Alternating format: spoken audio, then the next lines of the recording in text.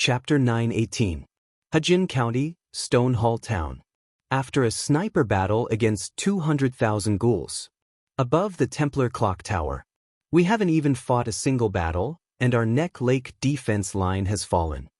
Baristan looked down at the broken streets with a helpless expression. It had been 3 days since the trial of Yulun. Dragon Queen came to Stone Hall Town, a mountain town bordering Hejien County and the western region. Relying on Big Black's supersonic flight, Danny had not stopped for a moment these days. Wherever the ghouls gathered, she would be there. At supersonic speed, Big Black could fly more than 1,200 kilometers an hour. Within 2 hours, she could almost rush to any castle south of Neck Lake. In this way, the situation in the Westeros did not collapse because of the fall of the western region. There was no road between Stone Hall Town and the western region, but there was a steep valley between Stone Hall Town and Deep Cave City.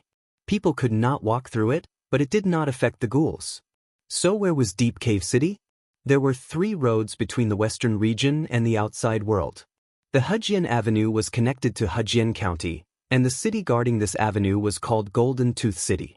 Danny had already won a great victory in Golden Tooth City and killed more than 300,000 ghouls. The coastal avenue was connected to the western region and River Bay High Court, and the city guarding the coastal avenue was called Rake Hall. Danny had also rushed to Rake Hall after the Battle of Huabei and chased ghouls all the way along the coastal avenue to River Bay. Thousands of kilometers, she finally met Yolan of Scylla and was delayed in River Bay for more than a week. In River Bay Long Table Hall, Danny released Marjorie, burned Haya, imprisoned Yolan of Scylla, and beheaded Iron. The last road between the western region and the outside world was the Golden Avenue from Casterly Rock City to King's Landing, and Deep Cave City was guarding the gate. In the end, the ghouls could not deviate from the Hejien Avenue, Golden Avenue, and Coastal Avenue if they wanted to leave the western region. Now, Danny was cleaning up the ghouls that had left the Golden Avenue, and the temporary camp was Stone Hall Town, where the Battle of the Bell took place. In the past, Danny had always thought that it was a coincidence that the Battle of the Bell happened in Stone Hall Town. However, after traveling back and forth a few times in the past half a month, she realized that Stone Hall Town was not ordinary. To the west was the western region, to the east was the royal territory. To the north was Hejien, and to the south was Huon. In any case, before Danny came to Stone Hall Town, she had already passed by this place several times in the sky. The Neck Lake defensive line is indeed in an awkward situation, but it can't be said to be completely useless. If we really withdraw the Neck Lake defense line, the millions of ghouls in the Northern Territory will invade Hejien County unscrupulously. Danny comforted the old knight. The Neck Lake defensive line was created by Baristan and Blackfish Blinden. Clonic River City, Dragonstone Island, Neck Lizard, and Stark of the Northern Territory. The 4 factions had invested a lot of manpower and resources to build a 50-kilometer-long defensive line at the exit of Neck Lake, with a total of 20,000 soldiers. A 50-kilometer-long defensive line did not mean a 50-kilometer-long camp or city wall.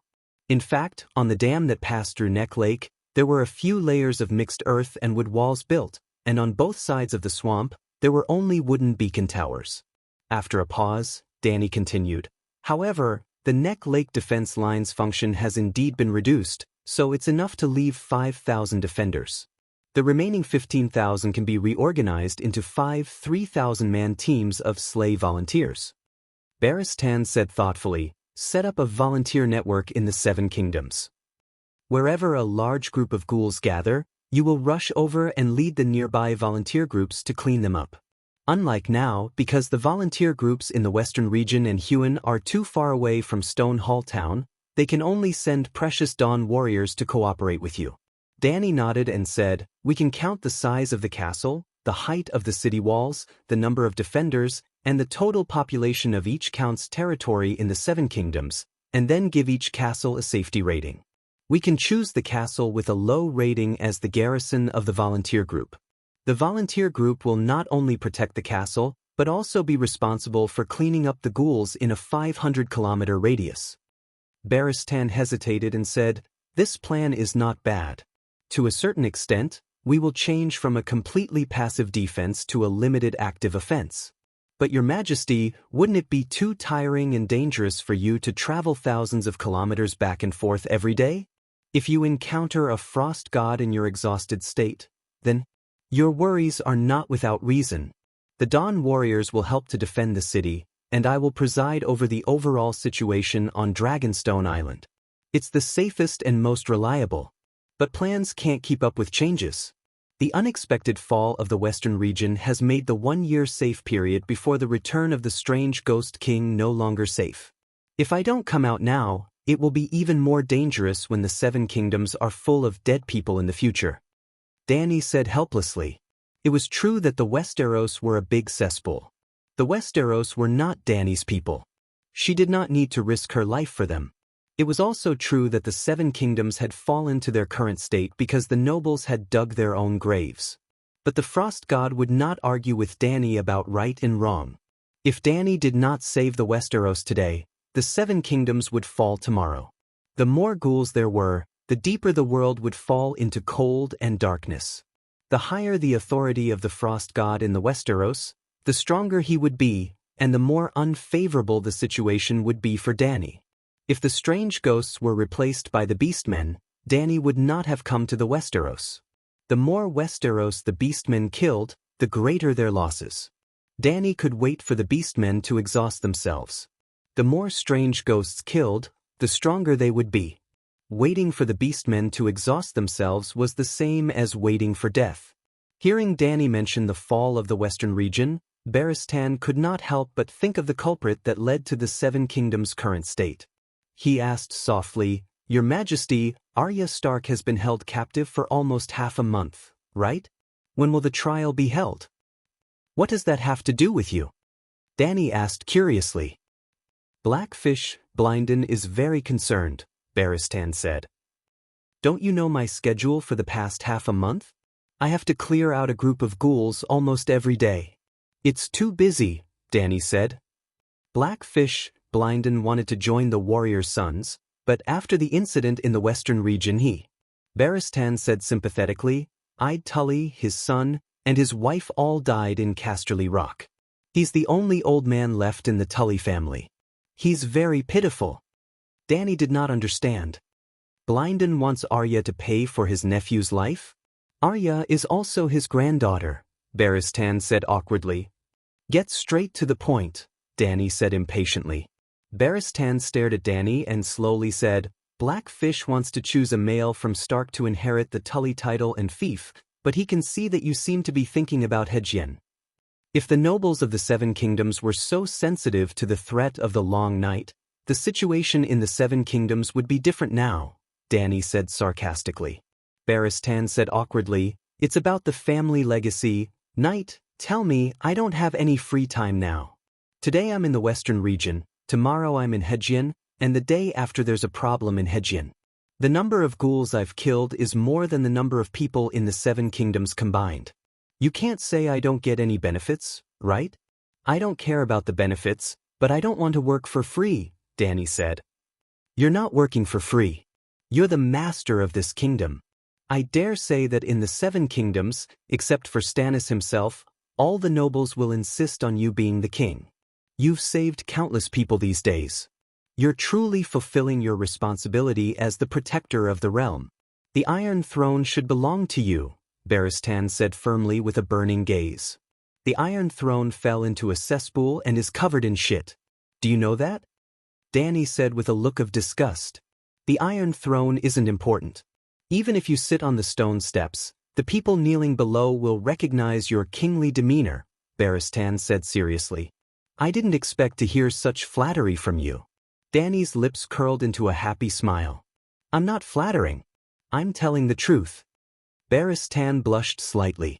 This truth made the Dragon Queen laugh even more happily. She laughed so hard that Barristan turned his head away in embarrassment. After laughing for a while, Dany said, Go tell Blackfish Blinden that Riverrun will always belong to Tully. This is my guarantee to him, and also my reward for his contributions in the Long Night.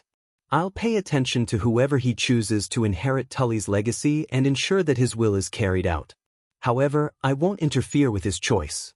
However, I can't guarantee how much land House Tully has left or whether they can reclaim their dukedom. House Tully has no relationship with House Targaryen.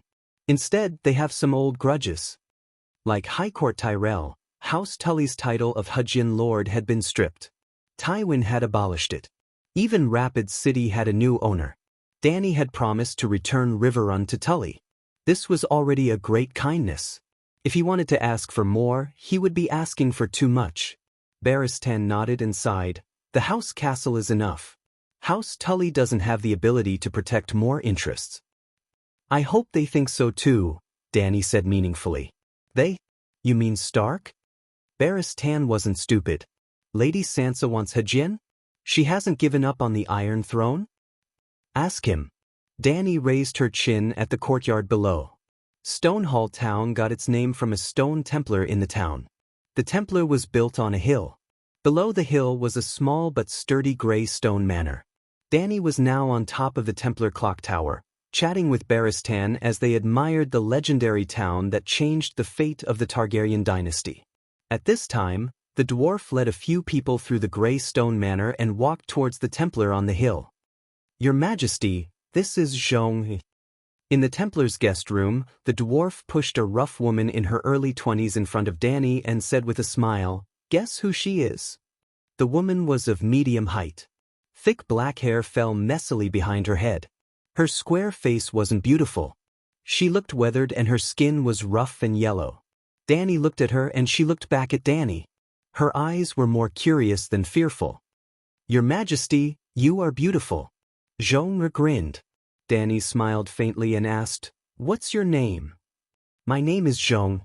My mother was a prostitute at the Honey Peach Inn. She slept with King Robert during the Battle of the Bells. She said I was Robert's seed. To commemorate that battle, she named me Zhong. Zhong lowered her head and said embarrassedly. Dany was shocked, but she didn't react too violently. She just turned to the dwarf and said coldly, "You still have the mood to go whoring at a time like this?" The dwarf waved his hand. "No, I met Zhong in town. You can ask her and Priest Camp Nu if you don't believe me." Priest Camp Nu nodded slightly. Zhong was coming to the Templar and happened to meet us. Dany's face looked better, and she asked Zhong, "Are you here for me?" Chapter 9:19. You're here specifically for me? Dany asked. Zhong's lips squirmed slightly. Yes, I heard that Her Majesty is in the Holy Church. I also heard from AI Jew earlier that King Stannis of King's Landing City made King Robert's illegitimate daughter the crown princess. AI Jew is the Madam of Honey Peach Inn. She's well informed and probably heard about Mia Byra and Theon from the mercenaries, Camp Nu explained in a timely manner. Zhong, you want to be the crown princess too? Dany's mouth twitched. Zhong quickly shook her head as if her head was a rattle drum. I'm a prostitute. How can a prostitute become the crown princess? It's just that the long night is coming and life is difficult. I also heard that Mia is an illegitimate daughter like me, so I want to take the opportunity to make some money. You're honest. Dany was amused. Seeing the Dragon Queen laugh, Zhong cracked her fat lips and giggled along. After laughing for a while, Dany asked again, what evidence do you have to prove that you're Robert's son? Although King Robert slept with all the women in the inn, everyone said that he liked my mother the most. After sleeping with my mother, he took his hammer and went to war, Zhong said proudly. Dany's expression became very strange in an instant. Sir Clinton seems to be wronged. The dwarf touched his nose and chuckled. The madam's name is AI Jew, right? Is she here? Dany asked. Outside the door. Camp Nu's priest responded and ran to the holy church hall next door. He called for the old woman who was praying under the statue of the Holy Mother. She was a tall and thin woman in her early 50s. Greetings, Your Majesty. The madam prostrated on the ground with a fearful expression. She was far more reserved than Zhong had been. Let me ask you, during the Battle of the Bell, was Robert hiding in your inn? Dany asked. Please forgive me, Your Majesty. Please forgive me. AI Jew's powdered face was even paler. She kowtowed and begged for mercy. Get up and speak. The queen is just curious about what happened back then. Don't be afraid, just tell her the truth, Baristan said in a deep voice. AI Ju didn't dare to get up immediately. She only looked up at the dragon queen. Get up. You dare to let Zhong come to me? Don't tell me you don't have the slightest idea in your heart? Danny said indifferently. AI Ju's face turned even paler, and her body trembled even more violently, but she still stood up shakily, bowed her head, and said softly, King Robert was hiding in Zhong's mother's bed at that time. Clinton has neglected his duty. He even said that he had searched every house in Stonehall Town. The dwarf stomped his feet and sighed. He looked as if John Clinton had lost his Iron Throne. AI Ju glanced at old Bart beside the Dragon Queen and explained, Sir Clinton, like Sir Baristan, is a knight who cherishes honor. He didn't even dare to look at a woman's chest. When he saw a woman with untidy clothes in the room, he hurriedly stopped the soldiers outside and asked us to put on our clothes before opening the door to enter. This delay is enough time for us to move King Robert to the room that has already been checked. He should have called everyone to line up in the courtyard, and then sent soldiers into the inn to search. The dwarf muttered. Sir Clinton probably didn't think that Robert would dare to fool around in the Technical Institute in such a critical situation. Baristan guessed. Why was Robert hiding in Stonehall Town? Although Robert had killed the first knight of the Seven Kingdoms, Liga, his commanding skills on the battlefield were actually not outstanding. Robert's talent was not as good as Stannis. He could be called a fierce general, but he was not at the level of a famous general. Before Stonehall Town, Robert had just lost 2 battles in a row. The first time was at Sentry Beach, where he was chased by Randall Tully from River Bend to River Gien like a rabbit. Note that he was defeated by Randall Tully, and not by the River Bend army. Randall Tully only brought his own Hornhill soldiers and fought Robert's Storm army head-on. Despite being outnumbered, they won a great victory. Robert lost his soldiers and generals and fled in a sorry state. However, Randall Tully's credit was stolen by Mace Tyrell. Later, his superior made things difficult for him. He had been outside Windstop Castle and did not have the chance to participate in the subsequent battles. Because of his defeat at Randall Tully's hands, Robert led the Storm army to flee to the north. In the north, there was Stark, Tully, and Arryn. When they fled near Stonehall Town, they were ruthlessly attacked by John Clinton. Almost all of them were wiped out, and he himself was seriously injured. He fled to Stonehall Town alone. This was why there was the Battle of the Bell later. When a normal person was completely annihilated and heavily injured, they would obediently hide in a dark corner and lick their wounds in solitude.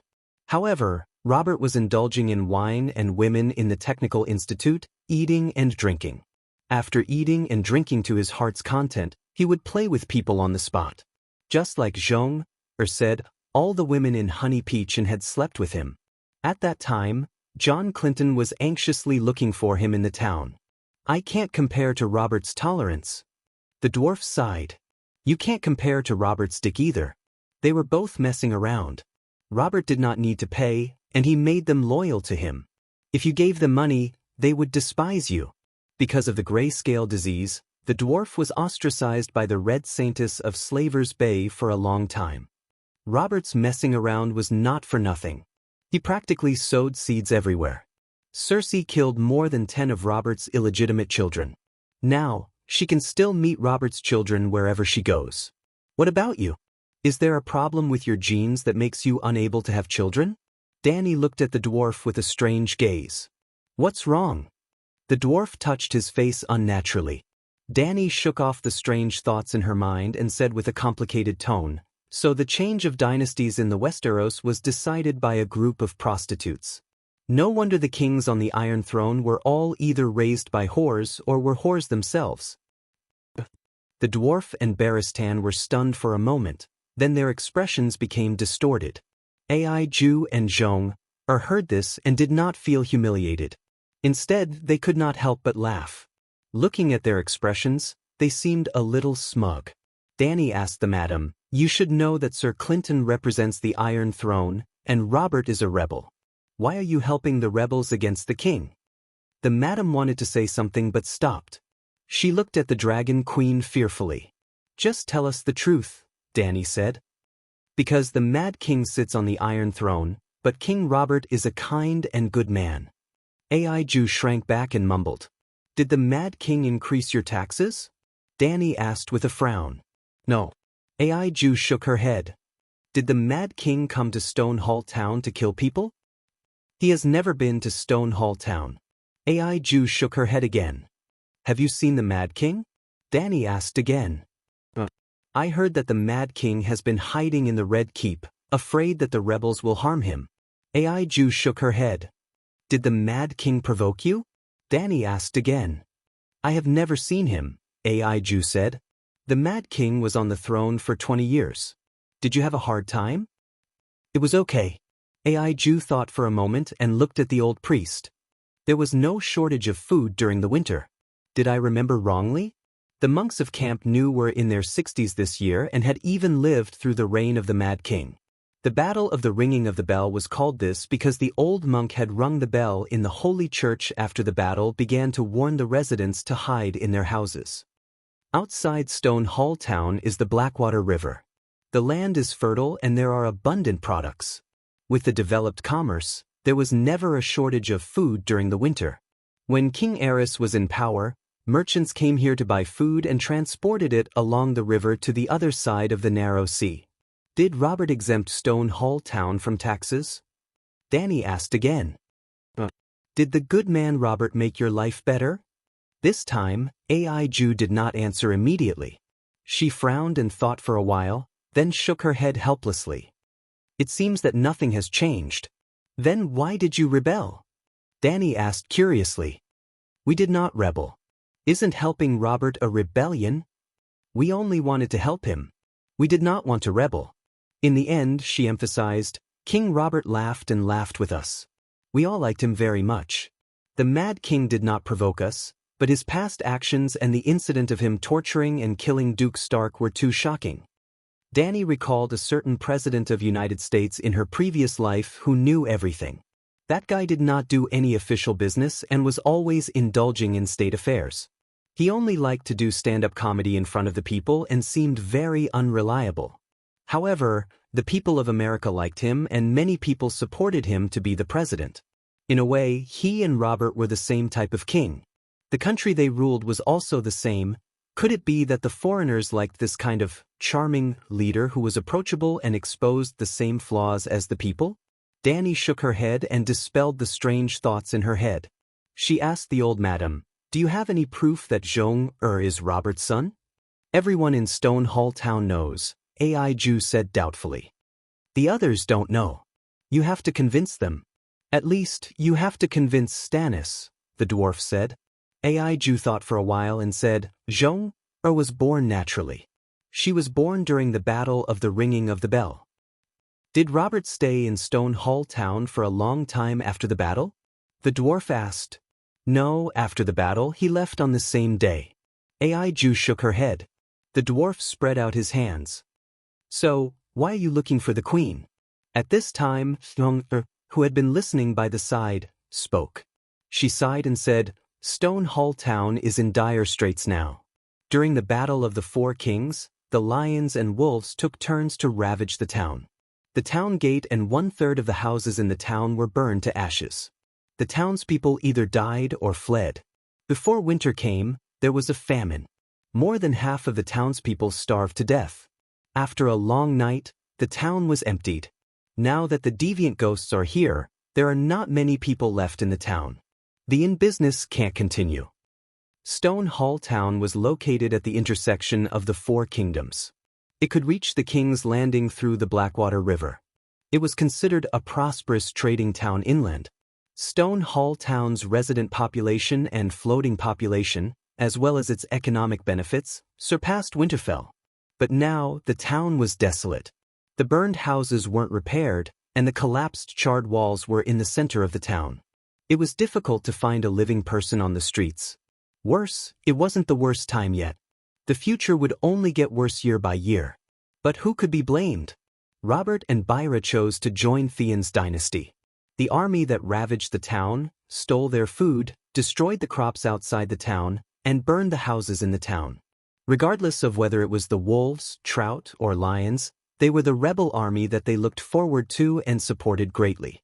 What was more ironic was that the soldiers who ravaged the town during the rebellion of the Four Kings had participated in the Battle of the Ringing of the Bell.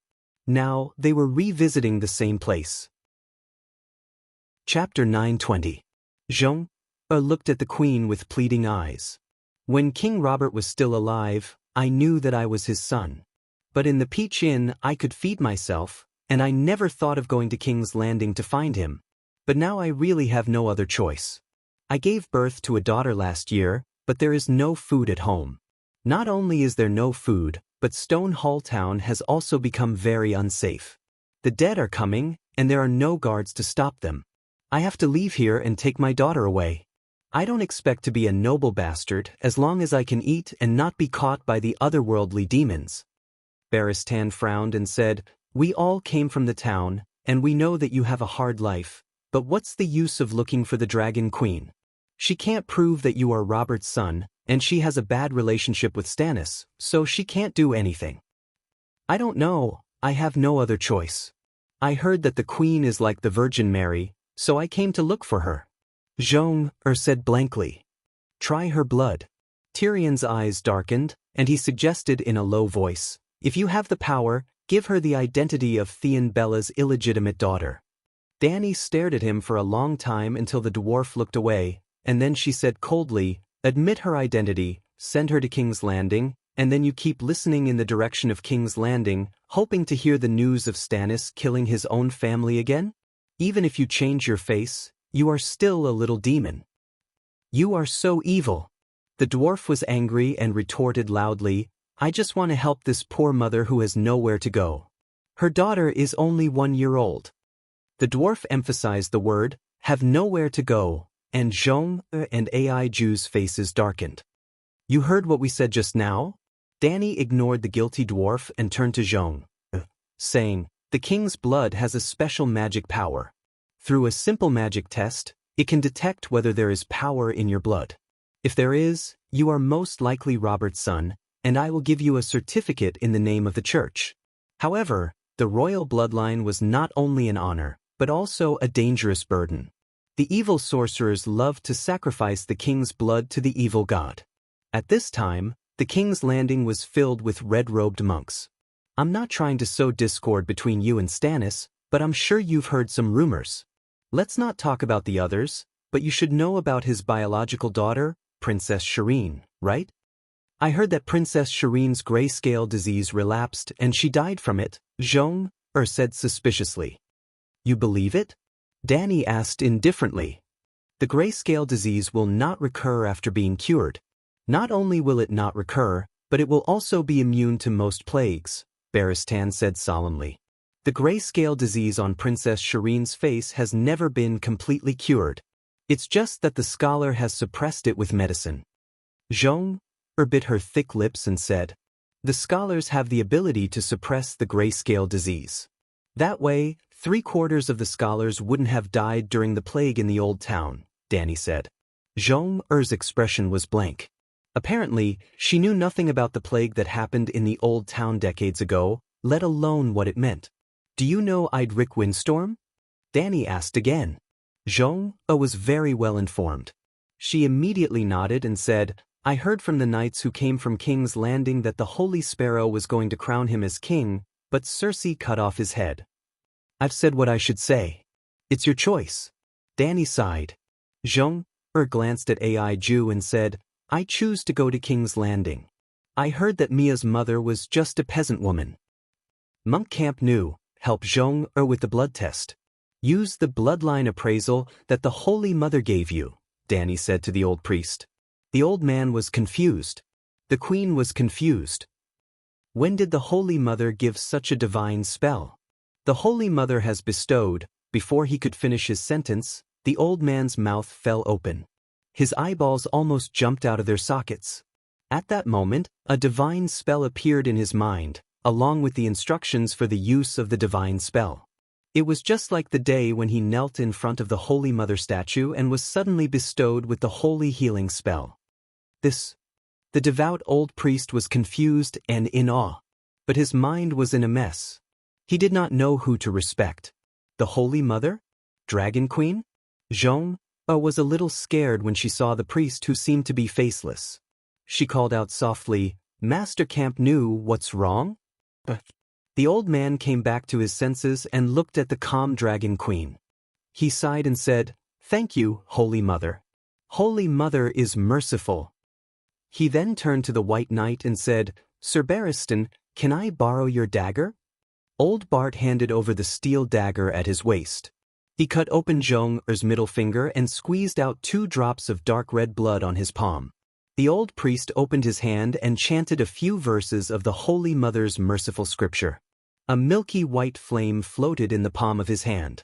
The blood droplets burned in the flame and quickly dried into ashes. A wisp of blood climbed up the pure white flame. "This is interesting." The dwarf looked at Danny in surprise. "If anyone dares to imitate my bitch sister and give birth to the king's bastard child, I'm afraid they will die a horrible death." The Holy Mother's magic can also test the child's father? Aiju was shocked. Priest Camp Nu shook his head and pointed to the flame in the palm of his hand. As you can see, the holy flame was pure white before. Now it is stained with blood red.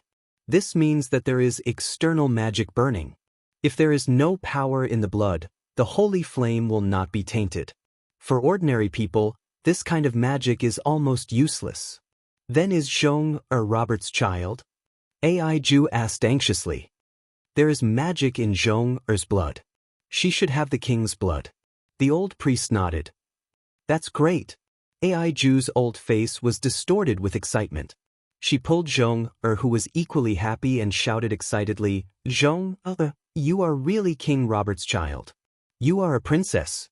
The Holy Mother can testify." "So I am really a princess?" Zhong grinned. When the old priest heard this, he panicked and waved his hand. "The Holy Mother cannot testify. I cannot represent the Holy Mother. The Church will not participate in the struggle for power." "You are using the Holy Mother's magic." Aiju glared. "Aiju, you have to understand. The magic only proves that Zhong has the king's blood in her. It does not confirm that she is King Robert's daughter." Priest Camp Nu stomped his foot.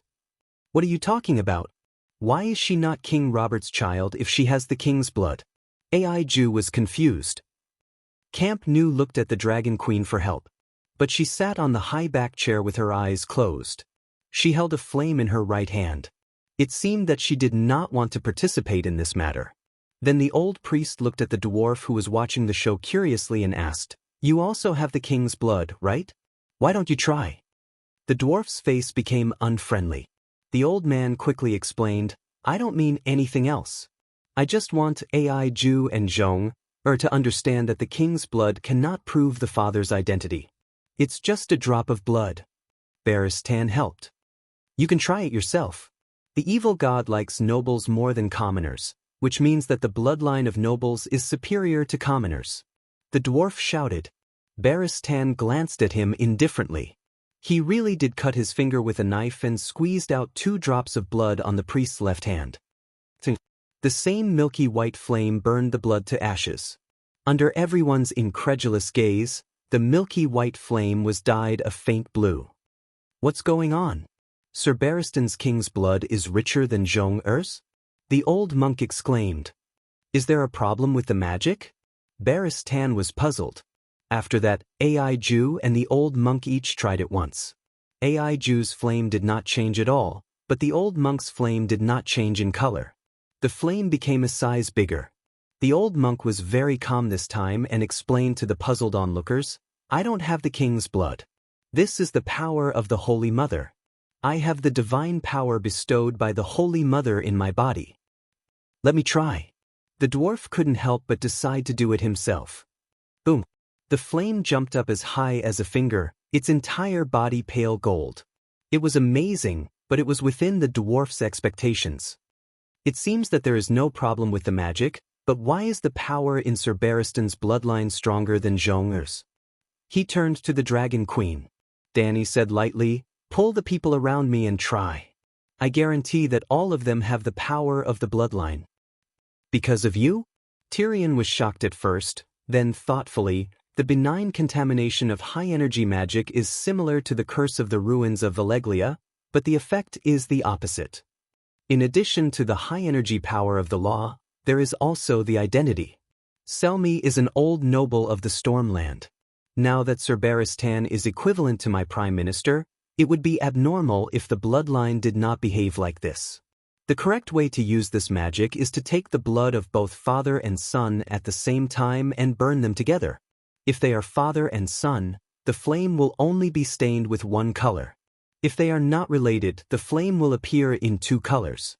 Danny glanced at the dwarf vaguely before continuing. Not only is it suitable for father and son, but it can also be used to take the blood of mother and son to verify whether they are biological mother and son.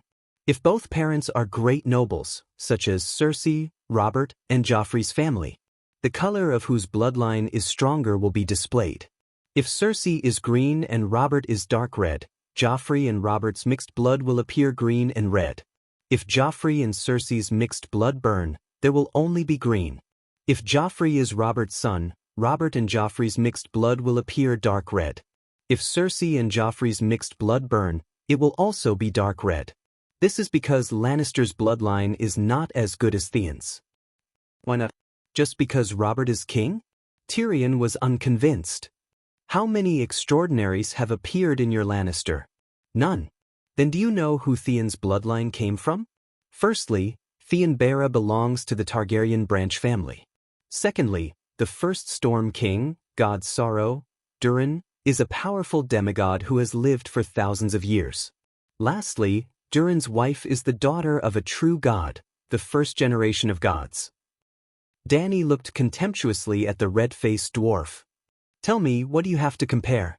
Your family's ancestor, Clever Lane, was most likely a mortal who relied on his second son to cheat. He is far inferior to Stark, Handgarth, and Durrandon. Among the Westeros Duke families with more than 8,000 years of history, Lannister's bloodline was probably the lowest.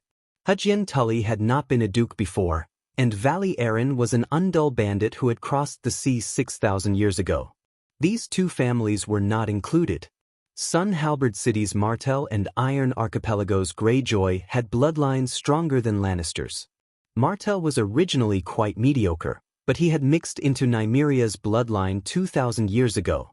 Greyjoy, on the other hand, was very impressive.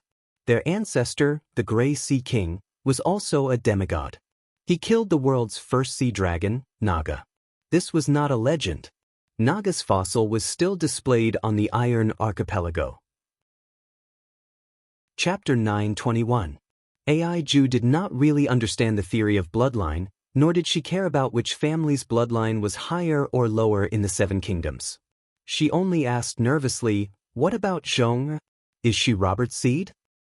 "Tyrion, you have seen Mia Stone. Does she look like Zhong?" Danny asked. "Her hair is very similar. Her eyebrows, eyes, nose, and mouth are a little similar," the dwarf said hesitantly. "In that case, Pastor Camp Nou, issue a written certificate for Zhong, in your name and Stone Church's name," Danny said. "Thank you, Your Majesty." "Thank you, Master Camp Nou." "Thank you, Merciful Mother of Mercy." AI Ju quickly pulled Zhong, to thank her. Pastor Camp Nou looked at Dragon Queen awkwardly and said, "Your Majesty, is it appropriate for the church to be involved in this matter? It's just bloodline identification. There is no political aspect to it." After thinking for a while, Danny added, "Zhong, after you arrive at King's Landing, go to the cathedral again and explain your matter to the archbishops. Then, ask them to issue 2 bloodline identification certificates for you." Is Pastor Camp Nou's certificate not enough? Zhong was confused. This is the system. The king's bloodline is a matter of national importance. Dragon Queen said seriously, in order to prevent fallen priests from mixing up the noble bloodline in the future, and to prevent great nobles like Cersei from threatening the archbishops, from now on, if the duke or king wants the church to issue a bloodline identification certificate for their descendants, they have to ask at least 3 priests to do a blood test together. By drawing lots, 3 priests will be randomly selected from hundreds of priests on the spot to do a blood test on the spot. If possible, they can go to 3 different parishes and take turns to do it. You are thinking too far ahead. You really don't want to give the future Cersei and Marjorie any chance. The dwarf smiled bitterly. If you put a hat on your husband, you might be able to find a reasonable reason. But if you cheat and mix up the family bloodline, that is unforgivable. The Mother of Mercy will never forgive you. The teachings of the 7 gods do not oppose divorce. If you can't live together, then divorce. Dany said lightly. The dwarf's mouth twitched, but he could not refute. The hall was quiet for a while. Zhong looked at the Dragon Queen with hope in her eyes and said, "Your Majesty, the distance from Stone Hall Town to the King's Landing is over 1,000 kilometers. It is a world of ice and snow, and there are also deviant ghosts. How are we going to get there?" Dany said casually, "The Heishui River is not completely frozen. Go downstream for another 100 kilometers and you should be able to reach a ferry when you enter the mainstream. When the volunteer group leaves Stone Hall Town, I'll ask them to send you off." Oh. Zhong was a little disappointed that she couldn't ride the pterosaur, but she didn't tactfully make a request. After the old priest left with Zhong and Ai Ju, the dwarf smiled and said, "Actually, it's more suitable for them to follow the volunteer legion to the garrison. Wherever there is a volunteer legion, there will be a prostitution business." With her status as Robert's daughter recognized by the church, let alone 1 daughter, she can even raise 8 or 10 children. "Best to follow you all the way?" Dany mocked. The dwarf said unhappily, "Don't talk nonsense. I'm about to get married, and I've already turned over a new leaf. I haven't been to the brothel for more than half a year." Zhong, especially that Ai Ju, want more. Barristan sighed. They didn't have any hope, so they won't have any extravagant hopes. But Mia Stone Hall didn't have a very good start, just like Blackfire back then. It's normal to have such thoughts. If she's willing to stay in a remote village for the rest of her life, I'll find it strange. Dany didn't think so. Then she looked at the bleak and desolate town outside the window with a complicated expression and sighed. Even Zhong and Ai Ju have to starve. How miserable are those ordinary people? Sir, take some people to the streets and ask who can't survive. Organize them to build sleds and buses and move them to other castles. Do the other castles have enough food? Barristan sighed. There has to be an income. There will be a day when there will be a shortage of food. Dany thought for a while and said, "Fill the western region with 2 rivers. What? Barristan was puzzled. The dwarf looked pensive. "Fill the empty western region with refugees from Riverside and Riverbend. That's the best of both worlds." The dwarf looked at Dany in surprise. "It just so happens that Lannister and Casterly Rock City are empty and can accommodate hundreds of thousands of refugees. And Lannister Port has the largest fishing ground in the 7 kingdoms." After Barristan left, the dwarf asked a question that he was very curious about but couldn't say in front of others. "What's the principle of bloodline appraisal? It's amazing. You didn't come up with it on the spot, did you?" The concept of bloodline appraisal did appear in Dany's mind a long time ago, probably after the first time she used the wizard lens to observe the genes of the grayscale disease patient. After discussing the types of spirituality with Bo Tian, the president of the Necromancer Association, Dany came up with an idea. Spirituality is divided into Type A active spirituality and Type B willpower spirituality. Then, people with the same bloodline should have unique similar spirituality in their blood? Then she continued to study the principle of the wizard lens and finally came up with a pirated version of bloodline appraisal. Well, the wizard lens was the real deal. But she didn't plan to shoot her mouth off with the dwarf in the Holy Hall. In fact, except for the time when she revealed the true identity of the 7 gods, Dany never discussed the topic of, "I'm the Holy Mother," with the dwarf. It was the same this time. "The Holy Mother's divine power is infinite," she said lightly. The dwarf looked around and muttered, "There's no one else here. The 7 gods are watching you." Dany put on a straight face and stared at him. "Midget, what's wrong with you, Lun? Why didn't you just kill him?" He had no choice but to change the topic. "It's none of your business." "How is it none of my business? He murdered my uncle, sister, cousin, and thousands of Lion Army soldiers. The dwarf said unhappily. The trial is related to the victims. When the trial is over, the crime and punishment have been determined. The rest of the punishment will be left to the 7 gods. Danny said impatiently. What about Arya Stark? When and where will the trial be held? The dwarf asked again. A week later. Danny thought for a while. Let's hold it in the Western Territory. We'll use a fair and open trial to comfort the people of the Western Territory who died unjustly. But too many people have died in Casterly Rock City. It's become a ghost town. It's gloomy and creepy. I don't want to take half a step into it in the future. The dwarf's face turned green and white. Inform the nobles of the 7 countries. 7 days later, in the fairy city, there will be a public trial of Arya Stark.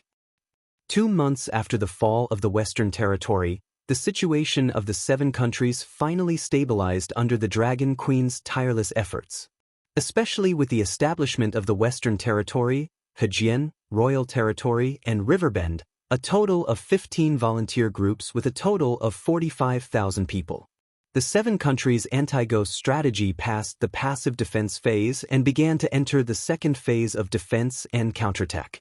At least there wouldn't be any more dukes being taken away by the ghoul army in a daze. To put it simply, the peak of the epidemic had passed, and the turning point had arrived. Of course, the 7 countries also suffered great losses during this period. Including the Western Territory, more than 50 earl castles and countless villages and towns had fallen. The cumulative death toll was no less than 3 million. The large-scale migration of refugees and nobles had exceeded 2 million. Other than the 1.5 million people contributed by the Western Territory, more than 500,000 people died in Riverbend. For example, Earl Matthew's Rovin's Golden Tree City originally had more than 80,000 people. It wasn't the 80,000 permanent residents in the castle, but the number of people who had migrated to Golden Tree City. Only a few hundred people were saved by the Dragon Queen.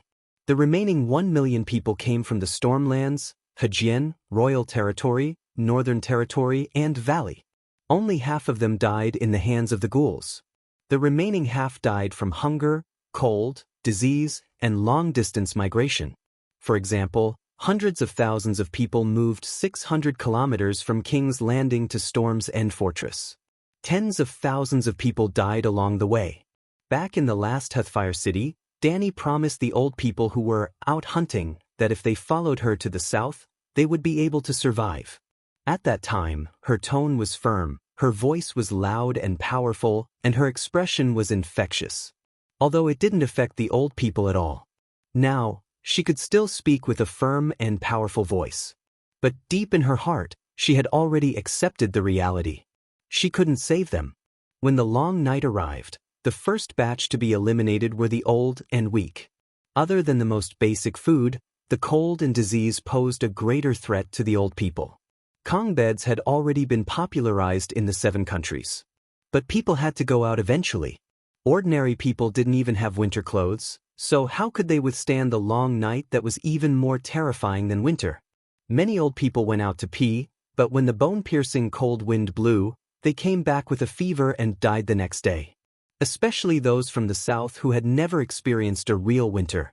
Most of them froze to death. Other things aside, if the people from the south were sent to the northeast in the real world, they wouldn't have enough to eat and there wouldn't be enough to eat. How many of them would survive? Now that the long night had arrived, the weather could be compared to Siberia's winter.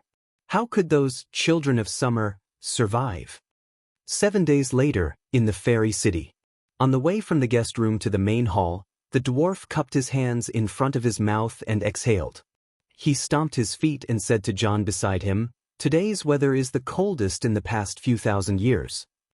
But in the next 10 years, today's weather will be the warmest and most comfortable. Do you feel despair?" To be honest, I don't feel anything. Before the long night came, the weather beyond the Great Wall was also like this. John shook his head. The dwarf glanced at him and said, "Take off the winter bearskin coat you're wearing. I guarantee that you'll feel something.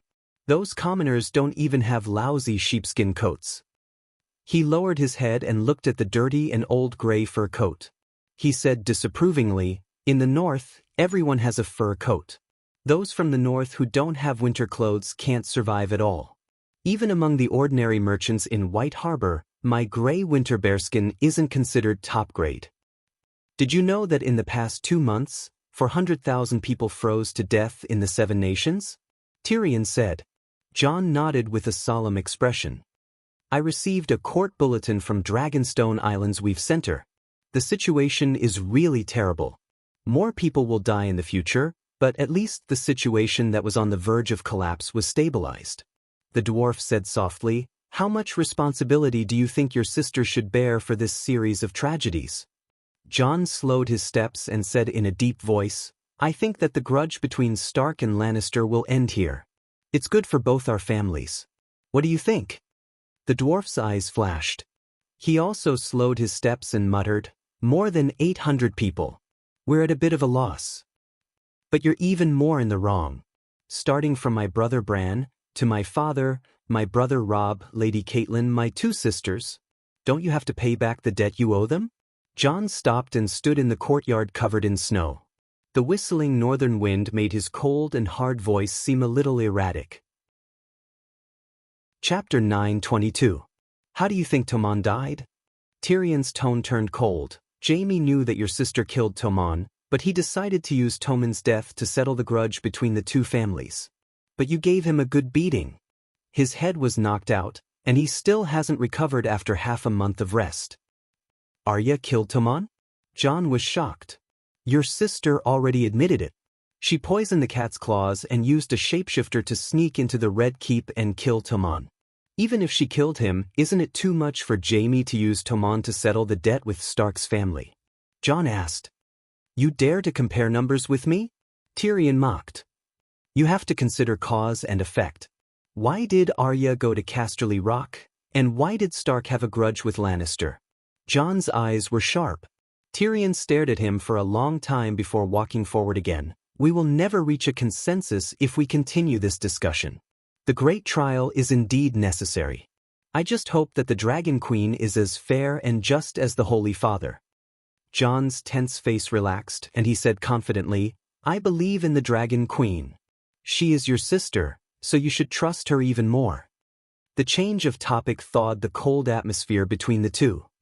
Sigh, sometimes I wonder if she will laugh under her blanket after seeing the empty Casterly Rock. The dwarf sighed. Jon held back his laughter. That's nothing. Lannister wiped out her family and killed her nephew and niece when they were young. She has a reason to gloat over what happened to Casterly Rock.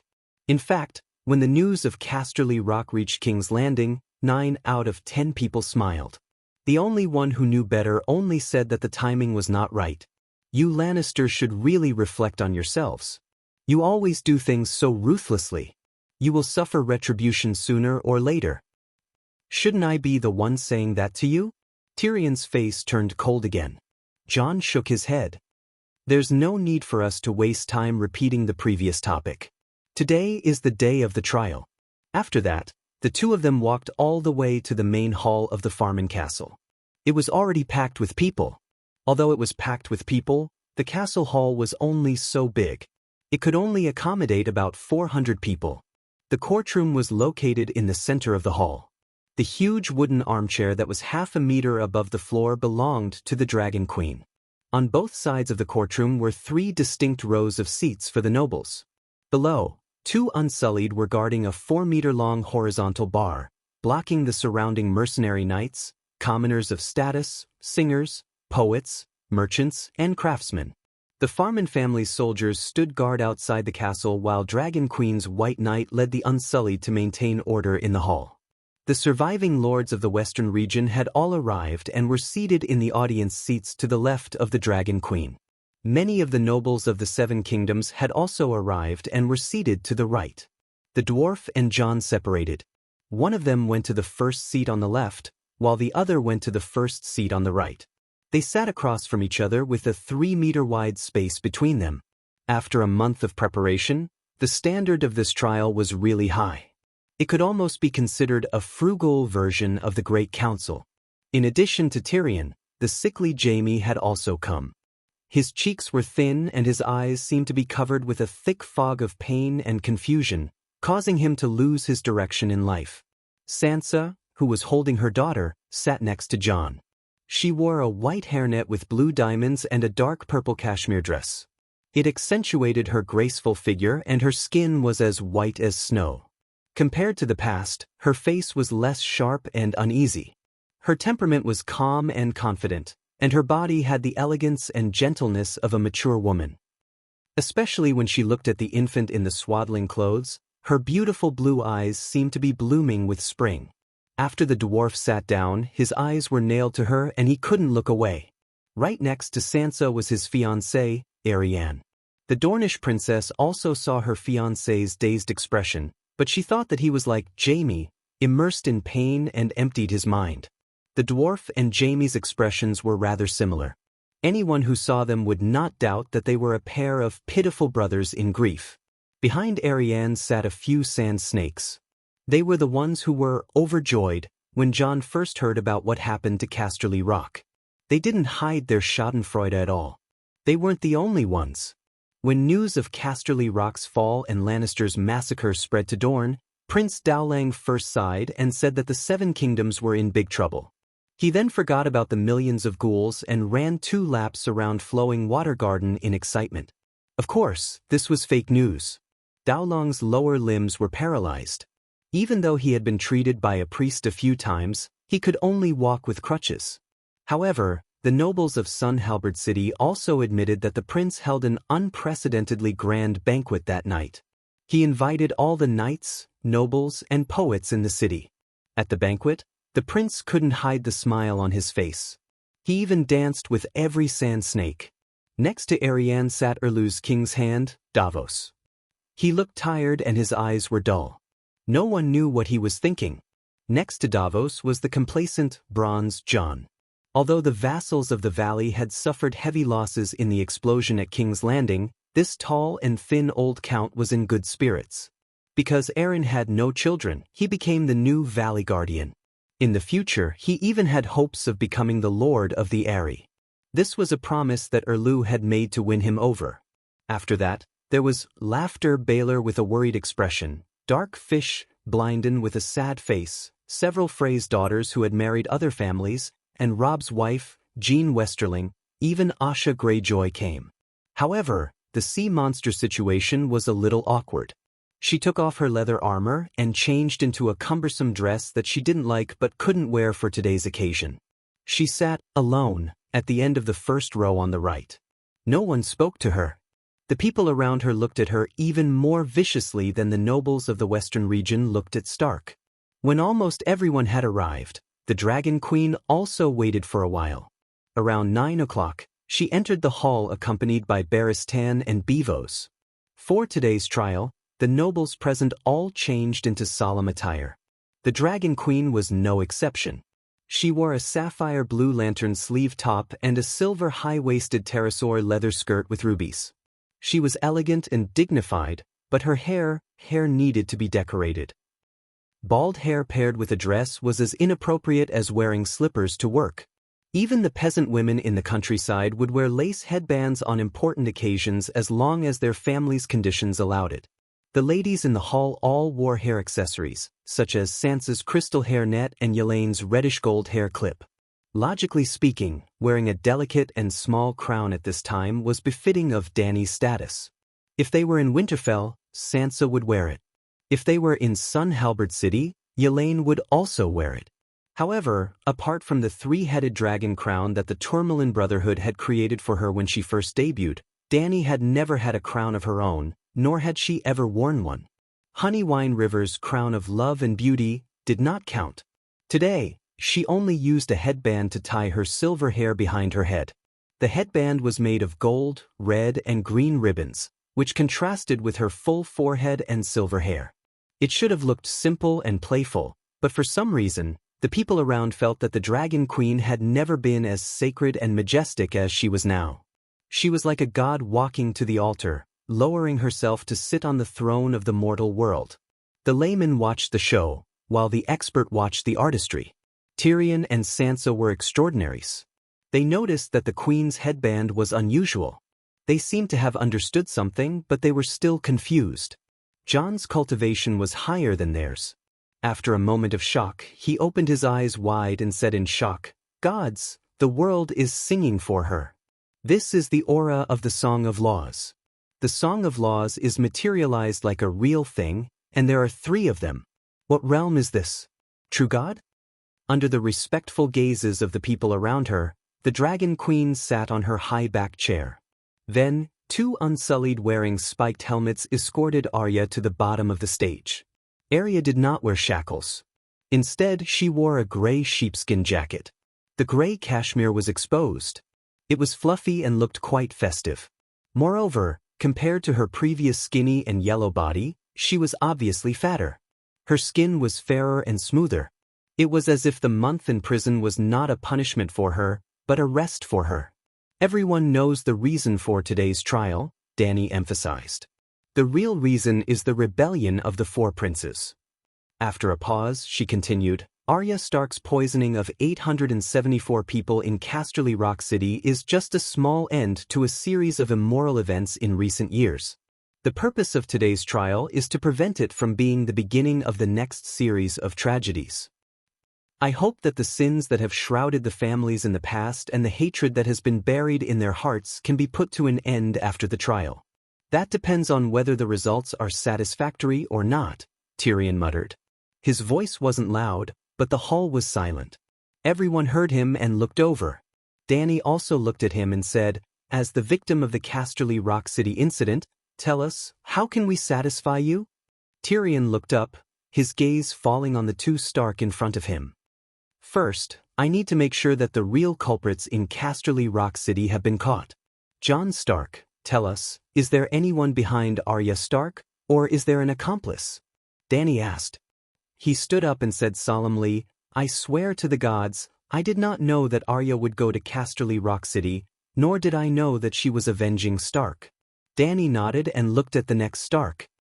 "Sansa Stark?" Sansa stood up with the baby in her arms, her expression changing a few times. Finally, she sighed and said, "Before the Battle of Winterfell, I saw Arya for the first time after my father's accident. I knew that she was kidnapped to Braavos and trained to be a faceless hiss." The hall was filled with gasps, and then they pointed at Arya in the center of the hall. "7 gods above, I've actually seen the legendary Faceless One. The Faceless lives up to her name. I was wondering why she was so cruel at such a young age and a noble lady. Now it makes sense, she is a Faceless. Actually, I was wondering before. The deaths of Freyr and Lannister in Casterly Rock City were very similar to the snake lizard poison used by the Faceless in the play. So they really are faceless. You took the play seriously? But Arya Stark's experience is almost the same as the characters in Dr. Wargrave's play. They were both kidnapped when they were young and brainwashed into cold-blooded demons. Everyone looked at Arya with a trace of pity in their eyes. Chapter 9:23. Quiet. Let Madame Sansa continue. The Dragon Queen's voice was soft, but it reached everyone's ears.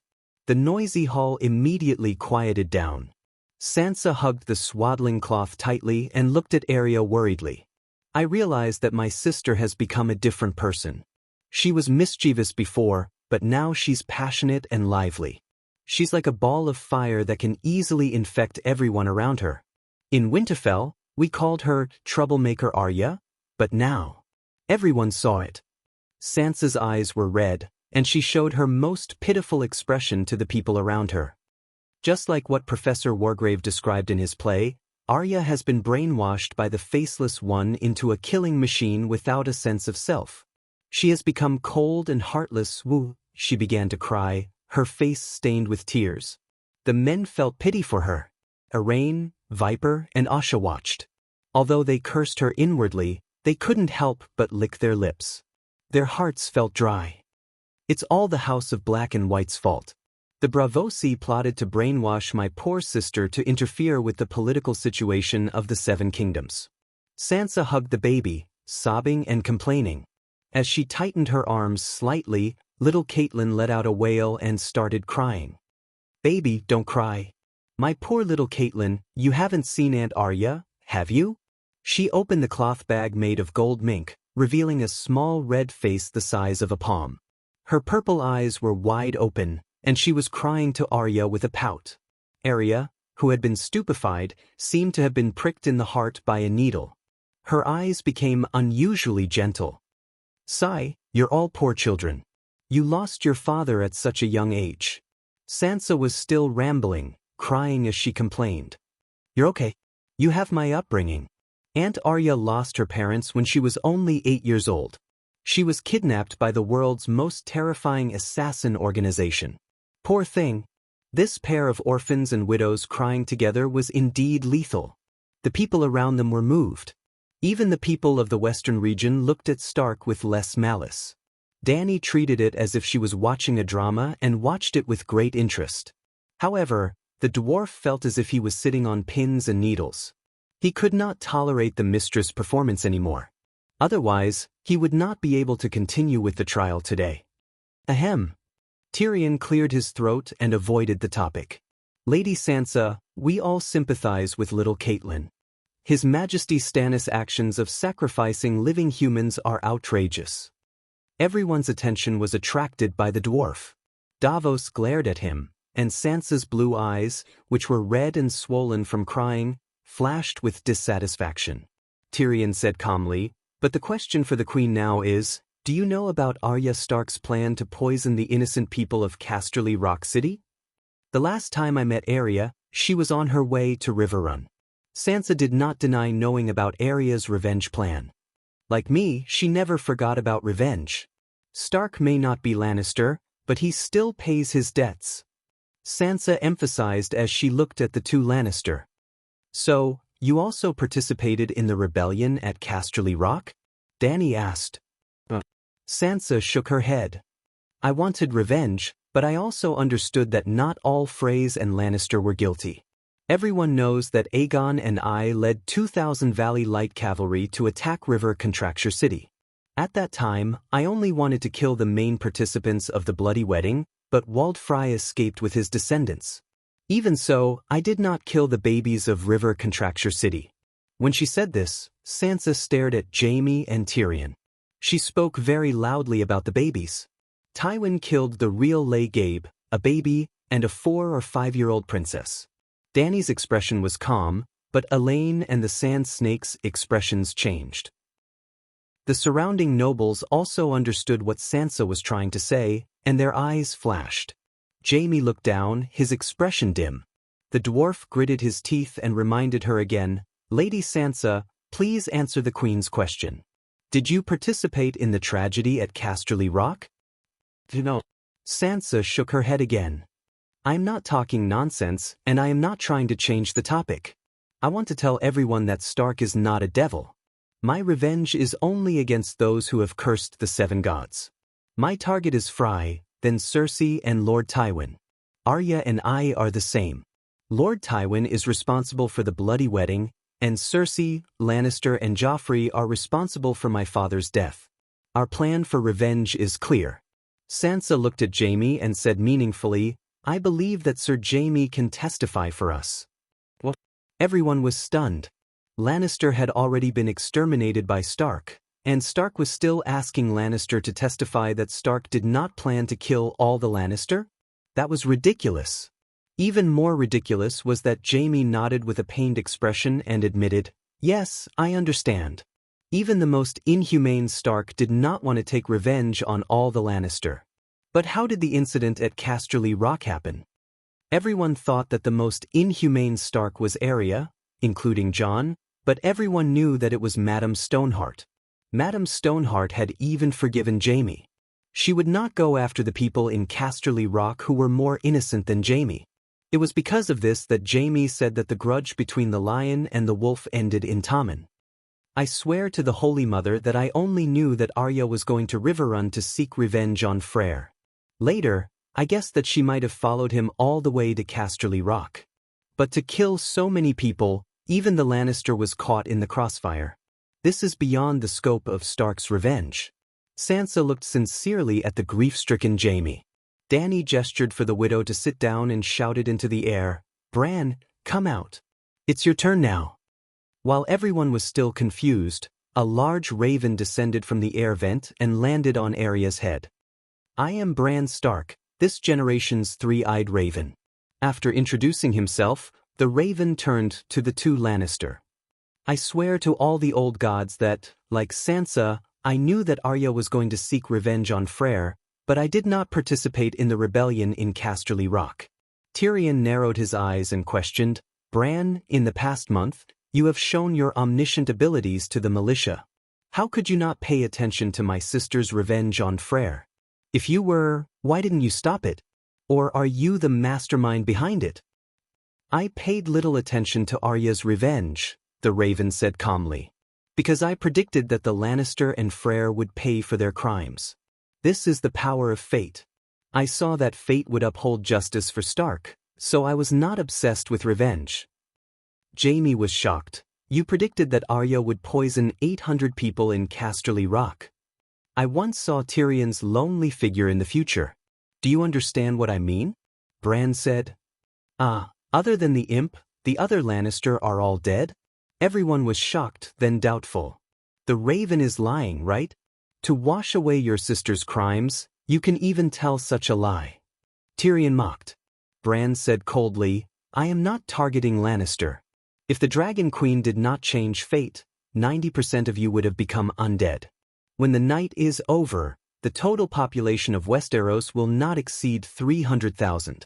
This is the original script. Think about it, which one of you will be among those 300,000 people?" "You are lying. You cannot believe the words of a shapeshifter." I still remember old Nan's story. Shapeshifters are as evil as wraiths. As soon as Bran finished speaking, the hall was filled with rebukes and curses.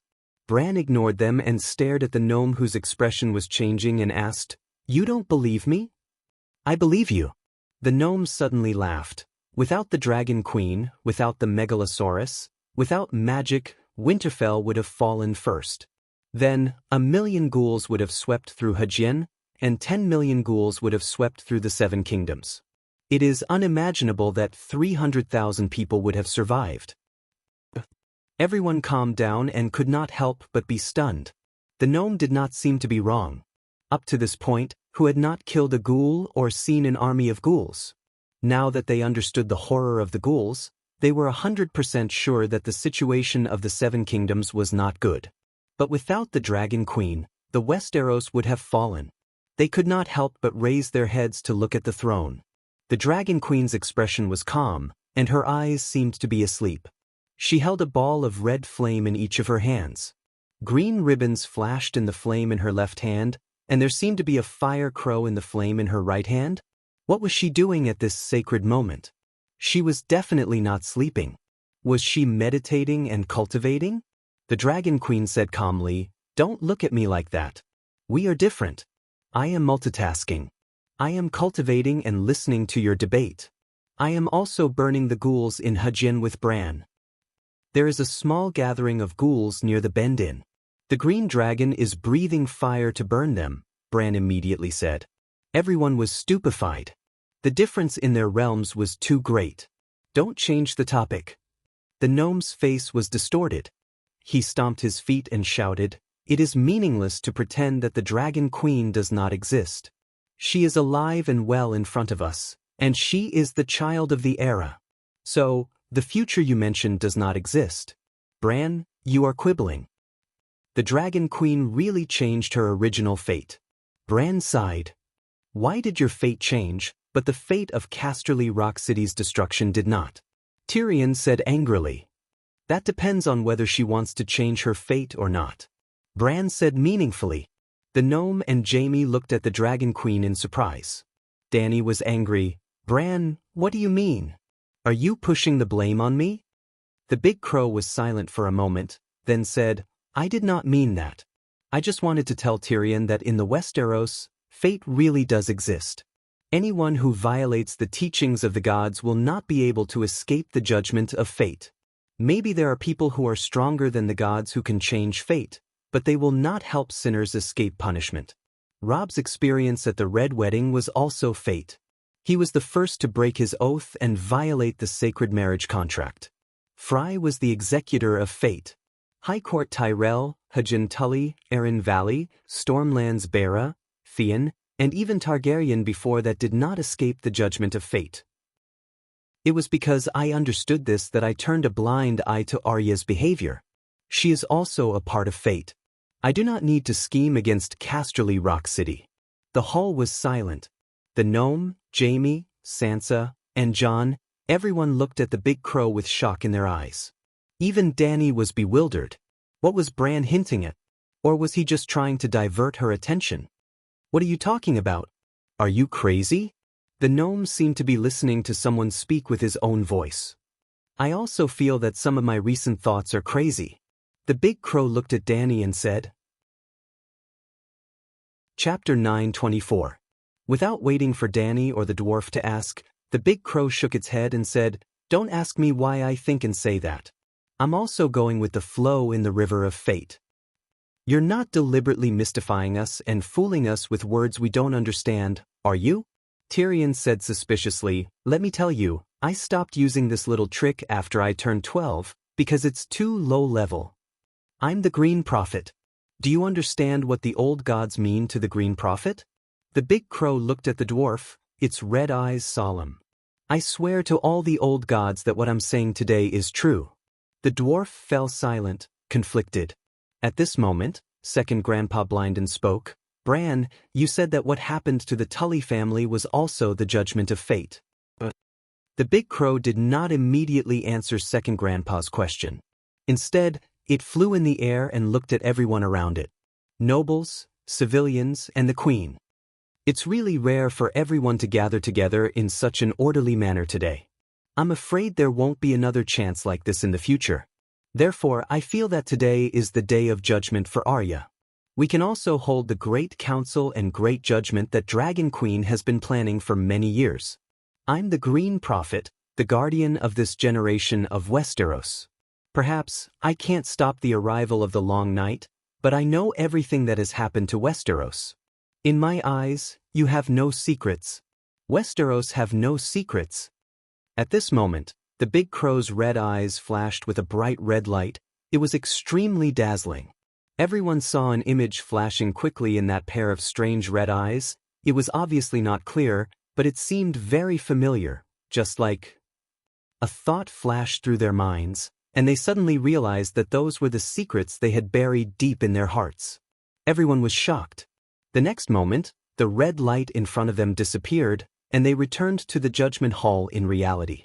The people and scenery did not change, but their mentality and the way they looked at the big crow had changed. It was not lying. It knew everyone's secrets. It was too terrifying. "What do you want to do?" Dany asked in surprise. "Do what you've always wanted to do." The big crow landed back on Arya's shoulder and turned to second Grandpa. "We're all guilty." "What crime?" "Hey, you asked blankly. "You've betrayed your vows," Crow said. Dany had a strange look on her face. Was Bran going to blow himself up and expose his grandfather's dark secrets? "You mean the War of the Usurpers?" "Hey, you argued, that's because His Majesty Aerys cruelly killed your uncle. He's Tully's son-in-law. The motto of the Tully family is family, responsibility, honor," Old Blackfish emphasized. No matter what other people thought, he and his nephew Idmu tried their best to live up to the family motto. There were a lot of Seven Kingdoms #1 in Game of Thrones. For example, the #1 General Robert, the #1 Swordsman Arthur Dayne, the #1 foster father Jon Arryn, the #1 best friends Robert and Ned. If one were to select the best uncles and relatives in the Seven Kingdoms, it would definitely be Idmu Tully and Old Blackfish.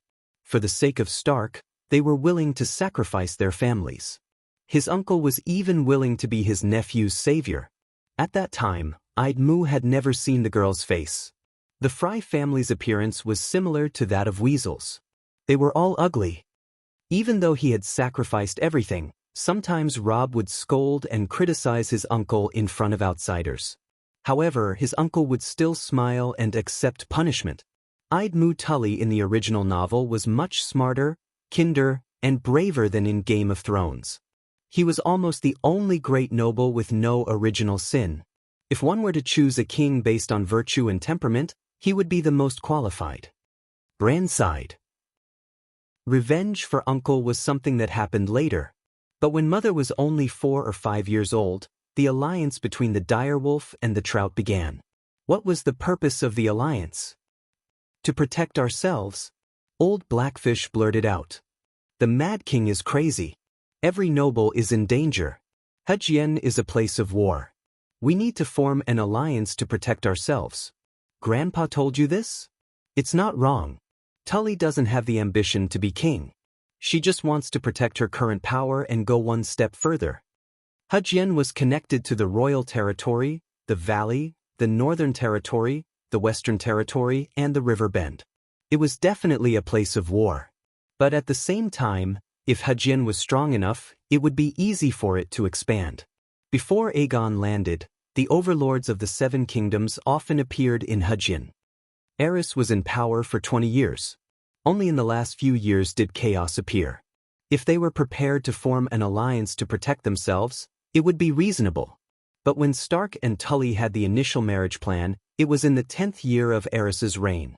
Before the War of the Usurpers, you should carefully observe the marriage relationships of the Westeros families. Maybe you can understand something. At this point, Bran stopped and let everyone think. Even Dany fell into deep thought when he reminded her of this.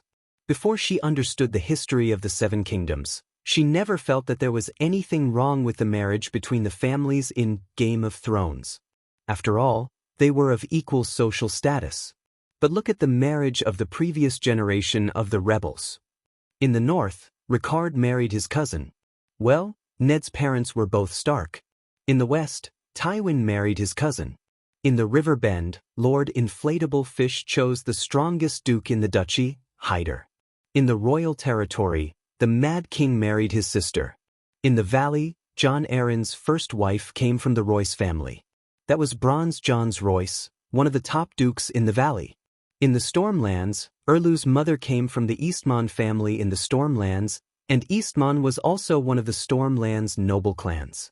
Doran Martell's wife, came from the great nobility of Novos across the narrow sea. It had to be explained here that although Dao Lang was free to love, his marriage was not out of the realm of political demands. The Martell family was different from the other 7 families. Just like the city builder, Brandon, who founded Stark, Martell came from Nymeria, who came from the other side of the narrow sea. Therefore, Martell had always had a close relationship with the top royal family of the Free City. For example, Martell could get the Sea King of Bravos to vouch for the secret marriage between second brother Way and Arain. For example, Quentin Martell dared to promise Pentos to the Ragged Prince, the original work. For example, Martell and Tyrasai's great lord exchanged their heirs. Tyrasai's daughter was raised in Flowing Water Garden, and Arain almost went to Tyrasai to be the great lord's wine maid.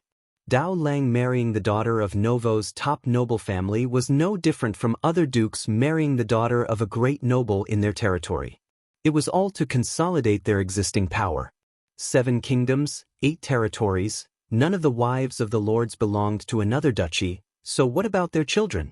On the contrary, in the west, Tywin had been trying to matchmake Cersei to marry Liga. In the north, Brandon married Tully, and his daughter married Theon Bella. In Dorne, Dao Lang's mother, Duchess of Dorne, hoped that Ilya could marry Jaime. In the Valley, Old John had no sons or daughters to marry, and he was too old, so he took in 2 adopted sons and later married the second-hand Lisa. In the king's territory, Liga married Ilya. Riverbend seemed to be as stable as an old dog, but in fact, it was because they did not have children of the right age. If Marjorie was born 10 years earlier, it was very likely that she would have become Liga's wife. During the War of the Usurpers, Targaryen's relationship with Tyrell was much closer than Dorne's. Old Rose almost became Targaryen's daughter-in-law in the early years, and Targaryen also had a son who was adopted in the High Court. Comparing the marriages of the parents and juniors, it could be seen that the political situation of the 7 kingdoms in the later period of the Mad King's rule was very explosive. It was like a warehouse full of barrels of gunpowder. When everyone understood this, a thoughtful expression appeared on their faces. Bran then continued, in the 300 years after Aegon unified the 7 kingdoms, there were very few cross-border marriages, and the marriage of the children of the Duke's family was even rarer. So, when Stark and the Tully family formed an alliance, the other dukes were already on guard.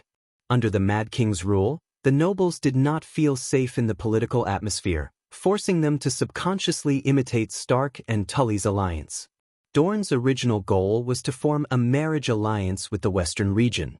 But Tywin did not like Dorne. He was more willing to choose his old friend of many years, the Mad King Aerys, and let Cersei marry Liga.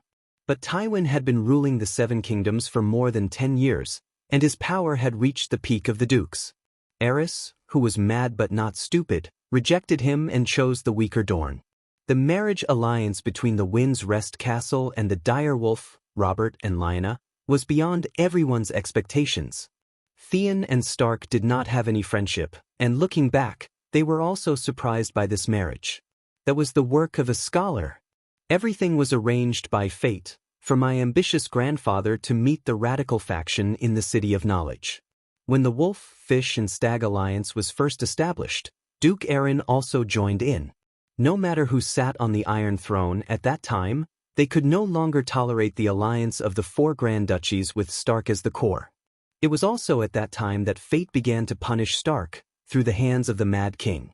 After that, fate's sword of punishment fell on Targaryen's head, and 14 years later, it was the turn of Hugin, the Valley and the Western region. Under the stunned expressions of the people around him, Bran looked around and said coldly, "No one can escape the final judgment. This is fate. You cannot believe in fate, but it has always been above all living things. It does not care whether you believe in it or not." Tyrion said blankly, "Bran, are you serious?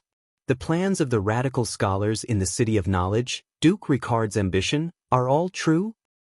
Why would I lie and slander my own grandfather?" Bran turned to the Dragon Queen. "Your Majesty does not seem surprised. Aren't you omniscient and omnipotent?" "What do I know?" "You already know." Dany said. Silence. Bran was silent. Blackfish was silent. Bran's words were too shocking, it was difficult for them to adapt. Everyone in the hall was silently digesting the information that they had just heard that almost changed the history of the Seven Kingdoms. Or rather, the truth of history was only revealed to them now. "Why is it like this?"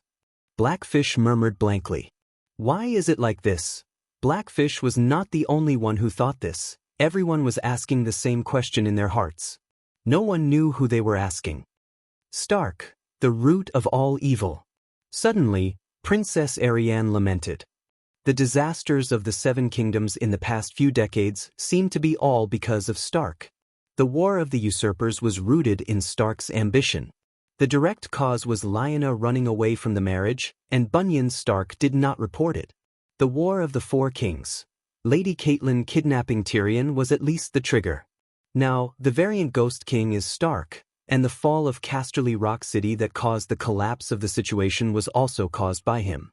When everyone heard this, they were stunned, and then the way they looked at Stark changed. Under the accusation of everyone, not to mention the normal Jon and Sansa, even the abnormal Arya shrank back. Chapter 9:25. The Big Crow said indifferently, "Today is the day of judgment. I won't hide Stark's crimes, and I'm prepared to take responsibility. We'll take the punishment that belongs to us, but we won't take the blame for anything that doesn't belong to us. Sorry, we won't take any of it.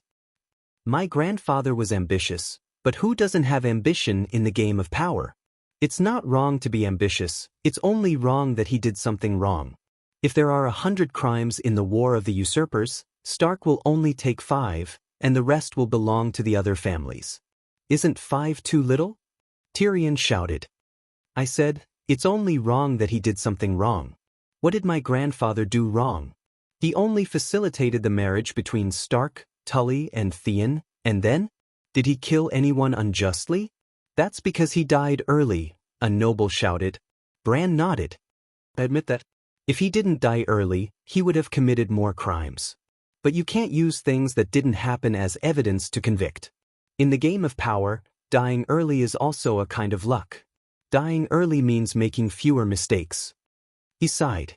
The dwarf's expression twisted. He wanted to refute loudly, but Bran's words made sense. Ricard was the one who started the War of the Usurpers, But he and his unlucky son had been killed by the Mad King long ago. Betraying the monarch and dying at the hands of the monarch was already considered atonement. Moreover, because the father and son had died so miserably, it added a lot of sympathy for Stark. It could almost be considered a kind of accumulation of good karma. Then what about his father, Tywin? It seemed that dying early meant fewer mistakes. If he was still alive today, who knew how many sins his father would have committed? Moreover, his death was also very miserable.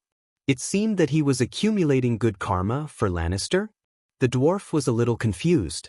Dany muttered to herself for a moment and said, Ricard violated the principles of a monarch and was one of the instigators of the turmoil.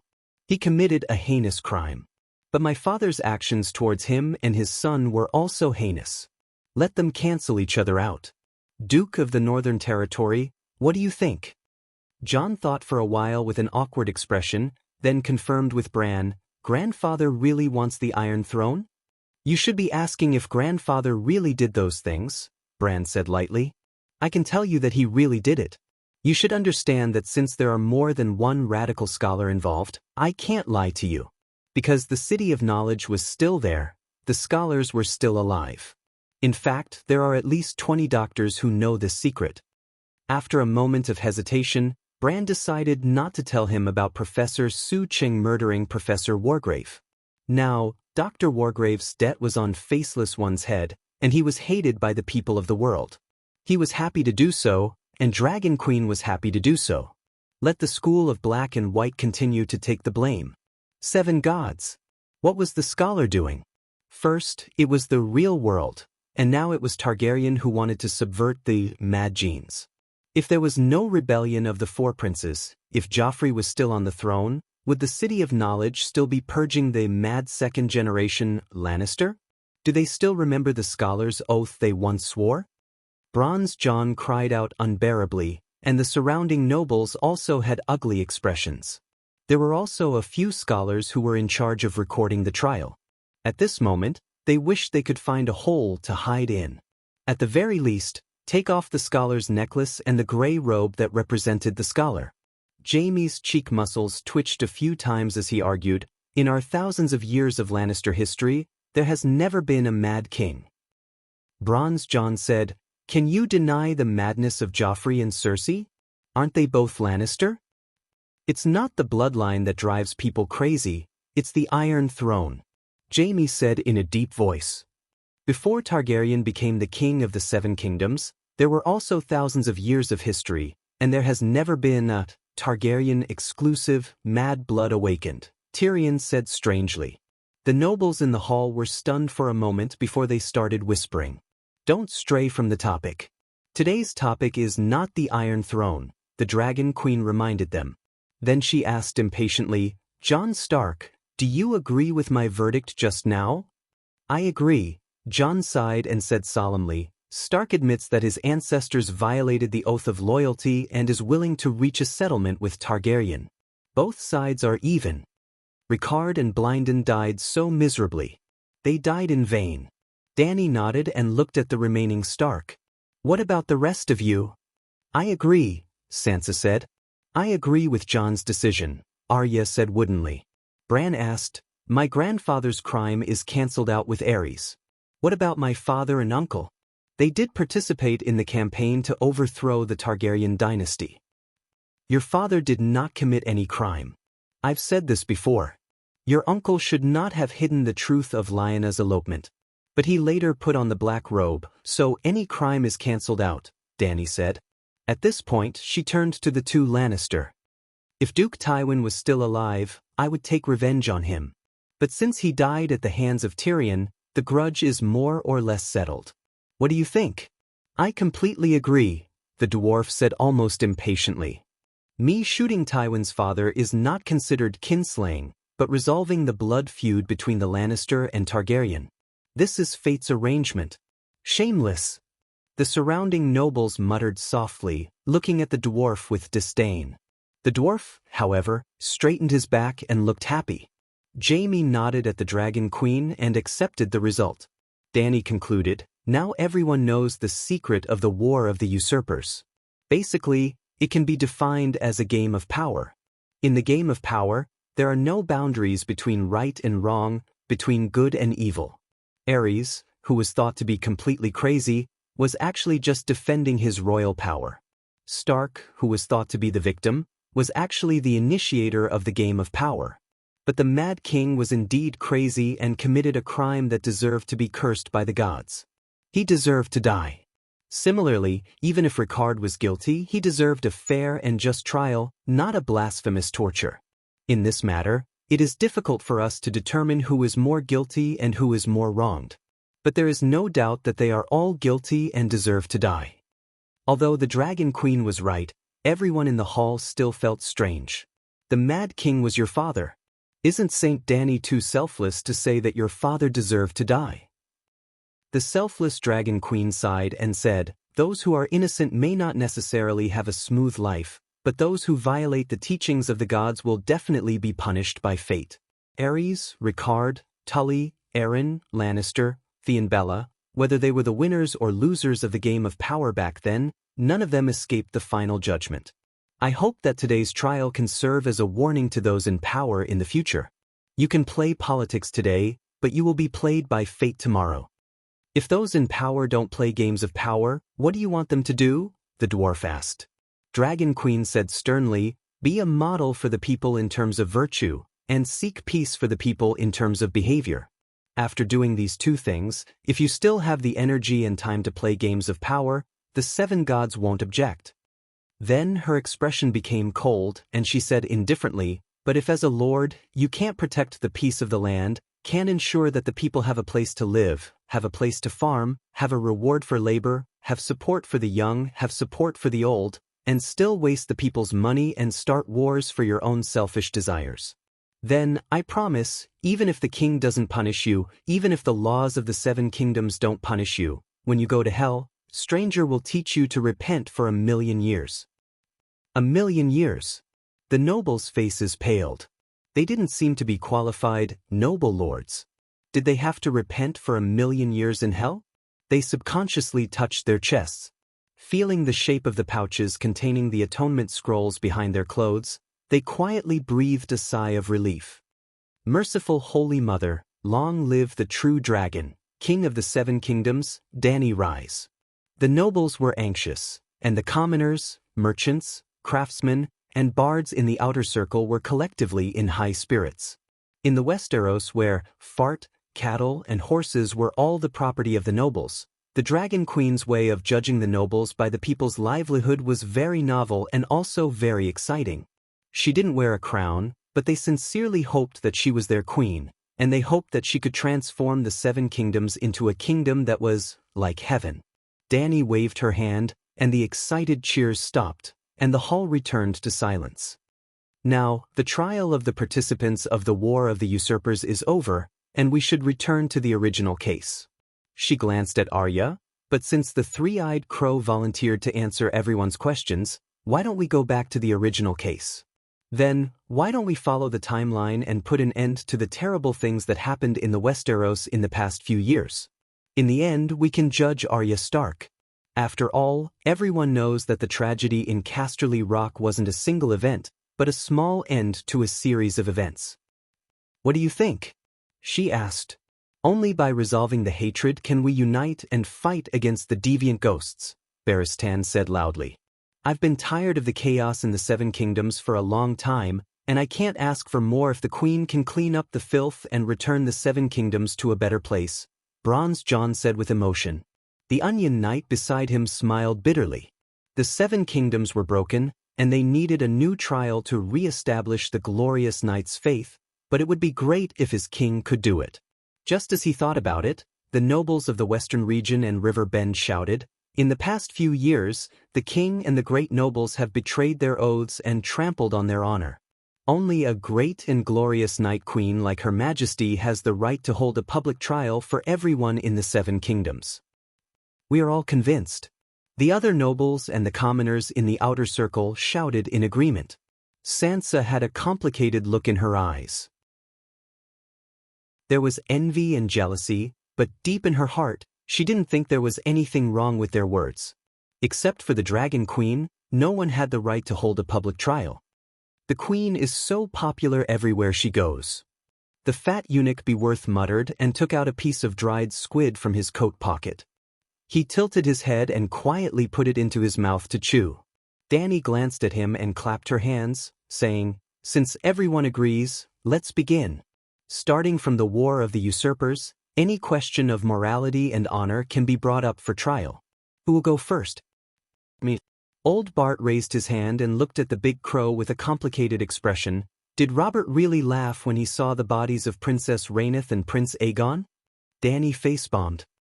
He laughed and kicked Princess Rhaenith's head because her eyes were wide open, as if she was looking at him. Chapter 9:26. The hall was filled with cries of surprise. The sand snake's cries were the loudest and angriest. "Robert deserves to die. Mother Mary, please send him to the 7 levels of hell." Elaine gnashed her teeth in anger. I was his white knight for 14 years. 7 gods. Old Bart held his head in agony. King Robert has already received his retribution. As the representative of Theon Barat, Davos had a complicated expression.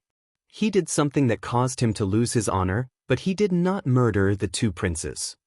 He wanted to eliminate the root of the problem and pursued me for more than 10 years. In the end, when his illegitimate daughter came to me for help, I helped her, Dany said.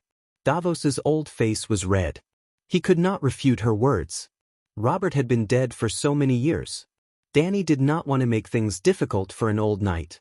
She said, "Bran, tell us about the case of Varys swapping the babies." Varys is also a Targaryen. This was a huge bomb. Even Dany was shocked. Sigh, in front of the 3-eyed crow, all schemers who boast of their wisdom are like self-satisfied clowns in a stage play. From now on, the people of Westeros will be much more obedient, but fear might make them. Tyrion looked at the big crow who was analyzing Varys' scheme in detail. His eyes flickered.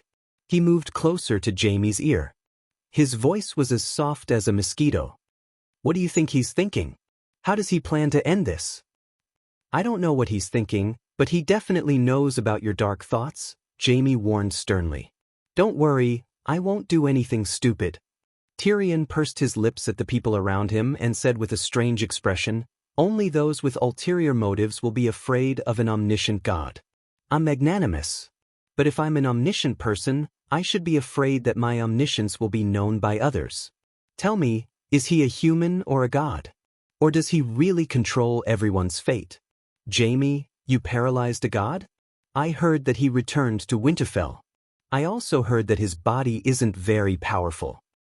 This is a dangerous topic, especially in this situation. There are some things that everyone knows, but they keep it in their hearts and don't show it on their faces. Could it be that your shrewdness is inferior to theirs? Jaime frowned.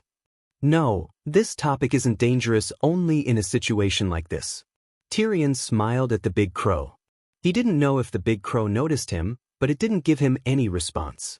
Because the dwarf and Jaime already knew about Varys' plan, they had the time to chat. The surrounding people, including the Dragon Queen, were all focused and kept asking for details. Varys's attitude, his every meeting with Illyrio in the secret passageway of the Red Keep, and the contents of their discussions were all exposed to the world. After a long time, the big crow stopped. Dany said coldly, "He's different from Aegon. Aegon is innocent, but he's guilty. I won't admit his identity, and I won't let him off easily." No one objected. Even Sansa's expression changed a few times, but she didn't plead for her cheap uncle. She even felt a little humiliated, feeling that the 8-clawed spider had tainted the bloodline of her vassal King Aegon. However, she didn't want to lose the 8-clawed spider and his intelligence network. Since he was Aegon's uncle, he wouldn't betray her and could be of great help. Therefore, she was feeling very complicated right now. Who murdered Duke Jon Arryn? Was it Lannister? Bronze John raised his hand and asked, "Was it you?" Tyrion nudged Jaime and laughed. "I might stab him to death, but I won't poison him. If Cersei knew that he was suspecting Joffrey's identity, she would definitely tell me," Jaime said calmly. "It's Littlefinger," the dwarf shouted at Bronze John. "It's not just Littlefinger." The big crow shook his head. Lannister can't escape. Only Jaime, Cersei, and I were at King's Landing. Since it wasn't us, could it be that my father controlled someone to do it? The dwarf said with a frown. It has nothing to do with Duke Tywin. It's Grand Preceptor Pycelle. He's been secretly serving Lannister. The dwarf was stunned and mumbled, if it's him, it's possible. That old dog has been cleaning up our family's mess diligently for decades without complaint and has been loyal and devoted. What a pity. He sacrificed so much for Lannister, but I shot him in the crotch. The earlier one dies, the fewer mistakes he makes. Jaime shook his head and sighed. Bran said, the one who poisoned Duke Jon Arryn was Lady Lysa. Another one who poisoned her husband. Everyone exclaimed.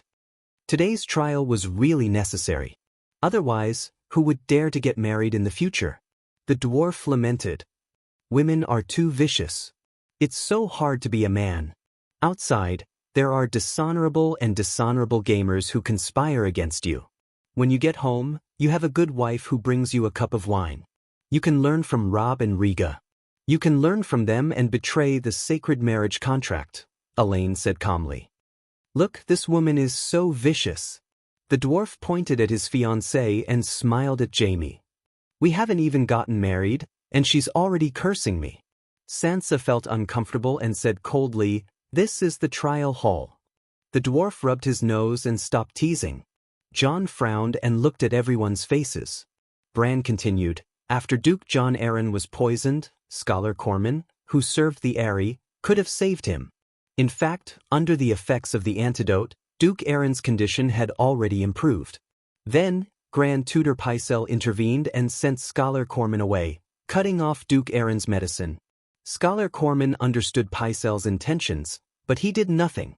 So, Scholar Pycelle and Scholar Corman were also involved in Duke Arryn's murder. Bronze Jon frowned. Scholar Corman was the exclusive scholar of House Arryn. He swore to devote all his loyalty to House Arryn. Dany sneered. Pycelle was once the exclusive scholar of House Targaryen. Nobles can break their oaths, Night Watchers can break their oaths, Seven Gods can break their oaths, so naturally, scholars can too. In the past, it was normal for Westeros to break their oaths. At this point, she turned her gaze to the red-bearded Jon and said, I heard that in Robb Stark's will, he casually wrote that he would use a few prisoners to exchange for your freedom from the Night Watcher's commander-in-chief. He didn't say it casually. Robb's words were very serious. Also, it wasn't a few prisoners but a group of prisoners. Jon awkwardly explained. See, this is the true attitude of the nobles towards sacred oaths. Dany looked around at everyone and slowly told a story. There was a young couple. They were very unfilial. They often didn't give their old mother food and often beat and scolded her. Not long after, the poor old mother starved to death. Guess, where did the mother go after she died? The Holy Mother of Mercy took her to heaven to enjoy life, a woman piously said.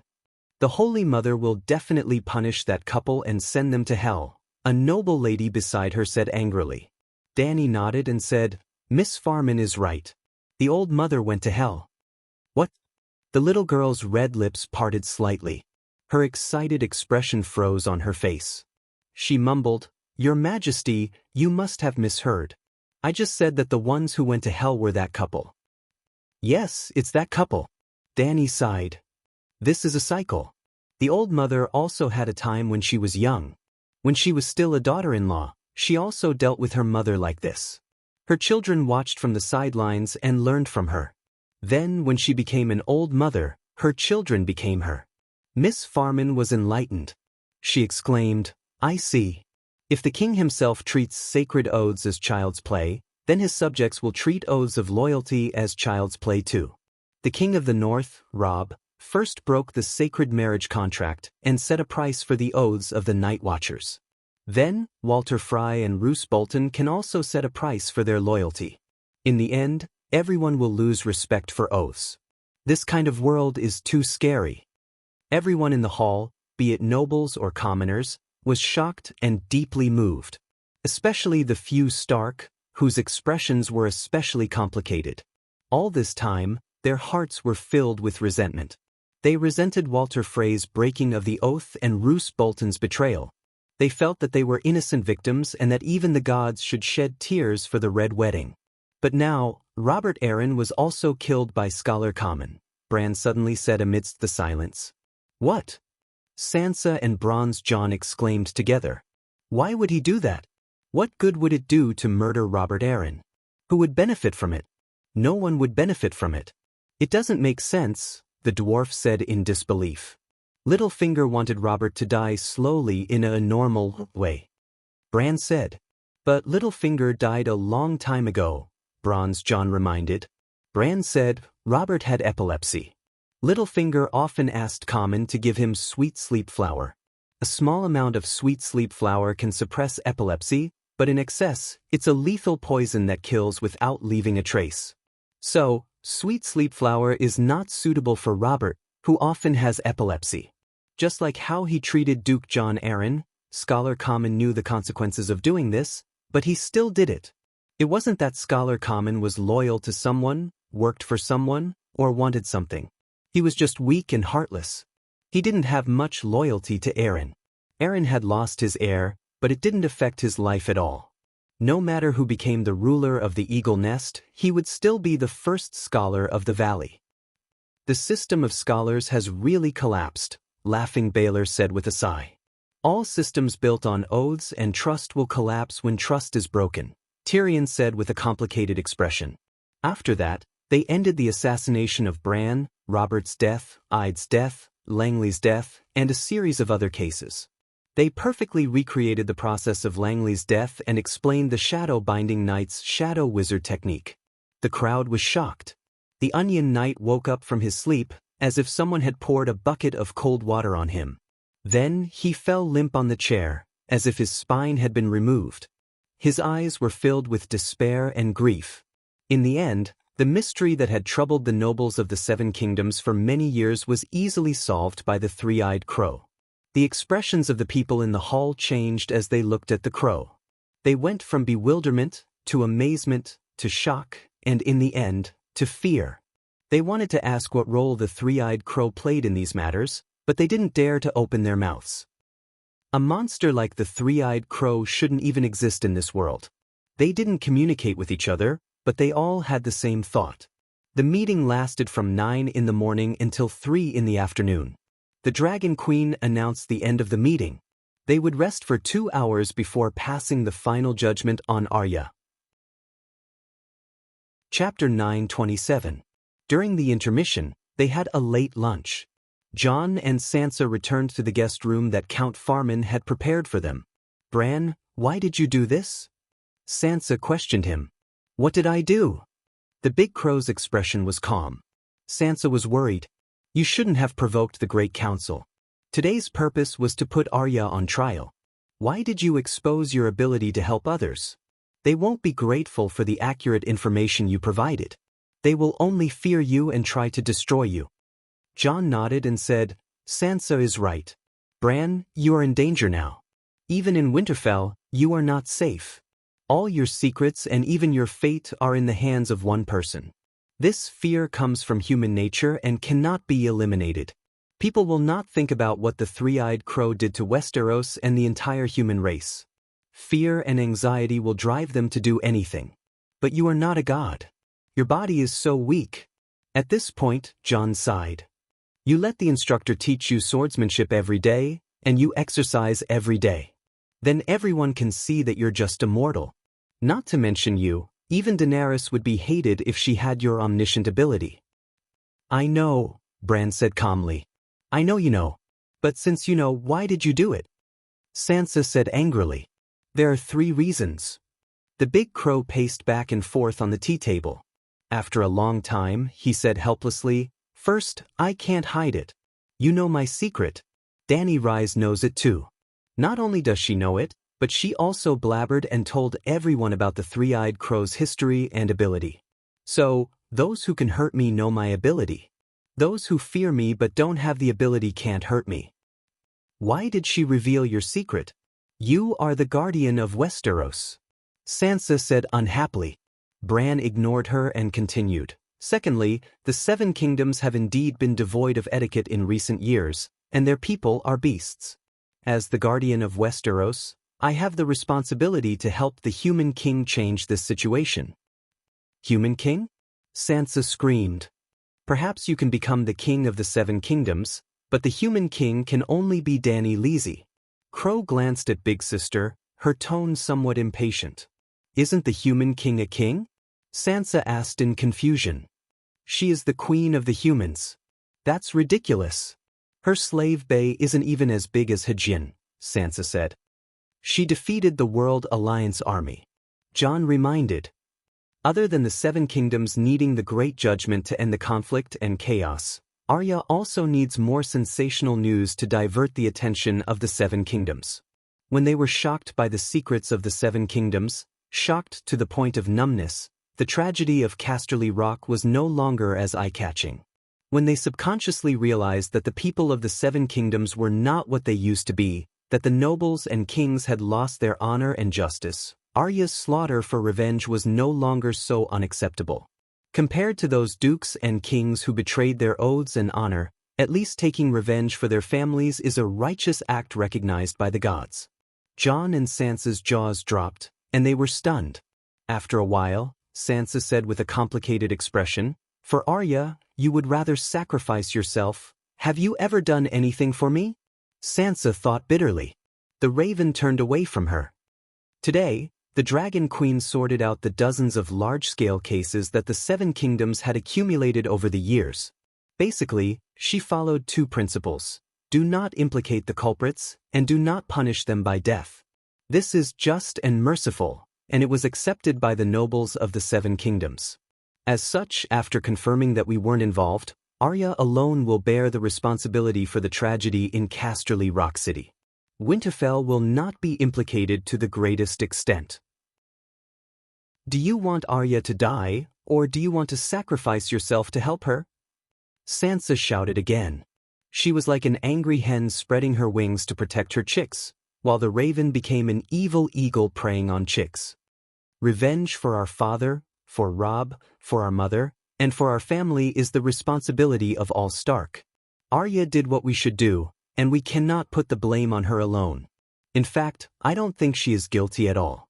If I had her ability, I would have killed Freyr and Lannister's entire family. Don't say I'm cruel. Freyr and Lannister wanted to kill my entire family. If they can do it, why can't we do the same? Sansa said. Why don't you say this to everyone in the hall later? Bran said calmly. I'm not stupid. If I really say it, won't the people of the West hate Stark for 10,000 years? Sansa said coldly. If Stark could live for 10,000 years, that would be the case. Jon complained in his heart. If you're not stupid, are you saying that Tyrion and Jaime are stupid? Dany and Rhys are stupid? The nobles of the Seven Kingdoms are stupid? Bran mocked. You're the one who's stupid if you can't think deeper. Sansa's face reddened. She said angrily, What do you mean deeper? Bran looked at Jon. He sighed with an awkward expression. The human heart is fickle. Even the gods can't convince everyone. The great trial this time isn't to resolve everyone's resentment. It's to establish rules and laws again. Violations will be punished. Violations will be punished. Just like now, Sansa. You're not convinced, but you'll admit that the previous judgments were fair. The laws have been established, and all cases caused by conflicts and grievances will be judged according to the laws. After today, whether you're convinced or not, you'll have a new respect for the laws. So, Arya must be punished to correct the laws. According to the laws, killing women and children is a crime. Freyr and Lannister did it. They committed a crime, but that doesn't mean that Stark, the victim, is immune. Sansa, you took down River Rapture City, hanged many Freyr, and fed their corpses to the dragons, but Dany, Rhys, and the other nobles didn't say anything. At least you didn't hurt the innocent when you took revenge, but Arya has to take responsibility for the fall of the Western Territory. After thinking for a long time, Sansa accepted Jon's explanation and sighed. I hope our plan to save Arya will be accepted by Dany, Rhys, and the others. Don't worry, they'll accept it. It's also a tradition, Jon comforted her. What about you? Sansa turned to the big crow and asked with an awkward expression, Bran, what's your plan? Don't worry, I can protect myself, Bran said. Don't forget, you have a son and a wife. The more you care about, the easier it is for you to be hurt, Sansa said. Yes, Bran's cheap son, Eddard Stark, was born. It's because I'm worried about them that I decided to reveal my identity and abilities to the world today. No matter what, I have to protect them, Bran said with a sigh. I'm afraid you won't be able to intimidate people with evil intentions. Instead, you'll make more people hostile to you. You should understand that, Sansa said. The big crow nodded. Don't worry, I have plans. You'll understand when the trial is over. Sansa knew he didn't want to say more, so she didn't ask. Instead, she changed the topic to Jon. Jon, you need a wife. Jon said awkwardly, I have Ygritte and, well, they're savages. They can be lovers and give birth to children for you, but you need a wife of equal status, Sansa said seriously. It's not the first time Stark married a freedman. Don't forget winters now, Rose, peace, Jon said stiffly. If it were any other time, I wouldn't object to you marrying Whale or Ygritte. They both love you. Like Stark, they believe in the old gods. They have a strong personality that suits Winterfell. They're not perfect, but they're qualified to be Stark's wives. But the situation is different now. We need to do something through marriage. What is it? I don't want to fight for power. Marriage is useless to me, Jon said with a frown. It's not about fighting for power. Sansa thought for a moment and asked, Do you remember Myrcella? She's completely different from Cersei. She's smart, quiet, and elegant. She's a good match. Myrcella? Jon recalled the beautiful girl who sat at the same table as Robb at a banquet in Winterfell. For a moment, Jon was moved by desire. But he quickly shook his head and refused. I understand what you're thinking. You want to resolve the hatred between Stark and Lannister through marriage. But I have my own lover, and marriage will do more harm than good. What do you mean? Sansa asked, puzzled. The alliance between the northern region and the western region may arouse the vigilance of others, which may lead to a new round of power struggle, Jon said.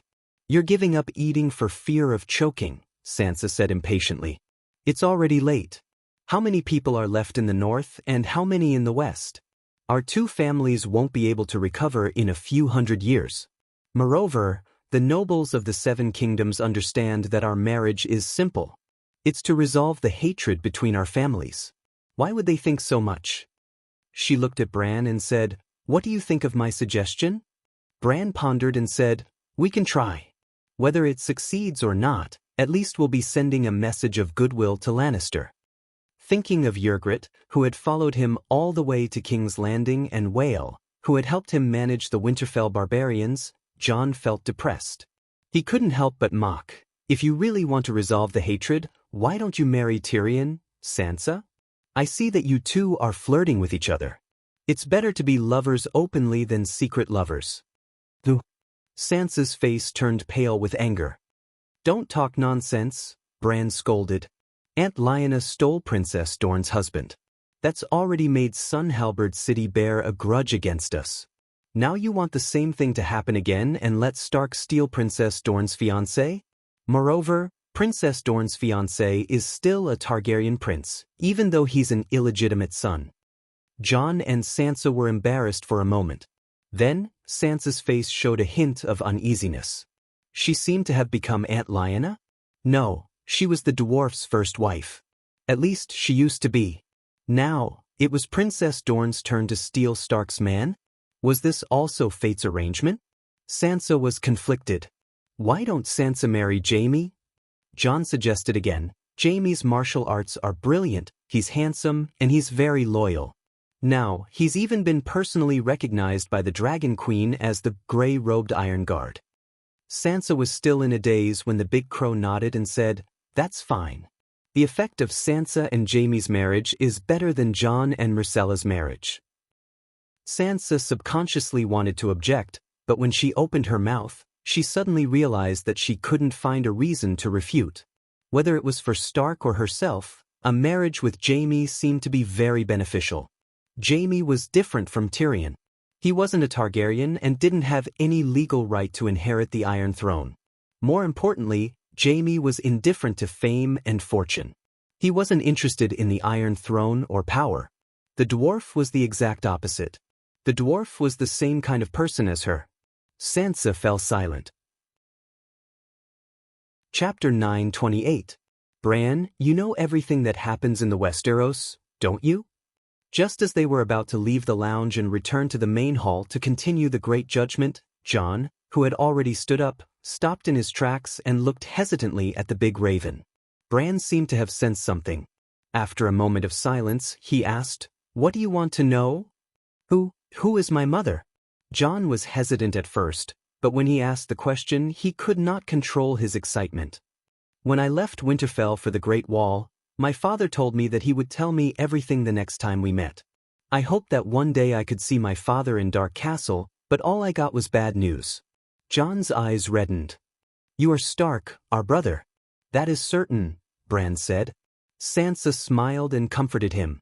"You don't know. When I was young, I always thought that you and Arya were my father's children because we don't look like him."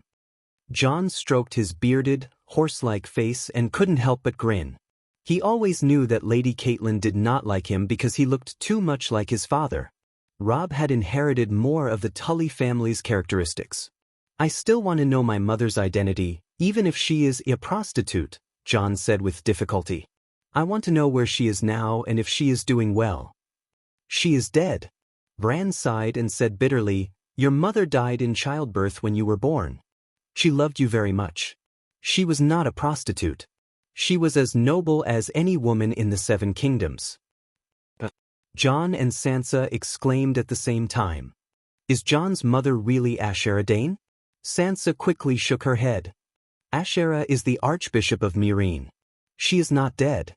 "Who is my mother?" Jon asked in a trembling voice. "I think you're living a good life now. Knowing about the past will affect." Before Bran could finish, Jon waved his hand excitedly and interrupted him. "Bran, I'm not doing well right now. I've been troubled by this problem for almost 20 years. There's a huge hole in my heart that's waiting for it to fill." The hesitation in the big crow's eyes disappeared bit by bit. He sighed and said, "You are Dany Alice's real nephew." "What? I'm Aegon?" Jon was stunned. "Bran, are you dumb? Jon is Stark. How could he be?" Sansa's expression suddenly froze and she muttered, "So that's why. Jon is Liga and Aunt Lyanna's child.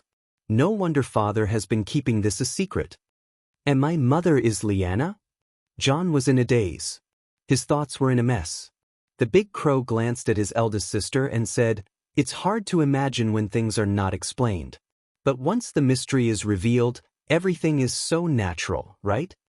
Sansa and Jon were both in shock and did not answer him. "I'm Liga and Lyanna's son. I'm Targaryen." Jon fell back into the chair and mumbled with his head in his hands. "You're Stark, our brother," Bran said. After her expression changed, Sansa asked with a hoarse voice, "Does Dany Alice know Jon's identity?" The big crow looked at her deeply and said, "She may or may not know." "Then does she know or not?" "What do you think?" Sansa asked. "She probably doesn't know. Just like many people, she won't suspect Jon's identity subconsciously. But with her intelligence, if she really has a feeling, she might be suspicious," Bran said. "Feeling? What feeling?" Sansa was puzzled. "Ask Jon if he has an inexplicable sense of closeness to Dany Alice and Tyrion. My mind is in a mess. I don't know." Jon shook his head. "No. Jon doesn't have any Targaryen characteristics. Instead, he's a pure Stark," Sansa hurriedly said. "Can I still be Stark?" Jon smiled bitterly and looked at the big crow. "Why don't you be the Duke of the Northern Territory, Bran? Father's title should be inherited by you. After Robb, you're the first in line, and then there's Rickon." Bran said sincerely, "Don't be silly. My identity and abilities have been exposed. How can I be the Duke of the Northern Territory? And your identity is no secret to me. I've never thought of taking Winterfell from your hands. Because you're our brother. Unless you despise Stark's identity and think that Targaryen is nobler and want a better future. No, no, why would I despise it? Jon waved his hand. Although Bran was telling the truth, Targaryen was nobler and had a better future, he didn't despise the identity of the Duke of the Northern Territory. Becoming the Duke of the Northern Territory was his childhood dream. Although it was quickly shattered by the cruel reality. He hesitated and said, Rickon, in the Westeros, there was no edict of favor. Being the second son was very miserable. There was no right to inherit. It was even worse than being a productive knight. A productive knight would at least have a piece of land and a small castle. Blyndon's grandfather intends to let Rickon inherit Riverrun City, Sansa said hesitantly. Tully's title as the Duke of Hajin was abolished by the Iron Throne. Dany Alice can't help Tully take back the title. But Riverrun City was built by the Tully ancestors. She can protect the legal rights of the Tully family. Therefore, Rickon will at least be the Earl of Riverrun City in the future. If the King of the Seven Kingdoms bestowed the title, he might even return it to Tully. What about you? Jon said worriedly, you're a woman with a child. It's too hard for you to work alone. Why don't you come back and inherit Winterfell? She might not like Winterfell. Bran mocked and said angrily, Jon, whether you're father's son or not doesn't affect what you have now. Winterfell, your family, it's all yours. It won't change. Sansa's face turned green and red. She glared at the crow and said, Don't be conflicted, Jon. Whether I'm father's illegitimate son or Aunt Lyanna's son, it doesn't make much of a difference to me. Jon was so touched that his eyes turned red. He nodded and didn't refuse. When the crow left and the two of them left the guest room, Sansa paused and said softly, Jon, do you want the Iron Throne?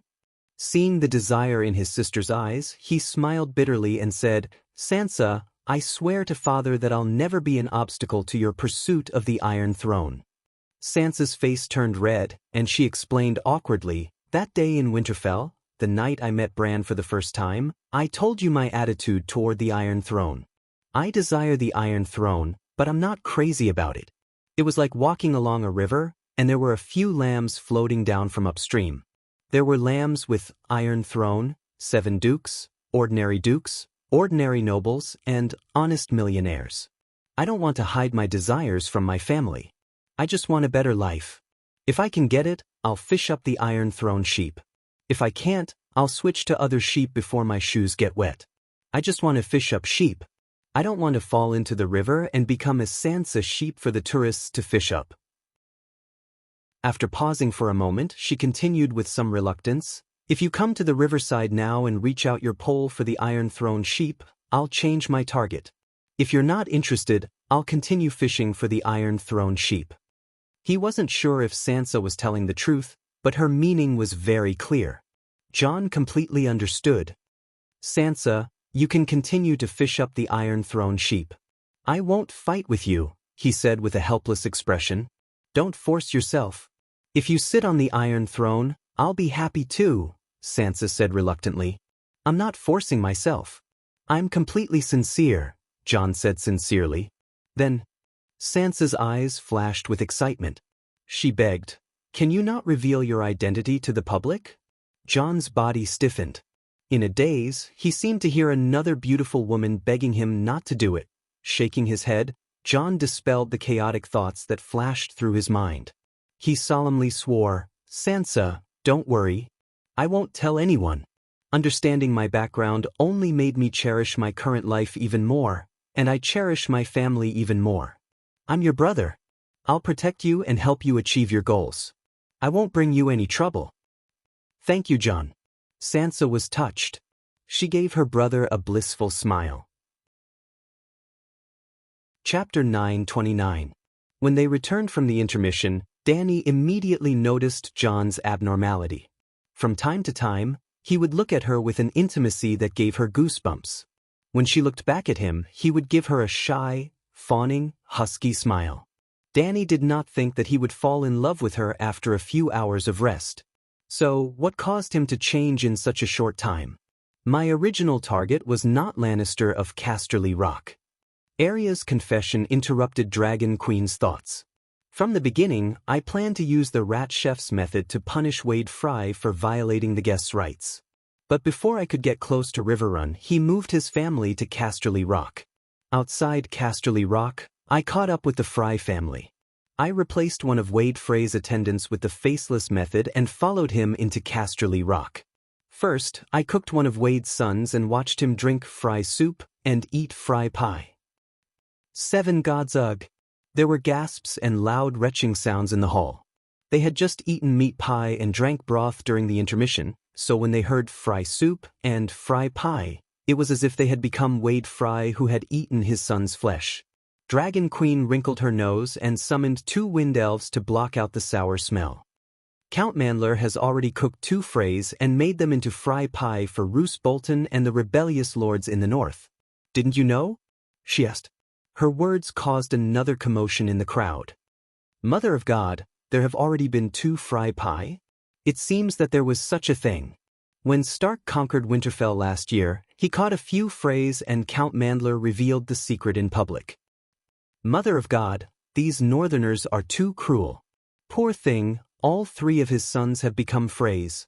Old Wade seems even more pitiful than the undull king in the Rat Chef story. I know. Arya nodded numbly. But Wade Fry is the culprit. He must be punished. If you didn't want to deal with Lannister, why did you attack Lannister of Casterly Rock City? Jaime asked in a low voice. Not all the Freys were involved in the bloody wedding. My target was only Walter Fry and his son. The other Freys were similar to my feelings for Lannister. They were dispensable. They would not deliberately target them, nor would they deliberately avoid them. If Wald Fry had been alone, I would not have poisoned him. In fact, when old Wade ate his pie, I killed him that night and made a pot of Wade's soup out of his flesh. The next night everyone at the party drank Wade's soup. 7 deities. The first female devil in the Westeros in the last 12,000 years. Bloodseeker, you live up to your name. I feel a little sorry for Fry. The hall was filled with screams again. Arya's gray eyes were emotionless. She scanned the hall indifferently. Wherever she went, everyone held their breaths and lowered their heads in fear, not daring to look at the Devil Queen. After killing old Wade, my target was only his hundreds of descendants. Their hands were stained with the blood of my mother and brother. So I had to kill them all. With so many people, I could not use a knife like I did to Wald Fry. Poisoning was my only choice. Although 874 of them died, my target was only 189 male free heirs. The rest were all collateral damage, but I don't care. Mother of God! Tyrion groaned. We should have stopped Fry from entering Casterly Rock City. How could you kill so many innocent people? Jaime said with red eyes. Arya's cold gray eyes met his blue eyes that were filled with grief and accusation. She said clearly, in King's Landing in front of the great cathedral, I saw with my own eyes that my father's head was chopped off by Joffrey. On the road to Hajien, I saw with my own eyes that the lion killed many of my friends. In Ruanha City, on that nightmarish night, I saw with my own eyes that the soldiers of the Northern Territory were slaughtered. I saw with my own eyes that the Freys chopped off Robb's head and then sewed the direwolf's head on his neck. They even put him on the back of a horse and led him in circles while they cheered and played. They used the vilest words to insult my brother, my mother, Stark, and the Northerners. I saw it all with my own eyes, and you ask me how I could do it? From the moment I decided to take revenge, I had the resolve to drag my enemies down to hell with me. Not to mention that Lannister and Fry are my enemies. Even if it were a normal person, I wouldn't hesitate to kill them if they got in my way of avenging my family. Arya said resolutely. You were there that day? Jaime asked with a trembling voice, his face pale. Arya said coldly, I was there when the White Knight led the golden robes into the Tower of the Hand and killed the Northerners' guards, maids and wet nurses. I was there when Island Pine cut off my father's head. I could even smell the warm blood spurting from my father's neck. On the night of the Red Wedding, the Hound took me to River Delta. He wanted to find my brother and use me as a ransom, but I ended up in hell. I was in hell that night, because the mortal world shouldn't have such a terrible scene. I was only a few steps away from Robb. I saw him in his new robes. I saw the gray direwolf emblem on his robes dyed red with blood. His blood mixed with gray winds and spilled everywhere. In the end, they even urinated on his corpse. As they urinated, they insulted my mother with obscene words. I was so helpless then, like a maggot, writhing in the hound's arms. I cried and he hit me. I wanted to fight those demons, but he kept hitting me. All I could do was cry. For revenge, I went to Bravos alone and joined the House of Black and White. I was only 9 years old that year. That year, I lost my identity as Arya Stark. I was the lowliest servant in Bravos. Dr. Wargrave's plays about the faceless were all correct. You've all seen the life I led in the plays. I stayed in Bravos for 4 years. It was the desire for revenge that got me to where I am today. In my heart, there's always been a notebook filled with the names of my enemies. In order not to forget them, every night before I go to sleep, I recall their faces and evil deeds. I recite their names. Sir Gregor, Dunson, Sweetmouth Thruff, Sir Eilen, Sir Marin, Queen Mother Cersei, Joffrey, Valor Morgulus, Valor Morgulus, Valor Morgulus. She closed her eyes, just like she had done countless times before she went to sleep. As she chanted Valor Morgulus over and over again, a chilling energy seemed to rise in the hall. It wasn't an illusion. As the murderous intent rose in her heart, Arya unconsciously activated the Death God meditation technique. The power of death and ice surged like a tide, and the hall was almost dragged into a world of death. Dany's eyes flashed. She secretly used the stranger's power, and the hall returned to normal. Everyone felt like they were in a dream. They only felt that Arya's aura was strange and eerie, but they were confused by the changes just now. They thought they were hallucinating. After waiting for so many years, finally, the chance for revenge is right in front of me. If you were me, would you be able to do it? She stared at Jaime and questioned him coldly. Jaime closed his eyes, as if his bones had been sucked out. He slumped weakly on the chair. At this moment he only felt pain, and there was no longer any trace of hatred. The child was right. She had seen her father, brother, and mother die in the cruelest way. No one would hesitate when faced with an opportunity for revenge. Besides, Frey and Lannister were her enemies to begin with. Tyrion's expression was solemn. He had nothing to say. Jon's eyes were filled with pain and pity. He wanted to say something but stopped. Words of comfort were too shallow. He even started to blame himself for not being able to protect his sister and letting her go through such a terrible experience. Sansa covered her mouth and wept silently. When the others in the hall looked at the stupefied Arya again, there was no more hatred and fear in their eyes. Instead, there was more sincere sympathy and respect. If they were in Arya's shoes, they would not hesitate when the chance for revenge came if they saw their family being tortured and killed one after another. Or rather, they would not think that Lannister and Frey were innocent at all. They would kill their enemies, men, women, old and young, without leaving a single one alive. Even Dany was deeply shocked. She had always seen Arya as a bloodthirsty child who killed mercilessly wherever she went. She had never considered the impact of the outside world on her. As Arya said herself, when she was 9 years old, she stood in the crowd and watched helplessly as her father was beheaded a few steps away. She could do nothing but cry.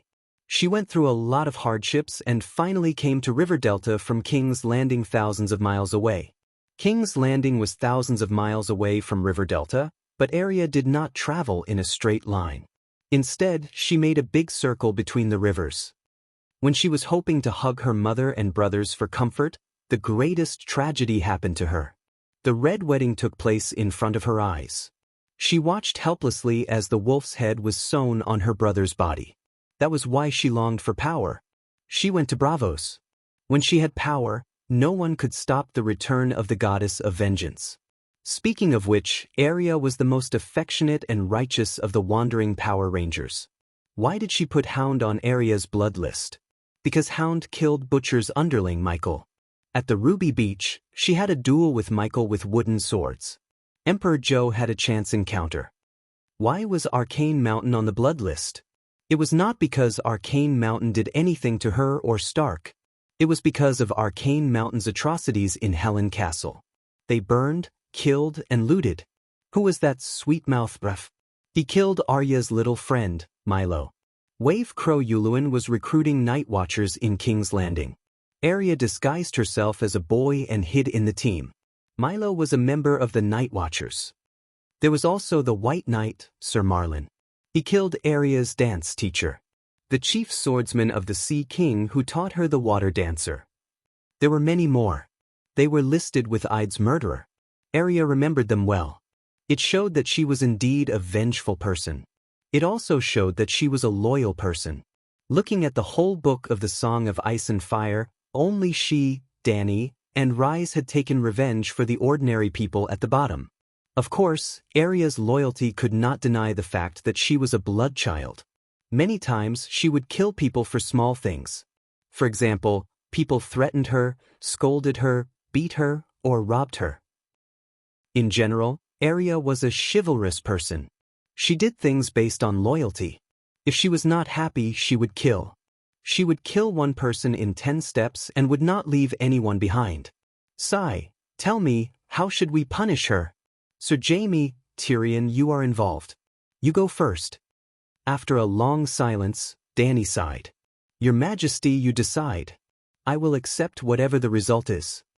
Jaime's expression was dejected. There was no hatred or relief in his eyes. There was only endless desolation. I think. The dwarf's eyebrows seemed to be twisted into a fried dough twist. Arya has a good reason for revenge. But so many people died in Casterly Rock. I can't accept her being acquitted. What do the Freys think? Dany looked at the Freys. Chapter 9:30. No matter what the Freys did at the Red Wedding, they were one of the victims. Today, 3 Freys had come to attend Arya's trial. Marya Dane, Arielle Frey, and Mertha Frey, mother and daughter. Clearly, this was the result of the Dragon Queen's careful selection. Marya Dane was William Dane's sister. Fat Veda, whom Roose Bolton had once considered a lifesaver, was her second daughter. More than 800 people had died in Casterly Rock. Most of the Freys' wives and daughters had died as well, but Marya was an exception. It wasn't that she was lucky, but that she had been very unlucky in her early years. Her husband, Merry Frey, had been hanged by Madame Stoneheart a few years ago. Without her husband, she had a hard time living in the crowded river delta, so she took her daughters back to her parents' home. Misfortune was a blessing in disguise, and a blessing in disguise. For the past 3 years, she and her 2 daughters had been living in Derry City, which had allowed them to avoid River Delta and Casterly Rock. Well, after the Derry family's male heirs had been killed by the Demon Mountain, the first daughter of the Derry family had become the heir. Lannister had also taken a fancy to Derry City, and the one-armed hero, Lannister, had become the rightful Earl of Derry City. In order to justify it, Lannister had married Marya's eldest daughter, Arielle, who was known as Olly the Gatekeeper. Lannister had cuckolded Jaime, and fate had punished him. His wife was called Olly the Gatekeeper, because she was promiscuous and would open the gates for every knight who approached. When Olly was 14, she had been caught fooling around with 3 grooms in River Delta. Later, her parents had no choice but to marry her off to a lowly knight. When her husband died in the War of the Four Kings, Olly was lucky enough to become the first heir to Derry City. She was the eldest daughter, and Lannister had come to take over. It was no exaggeration to say that Olly was the most promiscuous woman in the game. Lannister had come to King's Landing to become a monk mostly because his wife was fooling around, and she disliked him for not being able to fool around. It was said that all the men in Derry City who were second in rank had knocked on Ollie's door. Once, when Jaime passed by Dai Ruaching, the concierge, Olly, seduced him in front of her husband. The scene was extremely awkward. As soon as Jaime left, Lancel went to the great cathedral. However, the Dragon Queen couldn't stand Olly using the Derry family's name to become the best product in the 7 kingdoms. She stripped Olly of her title in Dai Rue City, but helped her obtain the right to inherit Ruan River City. Olly was Old Wade's granddaughter and was qualified to inherit the Frey family's title and territory. As William Derry's niece, the Dragon Queen would protect her and ensure that she could live a free life. However, she could only wander around as Frey. Even if she became the most promiscuous lady in the history of Westeros, Frey's name would go down in history, and it would have nothing to do with dairy. Regarding this, Ali was overjoyed. She was so grateful that she cried out loudly, "Dragon Queen's gift!" Ruan River City, known as the first city in Hejian County, was exchanged for the old and dilapidated Dai Rui City, which couldn't even be found on the map. Only a fool wouldn't make the exchange. Well, the first city in Hejian County wasn't Rapid City. In the early days, it was Heluan Castle, and later it was Ruan River City. Ruan River City spanned both sides of the river and was much more magnificent than Rapid City. Ruan River City also had the only stone bridge on the Trident River. Just by relying on the bridge tax, the Fry family became the most famous nouveau riche in the Seven Kingdoms. However, Dai Rui City was very small and dilapidated. However, the concierge, Ali, definitely didn't know about the Dragon Queen's plans for Dai Rui City. Otherwise, she wouldn't make the exchange even if she was beaten to death. As for the current Dai Rui City, Maria Derry was only 36 years old. Danny was looking for a husband for her. She wanted to find a 24K pure gold bachelor with a good reputation, strong ability, and a wealthy family. Unlike her daughter, Ali, Maria was a typical Derry. Not only was she exceptionally beautiful, but she was also dignified and elegant. She had a gentle personality and was quite talented. She was probably someone on the same level as Princess Sanshin. She was rich, powerful, beautiful, and elegant. She didn't have to worry about marriage. Actually, Maria had a son, known as Little Wade. He was sent to Winterfell as an adopted son and later died at the hands of Stark. Maria was also quite pitiful.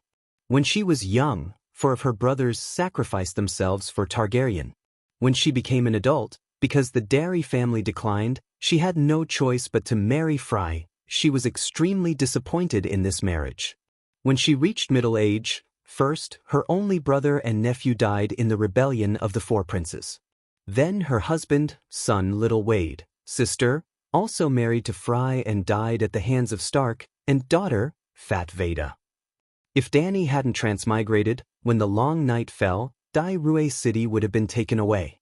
Even if Maria didn't die, her life would be miserable. Now, her luck had changed. She had met the Dragon Queen who wanted to repay her kindness. As long as she could live to 60 years old, she would definitely be able to see the glorious Dai Rui City. She would also be able to be a dignified and powerful matriarch like Old Rose. However, becoming a matriarch was a matter of decades later. Now, she had to cooperate with the Dragon Queen to complete the final trial of Arya. Your Majesty, my opinion is the same as Prince Xion's. Even the gods shouldn't be too harsh on Miss Arya's revenge. I personally admire her determination and courage. But too many people in the Fry family have died. Maria frowned slightly and said cautiously, "What about you, Ali Fry?" The gatekeeper, Ali, wasn't interested in the trial. She had been flirting with the knights around her with her eyes. Although she didn't inherit her mother's beauty, her nose was too sharp and she didn't have a chin. She had a good figure with long legs and a full chest. Plus, she was 21 years old, the perfect age. Her eyes were flirtatious enough. Many men were willing to interact with her even if they knew her reputation. Now that she heard the Dragon Queen's question, she said without hesitation, "Your Majesty, I'll do as you say. On behalf of the Fry family, I'll obey your orders." Danny turned to the next victim, Jenny Westerling. "What about you?" Rob's wife, Jenny, was also a great beauty. She had chestnut curly hair and a heart-shaped face. She had big brown eyes, a delicate temperament, a beautiful face, a slender body, and an especially voluptuous butt. The owner of Cliff City was surnamed Westerling. The Countess was from the Spazer family, the descendants of a spice merchant and a foreign witch. Rob and Jenny's meeting and love were all arranged by the Countess, Heber Spazer. The funny thing was that Heber and her brother, Rofo Spazer, were undercover by Rob's side. Her eldest son was an upright knight who was completely loyal to the king he swore allegiance to. He jumped into the river and was buried with Rob. In return for betraying Rob, Rofo Spazer became the Count of Castlemaine. Heber's children were married to Lannister. Because of this, Arya only killed Spazer, Heber, and Rofo's family in Cliff City. She did not harm the Westerlings in the city. Jenny, her father, and her younger brother were all alive. After the Battle of Winterfell, as Castlemaine Castle was not repaired and there were no soldiers guarding it, the new Count Rofo brought his family and moved to his brother-in-law's house next door. In fact, before becoming the Count of Castlemaine, Rofo Spazer was the acting mayor of Cliff City. He helped his brother-in-law manage his territory when he was away fighting. The last time Arya slipped down from Cliff City, the rope she used to fall down the battlements was still there and had not been taken away. It was not a mistake. Arya did it on purpose. It was to remind the patrolling soldiers that an assassin had entered their house. Hurry up and clean up the bodies. The whole city should be on alert. Do not let the other ghosts steal the city again. Therefore, even if Dany did not appear, Cliff City would not have fallen suddenly like Casterly Rock. Today, Count Gavin and his eldest daughter Jenny of Cliff City were here. However, only Jenny was the victim's family and sat in the first row. Even though his wife was dead, Count Gavin's opinion was not within the Dragon Queen's consideration. My mother is guilty. My uncle's family is guilty. I am ashamed of their actions. They betrayed Robb. They deserved it. Arya's revenge for her brother and mother was not wrong. But I represent the Westeros and Spazer. I completely give up on pursuing her responsibility. At this point, Lady Jenny, who was supposed to be Stark's wife, sobbed and covered her face with her hands. She did not want to represent Westerlings and Spazer at all. She was Robb Stark's legal wife. She was also Stark. However, after what her mother had done, she did not have the face to mention Robb and their marriage. That marriage was legal, and blessed by the seven gods. However, it was still a shameful conspiracy. Dany sighed and said, Jenny, your mother's actions brought shame to your family. However, you and your brother's loyalty is enough for Westerlings to face anyone, even Stark. The Starks had complicated expressions. However, they did not comfort Robb's wife like Dany did. This was the first time they met her officially. They were not much different from strangers. However, Robb was their brother for more than 10 years. Now, their brother's reputation was ruined because of a strange woman. How could they not feel the slightest bit of resentment? On the other hand, the nobles in the hall were more objective and rational. They all expressed sympathy for Jenny. We can confirm that only Arya Stark was involved. The other Starks were not involved. All the victims think that Arya's revenge was justified. They also think that she killed too much. The fall of Casterly Rock and Lannister, the death of millions, and the change in the situation of the Westeros resistance against the ghosts. She is directly responsible for it. Therefore, her sins are monstrous. Are there any problems with the above? Dany looked around. No one refuted. Even Jon and Sansa only had worried expressions. For such sins, only death is left. She made the final judgment. Apart from a few people who cried out in surprise, more than 99% of the people looked relieved. Unexpectedly, the dwarf also cried out, as if he was very surprised by Dany's judgment. Arya, do you have anything to say? Dany asked. Very fair. I have nothing to say. Then let's do it immediately. We don't have much time. We still have to wake up early tomorrow to fight the ghosts. Arya, choose how you want to die. Dany sighed. But Arya glanced at the crow on her shoulder and said hesitantly, I admit my crimes and accept His Majesty's judgment, but I don't want to die. Chapter 9:31. You admit your crimes and accept your punishment, but you don't want to die. What do you want to do? Dany asked. Arya smirked. If it's possible, I'd like to wear a black robe. Everyone looked at each other. Dany smiled. You wish. Too bad the Great Wall doesn't recruit women. Your Majesty, the Great Wall has a dozen castles. You can choose one of them and set it up as a female battalion. Women should have the chance to wear black if they make a mistake, Arya said. Your suggestion is good. I'll keep it in mind. But even if the new rule is to be implemented, it has to wait until the Great Wall is repaired and the long night is over. Then the nobles of the Seven Kingdoms will sit together and discuss it. Dany shook her head. Arya wanted to say more, but the crow on her shoulder pecked her ear and said, Your Majesty, Arya can wear the gray robe and swear to join the Sisters of Silence and serve the 7 gods forever. Holy shit. The dwarf slapped his forehead and cursed. I've never seen such a shameless person. A woman joining the Sisters of Silence is no different from a man joining the Night Watch, right? Jaime didn't understand his brother's reaction, but he thought it was reasonable. You don't understand. This is surrender, offering, and being in the same boat.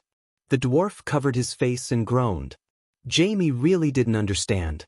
Dany looked at Arya strangely. You're willing to join the church? Arya hesitated. She turned to Jon and Sansa. They nodded. I'm willing. Dany asked again, do you know what the Silent Sisters are? Arya thought for a moment and said, the Sisters of Silence are special nuns. They only serve strangers, and they swear to abstain from sex and silence. That's why the Silent Sisters are also known as the Strangers' Wives. They wear gray robes and use a hood to cover their faces, only revealing their eyes. Their daily job is to be a mortician and take care of the bodies. Dany nodded.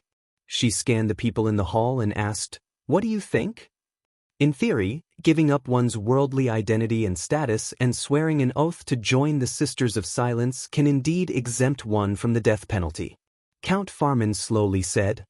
She can become Nun Silence, just like how a man can become a Night Watcher after donning the black robe, laughing Baylor said. The Holy Mother is merciful. Repenting her sins to the 7 gods for the rest of her life can also offset her sins. Bronze Yone nodded in agreement. A group of neutral nobles did not object because this was also in line with the traditions of the 7 kingdoms. Joining the Silent Sisters was the only way out for women who were guilty but didn't want to die. Then put on the gray robe and join Sister Silence. Dany couldn't find a reason to object. The expressions of the Stark and the others relaxed, while the dwarf's eyes were filled with resentment. Well, that's all for today. Dany stood up and was about to announce the end of the meeting. Wait. The big crow stopped her and said, Your Majesty, I have 2 more things. What's the matter? Dany sat back down curiously. Your Majesty, Arya has caused great harm to the Western region and the 7 kingdoms.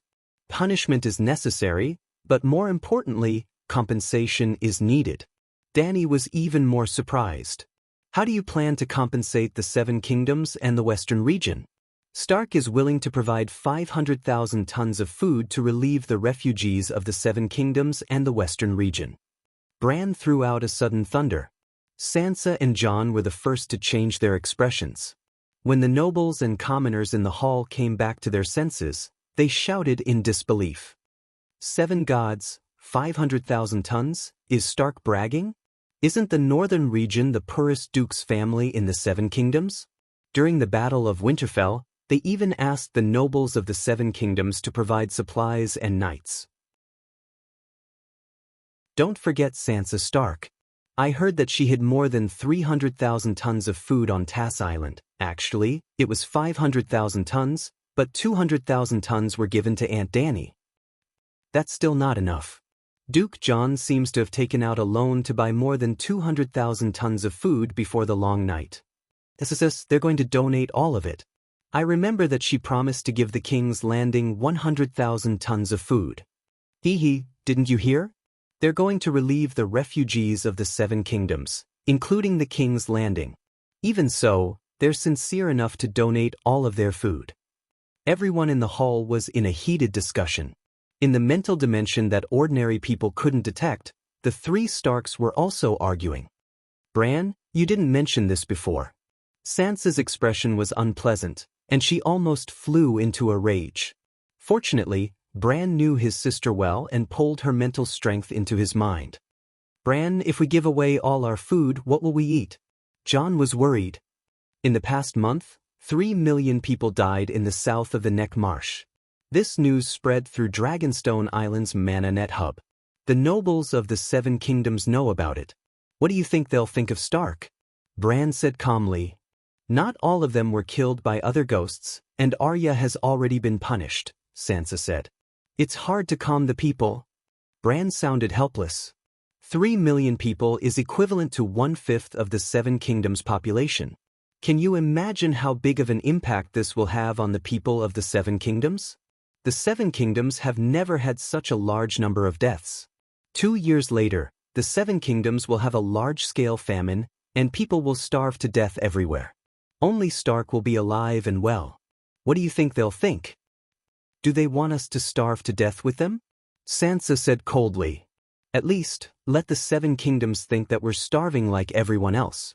How many people are there in Stark in the north? Isn't giving out food to the north a form of relief? Bran said. I have other plans, not just to save the north, Sansa said hesitantly. If the Seven Kingdoms hate Stark, you'll never be the queen, Bran said bluntly. Sansa's embarrassment turned into anger, and she immediately left the Stark chat group. When the discussion in the hall died down, the Big Crow said, Your Majesty, you're still lacking a white knight, right? Dany was stunned. Tyrion's mouth twitched and he muttered softly, I was wondering why he dared to expose his background to the world. It turns out that he had long since thought of looking for a powerful backer. Being omniscient doesn't mean being omnipotent. Mortals feared but were disrespectful, so they were bound to harbor jealousy and evil intentions. Now, one is omniscient, and the other is omnipotent. The two of them are in cahoots, and in the end, one of them is the strongest. Darkness, the Westeros won't be able to make a name for themselves in the future. What did you say? Jaime, who was beside him, asked in puzzlement. Little Bran is finally going to realize his childhood dream and become a legendary knight like Barristan, Tyrion said in a strange tone. The puzzled people around him immediately understood, and they were shocked. The world has changed. From today onwards, the Dragon Queen, who subdued the three-eyed crow, will be the ruler of the Westeros. She wasn't a queen, she was the ruler of the Seven Kingdoms. When the nobles in the hall understood this, they had complicated expressions. They hoped that Tyrion had guessed wrongly, and that Bran didn't want to become the Dragon Queen's White Knight, or that the Dragon Queen would righteously refuse to break away from the scope of mortals and become a lofty ruler that people could only look up to. Dany came back to her senses from her shock, and she looked meaningfully at the Big Crow. She said, I have 6 White Knights now. Sir Barristan, Sir Mormont, Warrior Beworth, Sir Giro Dane, Sir Garth, and my personal secret guard, Dany C. When she said this, even she found it strange. She didn't realize that she hadn't used up all her White Knights, and it seemed like it was destined that the last one would be reserved for a specific person. The Dragon Queen was a woman, and she needed a personal White Knight who could follow her into the bathroom and bedroom. So, she must have a female White Knight. Since old Bart saw Dany C., he had been training her as a reserve White Knight. Later, when he met Brittany, old Bart thought of recruiting her to be the Queen's female knight, because Dany C. was too young. When Brittany was verbally conferred the title of Roseless Iron Guard by the Dragon Queen, old Bart gave up and went back to let Big Bear continue to teach Dany C. 5 years had passed, and the little girl had grown into a 14-year-old girl. Dany C. didn't wear a white robe because she was a secret guard and couldn't be too ostentatious, but in fact, she was a White Knight. In addition to Dany C., there were 2 people who almost became White Knights. One was the Big Crab, Aerys Satyr, and the other was Quentyn Martell. They were all willing to become White Knights and even applied to Dany, but with Jaime's example, she didn't agree rashly. Jaime also applied to the Mad King to wear a white robe. The Mad King gloated and agreed, and then Tywin completely fell out with him. Dragon Queen asked the Old Crab, and the Old Crab tactfully said that the Big Crab was the eldest son and had to inherit the family business. How about letting the second son wear a white robe? Dany didn't object, but the little crab didn't want to give up the title and fief. The Dragon Queen promised her vassals that according to their contributions, the second son and the third son could be conferred the title, which meant that one family had multiple titles. Prince Dowling also rejected the Dragon Queen with a similar reason, because at that time, Quentyn had already become a winged dragon knight and was also the Dragon Queen's right-hand man. She would definitely be given a title and a large fief. Perhaps Quentyn herself felt that being a White Knight was more honorable than being a duke, but as a parent, of course, she wanted her children to start a family and live a normal life. As a result, The Dragon Queen's last White Knight position had been empty all these years. "Your Majesty, I'm willing to pledge my life to you until my death," Bran said solemnly. "Have you thought it through?" Dany asked, even though she already knew the answer. Bran definitely didn't come up with this idea on the spur of the moment. The big crow looked at the tall White Knight next to the Queen and said in a deep voice, "I've thought it through clearly. Following in Sir Barristan's footsteps has always been my dream." Dany leaned against the back of the chair and pondered. The hall was silent, and the people in the surroundings could even hear the Queen's finger tapping on the carved armrest. After a long while, she muttered to herself, "You are the three-eyed crow, and joining the White Knights will have a great impact. I must ask the Holy Mother. Tomorrow morning, I will abstain from food and pray in the great holy hall. Ladies, you can pray with me, and the Holy Mother will probably descend upon the fairy city." After the trial ended, the crowd didn't leave. Instead, they were invited by Count Farman to a large banquet, but the atmosphere wasn't very lively. The ladies were quite happy, and they gathered together and talked about the old case solved by the three-eyed crow today, as well as the Holy Mother's descent tomorrow. The three-eyed crow and Arya were also the focus of the discussion. However, the nobles had a lot on their minds. After the three-eyed crow defected to the Dragon Queen, how will the Seven Kingdoms situation develop? They were all pondering this question, but they didn't dare to discuss it openly. Chapter 932. It was a classic European-style living room, and the southern wall was made of a whole piece of obsidian, which had the appearance of a black dragon lying on the ground. The fireplace was the black dragon's mouth, and it was filled with firewood. There was a large French window on the eastern wall next to the fireplace, and the firelight passed through the window and shone on the thin snow-covered cedar trees. It was pitch black in the east, and the sound of waves could be faintly heard. Dany took a cup of lemon-black tea from Ely's hand, and she leaned comfortably on the soft couch. She said, "You have been exposed, and you want to seek refuge from me? This isn't the main reason."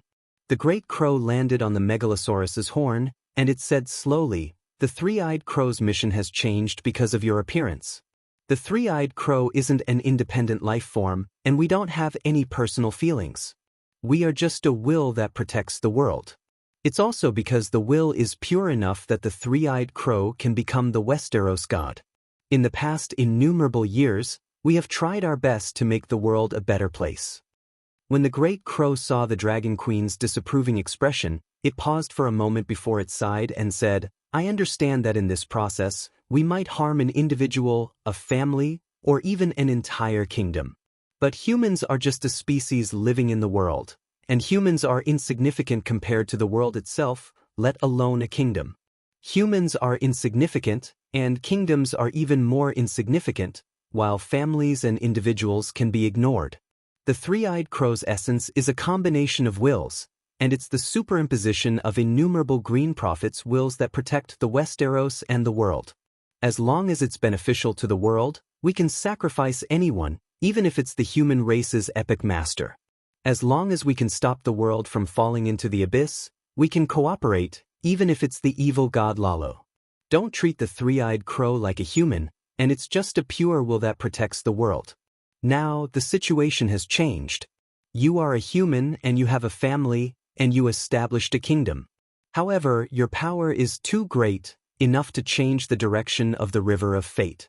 As such, the individuals, families, kingdoms, and humans with you as the main body are no longer insignificant.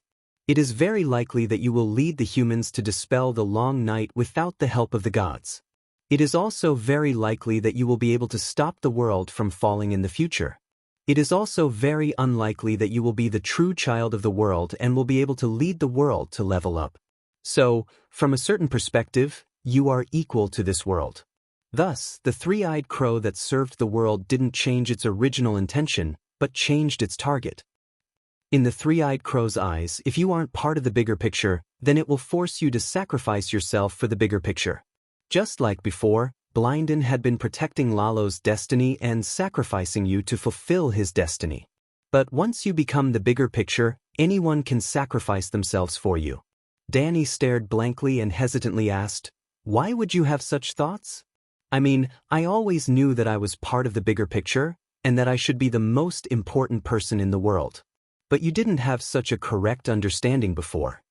Bran didn't mock the Dragon Queen's self-praise, and he just said in a complicated tone, I have also been growing recently, and now I almost understand some of the arrangements made by Blinden before his death. What arrangements did Blinden make? Dany asked curiously. Do you think that he could have predicted that I would go against his orders and not fuse with the Green Prophet's seal? Bran asked. This, Dany said uncertainly. In theory, he should have been able to predict it. But if he predicted that you would be derelict in your duties, then he might have made some arrangements and forced you to fulfill your responsibilities as the three-eyed crow. In the end, she emphasized, Blinden doesn't have feelings, and he can do anything. You're right.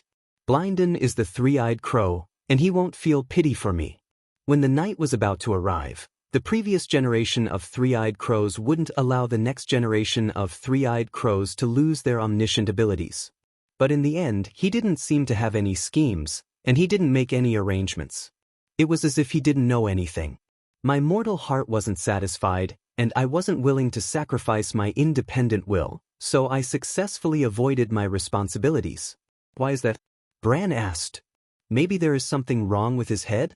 Don't keep me in suspense, and just say what you want to say, Dany said impatiently. It's because he didn't want me to fuse with the Green Prophet's seal. Bran said coldly. What did you say? Are you crazy? Dany glared at him as she shouted. I'm not crazy. On the contrary, I've never been as clear-headed as I am now, so clear-headed that I finally understood the three-eyed crow's true arrangements. What arrangements? Sacrifice everything for the greater picture. Sacrifice myself for the greater picture. Bran couldn't calm down, and he spoke with shock and resentment. He said word by word, the Green Prophet's seal was left for you. Even I was left behind by the three-eyed crow to be your assistant.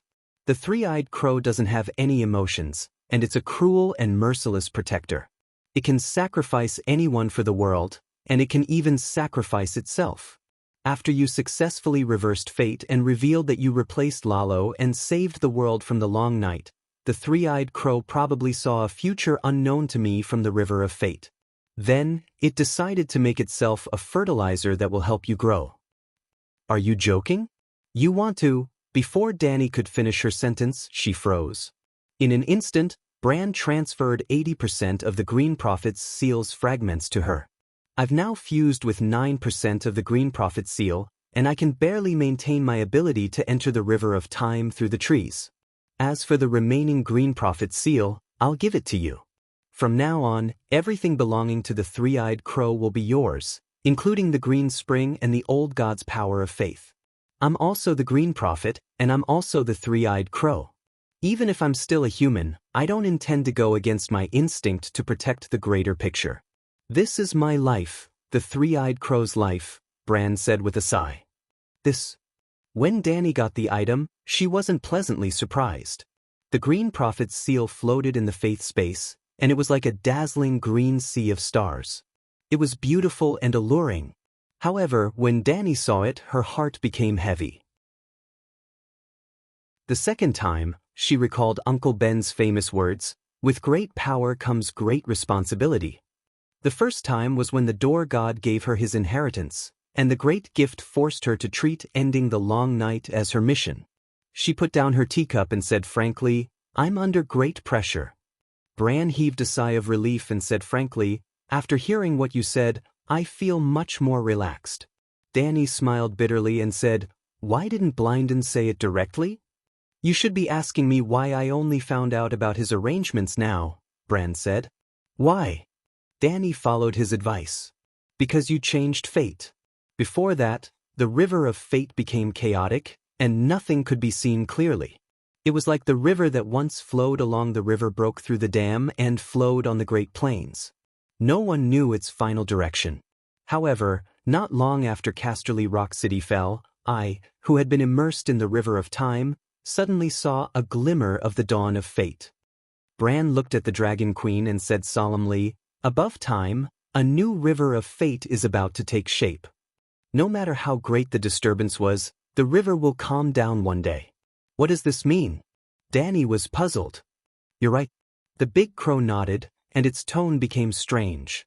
The key is that I was the first to see the dawn of fate, and I was the only one. To the gods, the river of fate is still chaotic, and there are no signs of it being reformed. You really saw the dawn? Are you hallucinating because you've been too tired recently? Danny looked doubtful, and asked with concern. I heard that a Dew Stark was born. Then, Bran's soul followed her everywhere to search for deviant ghosts, and his body had to satisfy his wife. He must be tired, right? He was only 13 years old, younger than Arya. He was still a big child. She looked at the big crow with pity in her eyes. Bran felt a little uncomfortable under her strange gaze. He tilted his head and said, It's not a hallucination. I even saw in the new river of fate. He hesitated and changed his words. You have the ability to end the long night, and you have the potential to revive the world. You are the child of the world above the protagonist of this era. The three-eyed crow's existence and operation will change because of you. I agree that your will be the center of the new world. You only need to understand this.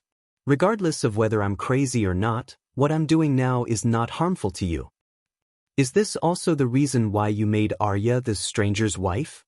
Bran said bluntly, as long as you don't die prematurely and get the three-eyed crow's full support, the seven gods will at least become the new gods of the Westeros. As long as you can sing the complete Song of Fire, the faith of the seven gods will not be a fantasy to unify the whole world. Being the servant of the world's strongest god is at least more promising than being the king of the seven kingdoms. Moreover, she swore in Winterfell that she would join the stranger's divine clan once she became a half-god. Now, she is fulfilling her oath in advance. Very good. This flattery made the Dragon Queen's dragon face very happy. I agree to take you in as the White Knight. Arya will also be the child of wealth under the stranger. Oh no, it should be the black and white impermanents. The Dragon Queen made a wish happily. What are the black and white impermanents? The Soul Reaper, help me, oh, cough cough, help the stranger collect the undead. Bran frowned and said, I feel that you should send her to the barbarian land. The barbarian land? Dany narrowed her eyes. I know that you want to arrange for a believer of the seven gods to go to the barbarian land to plunder the divinity. Dany waved her hand and interrupted him stiffly, saying, You are not qualified to be a white knight. You don't even know how to speak. The Holy Mother is merciful and arranged for the child of the seven gods to go to the barbarian land to save the people from suffering and suffering, Bran said blankly. Not bad, you have a future. Dany leaned lightly on the soft couch and said thoughtfully, Your suggestion is not bad. At first, I wanted to let Tyrion go to the barbarian land, but he did not agree to it. If the Big Sparrow was still alive, he would be the most suitable. That fellow is loyal to his beliefs, and most importantly, he is flexible and proficient in political tactics. St. Matthew lacks the ability to adapt and is simple and dull. He can be a role model for the practitioners in the flourishing age, but he is unable to adapt to the complicated situation in the chaotic world. If I let him go to the barbarian land alone, I am afraid that I will lose my only angel. I have been training Matthew these days, and I have also considered arranging for a team of warriors' sons to go with him. Now that I think about it, 3 useful disciples are more useful than thousands of troops. Arya can be counted as one and the rest. A plan gradually formed in Dany the Buddha's mind.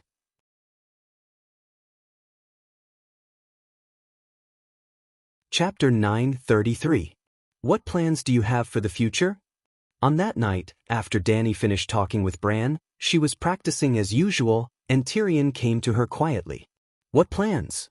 Dany was wearing a loose beige training suit, and her silver hair was draped over her shoulders. She seemed less dignified than she was during the day, and she seemed more charming. However, the dwarf didn't pay attention to the change in his sister's temperament, and he just said anxiously, The three-eyed crow harbors evil intentions. Now, everyone knows that he has omniscient abilities, and he can observe the timeline and control the Westeros' fate. Everyone is jealous and fearful of him. You should know that humans can do anything when they are fearful. So, Danny asked calmly. You're right. The three-eyed crow shouldn't exist in this world, Tyrion said cautiously. You are really daring. Just because some things aren't mentioned doesn't mean that people won't think about them. Tyrion looked around warily and said loudly, Since I mentioned it, it means that I'm magnanimous, and I don't harbor any evil intentions. I'm just discussing this matter with the goal of finding a better future for the Seven Kingdoms. You can set your mind at ease. As long as you don't curse the seven gods, no one will be able to spy on you. Danny smiled mockingly. Oh, that's good. You really scared me to death. The dwarf heaved a sigh of relief and said, I don't even dare to speak. As long as the three-eyed crow still exists, the Seven Kingdoms people will have to live in fear, and the whole world will be gloomy. The three-eyed crow needs to exist. It doesn't have any selfish motives, and it has been using a method that certain wise mortals don't like, which is controlling fate to protect the world. Danny spoke calmly. You didn't say that before. You are certain wise mortals. Tyrion opened his eyes wide. Did your will get distorted again? Danny cast him a sidelong glance and handed him a basket full of disdain. I'm still wise, but I'm no longer a mortal. The three-eyed crow, which isn't under my control, shouldn't exist. But time has changed, don't you understand this principle? Tyrion looked at the Dragon Queen in horror and said through gritted teeth, The dragon slayer of the past has become an evil dragon. I am the mother of dragons, Danny said calmly. You are overthinking this. A mortal like you isn't qualified to attract the three-eyed crow's attention. All of a sudden, a familiar voice transmitted from the fireplace, and it made the dwarf wet his pants. Bran! The 7 levels of hell. The dwarf raised his head in horror and saw a large red-eyed black crow standing on the obsidian wall. Because there were only ashes left in the fireplace, and there was only one lantern that Tyrion had brought in the room seemed especially dark, and the stone carvings on the walls were the same color as the crow feathers.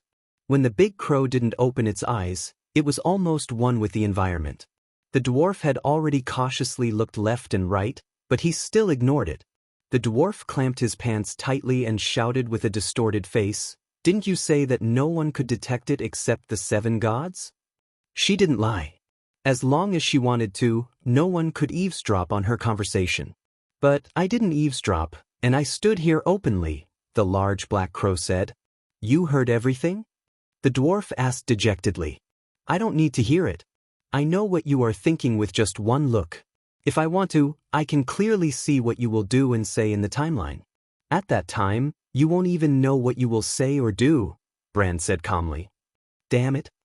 The dwarf was flustered and exasperated, and he decided to throw caution to the wind. He shouted, This is the reason why we can't tolerate you. I know, Bran said softly. You know, but you don't care. Tyrion calmed down. Did you know that the three-eyed crow's inheritance has been passed down for several million years?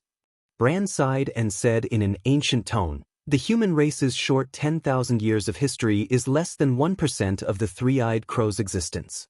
Before the human race, all living beings in the Westeros, such as the forest children, giants, and strange creatures, knew about the three-eyed crow's existence. They all worshipped it and respected it as a god.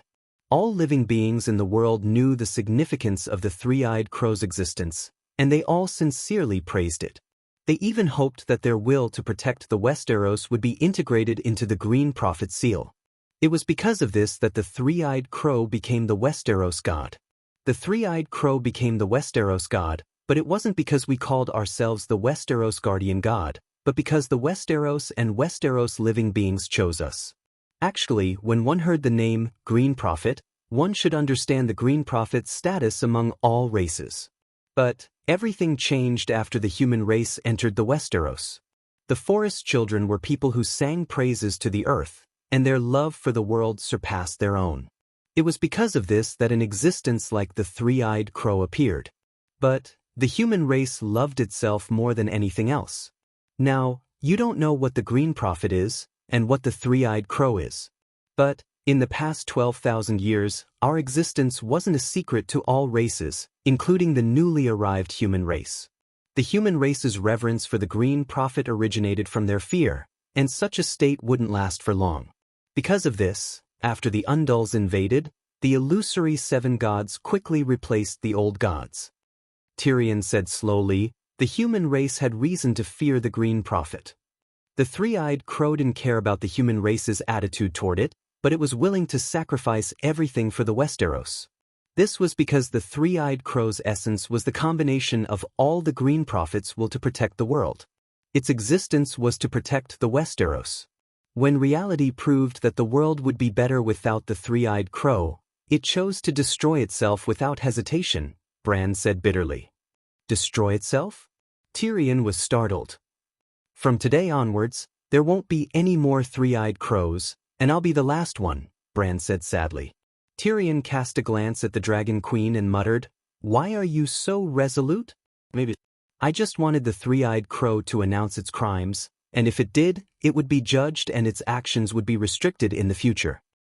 Don't you understand? The three-eyed crow is a will, and it doesn't have any emotions or fear. It will only do what is within its power and will benefit the world. If you judge it, it doesn't care, and it will still do what it should do in the future. It doesn't even care about its own existence and death, so why should it care about the human race's likes and dislikes? So, when there's a will that's as strong as it, one of them must disappear. Now that will has appeared. She's the child of the world, and her significance to the world far exceeds that of the three-eyed crow, who can only abide by the rules. The three-eyed crow also wanted to make progress, but its ability was just there. Bran emphasized in a deep voice, in the end, the three-eyed crow chose to give the world a better place, and the Westeros changed their world. Tyrion looked at the Dragon Queen and spoke bitterly. Dany nodded slightly. As a Targaryen, do you feel proud? No, I'm afraid. The dwarf hugged his head, and he was even more despairing than before. I'd rather the three-eyed crow continue to be the Westeros world. At least it doesn't have any emotions, and it won't target anyone. But you do and you will. Fool, you're my family and I'll treat you well, Dany said with a gentle smile. Tyrion shivered. If I leave the Westeros, I'll be able to avoid the three-eyed crow, right? Maybe after the long night, I should go back to my fief, Jean Island. I love Slave Bay. The scenery there is great, and there's also the Red Saintess and Free Maiden. I love freedom. Bran shook his head and said, if she can only stay in the Westeros, then she can't be considered the child of the world, and it's impossible for her to make the three-eyed crow abdicate. The dwarf had a bad guess in his heart, and he said in a trembling voice, could it be that she can still control the world? As long as she can stop the world from falling, she'll be the world's sky. If she can lead the world to rise, then she'll be equal to the world, Bran said. Tyrion felt dizzy, and his vision blurred. He felt like his future was bleak, and an illusion appeared before his eyes. 5 colored evil dragons surrounded the world, and the world was as small as a soybean in front of the demonic dragon. Then, the Dragon Queen stood on the black dragon's head, and strong winds blew around her. Lightning flashed, thunder rumbled, and dark clouds covered the sky. Her sinister laughter echoed throughout the world. That kind of future is too dark and suffocating, he said in fright. The world will rise, and the eternal summer will be here forever. Humans won't have to worry about the dark and cold eternal night. That kind of future should be bright and desirable, Bran said. Do you believe what you just said? Tyrion mocked him. The big crow shook his head. In the three-eyed crow's eyes, that's the most beautiful world. In my opinion, it's indeed a bit depressing. But it can't be helped, as we live in the world, and the world doesn't exist because of us. The big crow's red eyes turned toward the Dragon Queen. The world exists because of her. Dany sneered and said, if you have the energy to worry about the future, then it's better to take care of the present. The eternal night hasn't even ended yet. Tyrion slapped his forehead, and he remembered the purpose of his trip. He said, the nobles are afraid of the three-eyed crow, and now that Bran has become your white knight, their fear of him will be transferred to you. What plans do you have for the future? I will kill deviant ghosts and train hard at the same time, Dany said matter-of-factly. Tyrion thought for a moment and changed his tone. Do you know something? Today, many nobles seem calm on the surface, but they all have an impulse in their hearts. They want to question the three-eyed crow. How much has he interfered with their fates in the past years? They even suspect that the three-eyed crow is related to the many things that happened in the Seven Kingdoms. But they all play dumb, and they don't dare to ask him. A mortal trying a god? Bran mocked him. If the Dragon Queen wasn't here, the three-eyed crow wouldn't even give them a fart. It's just like how a mortal doesn't care about an ant's will. Aren't you a mortal? Bran sighed and said, I'm a mortal, but the three-eyed crow isn't. Today, everyone condemned Stannis for using the blood wizard spell to kill his relatives, but no one thought about trying Lalo, who carried the evil divine power for him. Tyrion shook his head and said, the nobles know their own limits, and what's the point of mentioning something that can't be done? Believe it or not, if you tie up Lalo and place him in the hall, they will surely be more righteous than anyone else.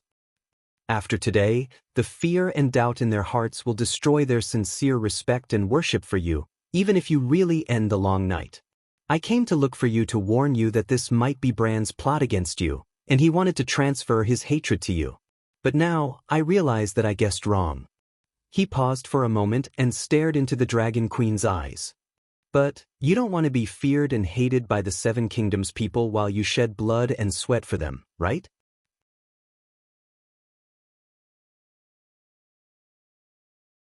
Chapter 934. Dany smiled faintly and said, your worries are not without reason, but I think that people should understand their own position. What do you mean? The dwarf was puzzled. Dany did not explain it to him directly, but instead changed the topic. Regarding today's trial, all of you have subconsciously overlooked a huge problem. What have we overlooked? Tyrion asked. Did you notice that in today's great trial, the victims were only nobles, and not a single commoner? Dany sighed. The dwarf and Bran were both stunned. Bran, tell me, with the standard of death for sending troops to rob commoners, how many nobles here today can survive? Bran was silent. According to that standard, within the Seven Kingdoms, as long as a noble had led troops, they would all die. Among the nobles who participated in the Great Trial, which one of them was not a lord with a large army?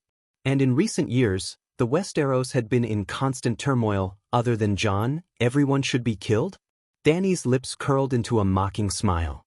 If we use the standard of killing innocent commoners, strong peasant women, and abusing castle servants, in the entire world, how many nobles can get away with no charges? Nobles have special privileges, otherwise, who would spend so much effort to fight for the title of nobility? Tyrion mumbled. Is it easier to become a god than a noble? Or rather, do you think the difference between a god and a noble is bigger, or the difference between a noble and a commoner is bigger? Dany asked again. The dwarf was silent as well. People will always be divided into classes based on money, nobility, and power. It is unavoidable. Even someone as strong as me can only try my best to be fair and just, but not truly fair and just. Or rather, the world is unfair to begin with, and absolute fairness is the greatest unfairness. Dany said helplessly. Tyrion also understood what she meant when she said that a person should understand their position. Dragon Queen did not want to be a noble, she wanted to be in existence above the nobles. Gods were omniscient and omnipotent, just like how nobles bullied commoners. You want to be a god? He asked.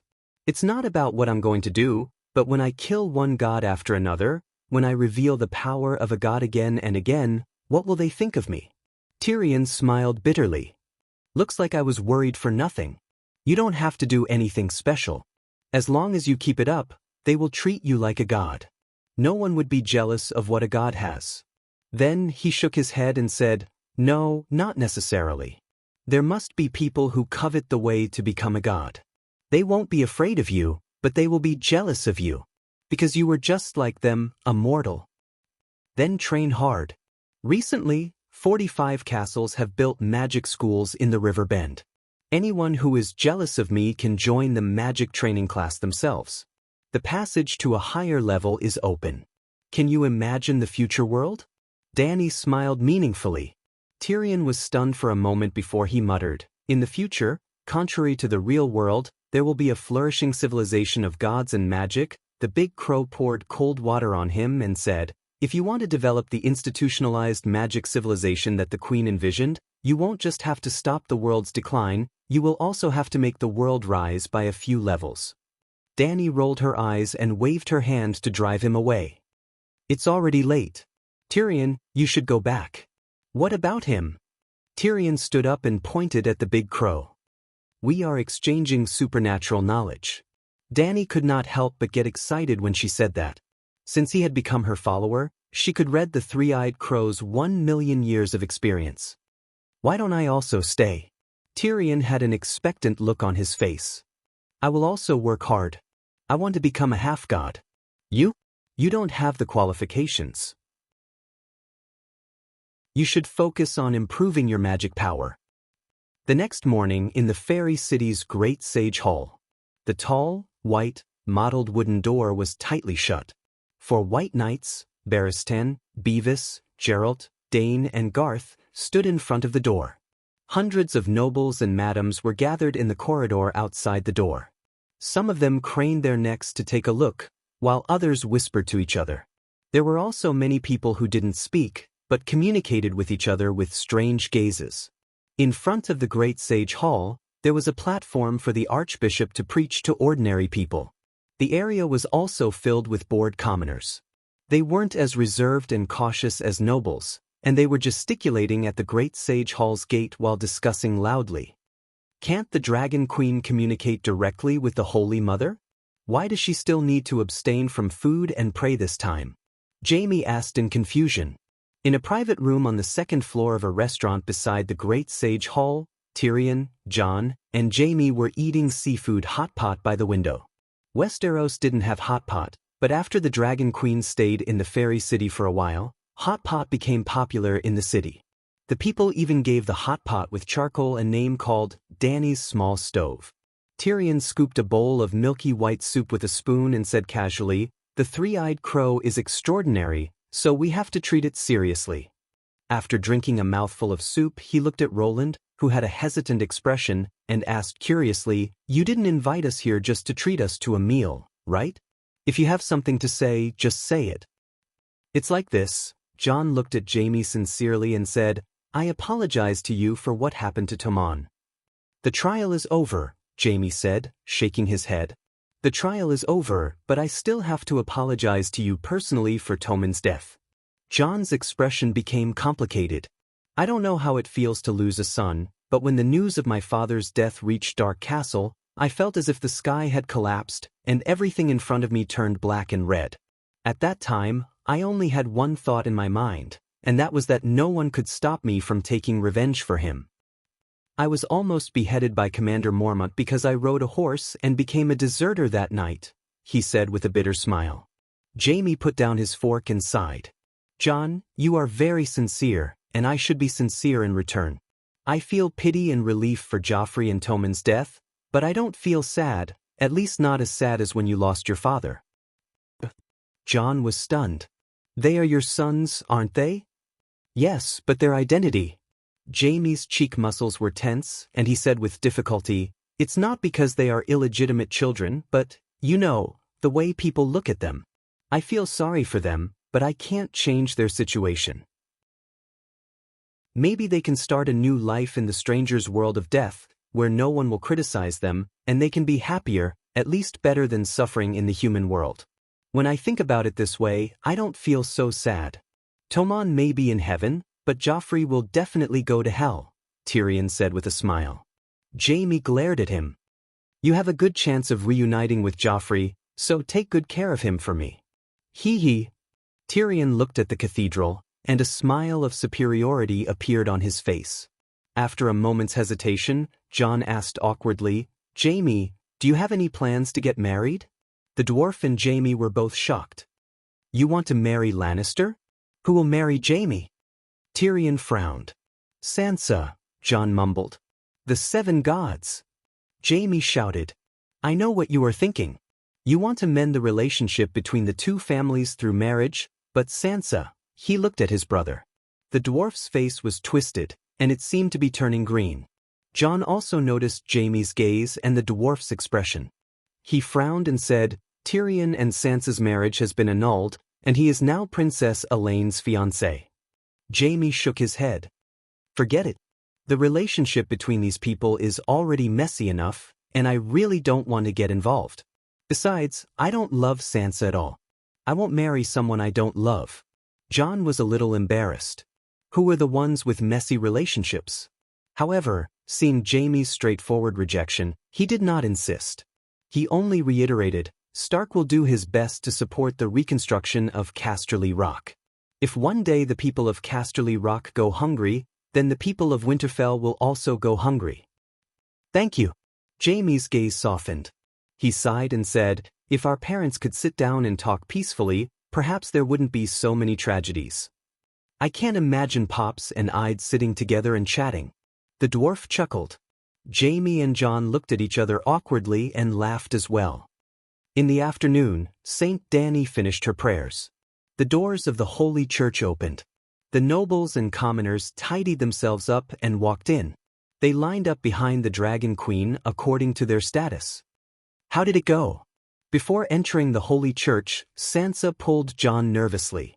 Jaime rejected a marriage without love, but he also expressed his acceptance of our goodwill. "We have achieved a small part of our goal," John said casually. Sansa heard this and heaved a sigh of relief. That's good, that's good."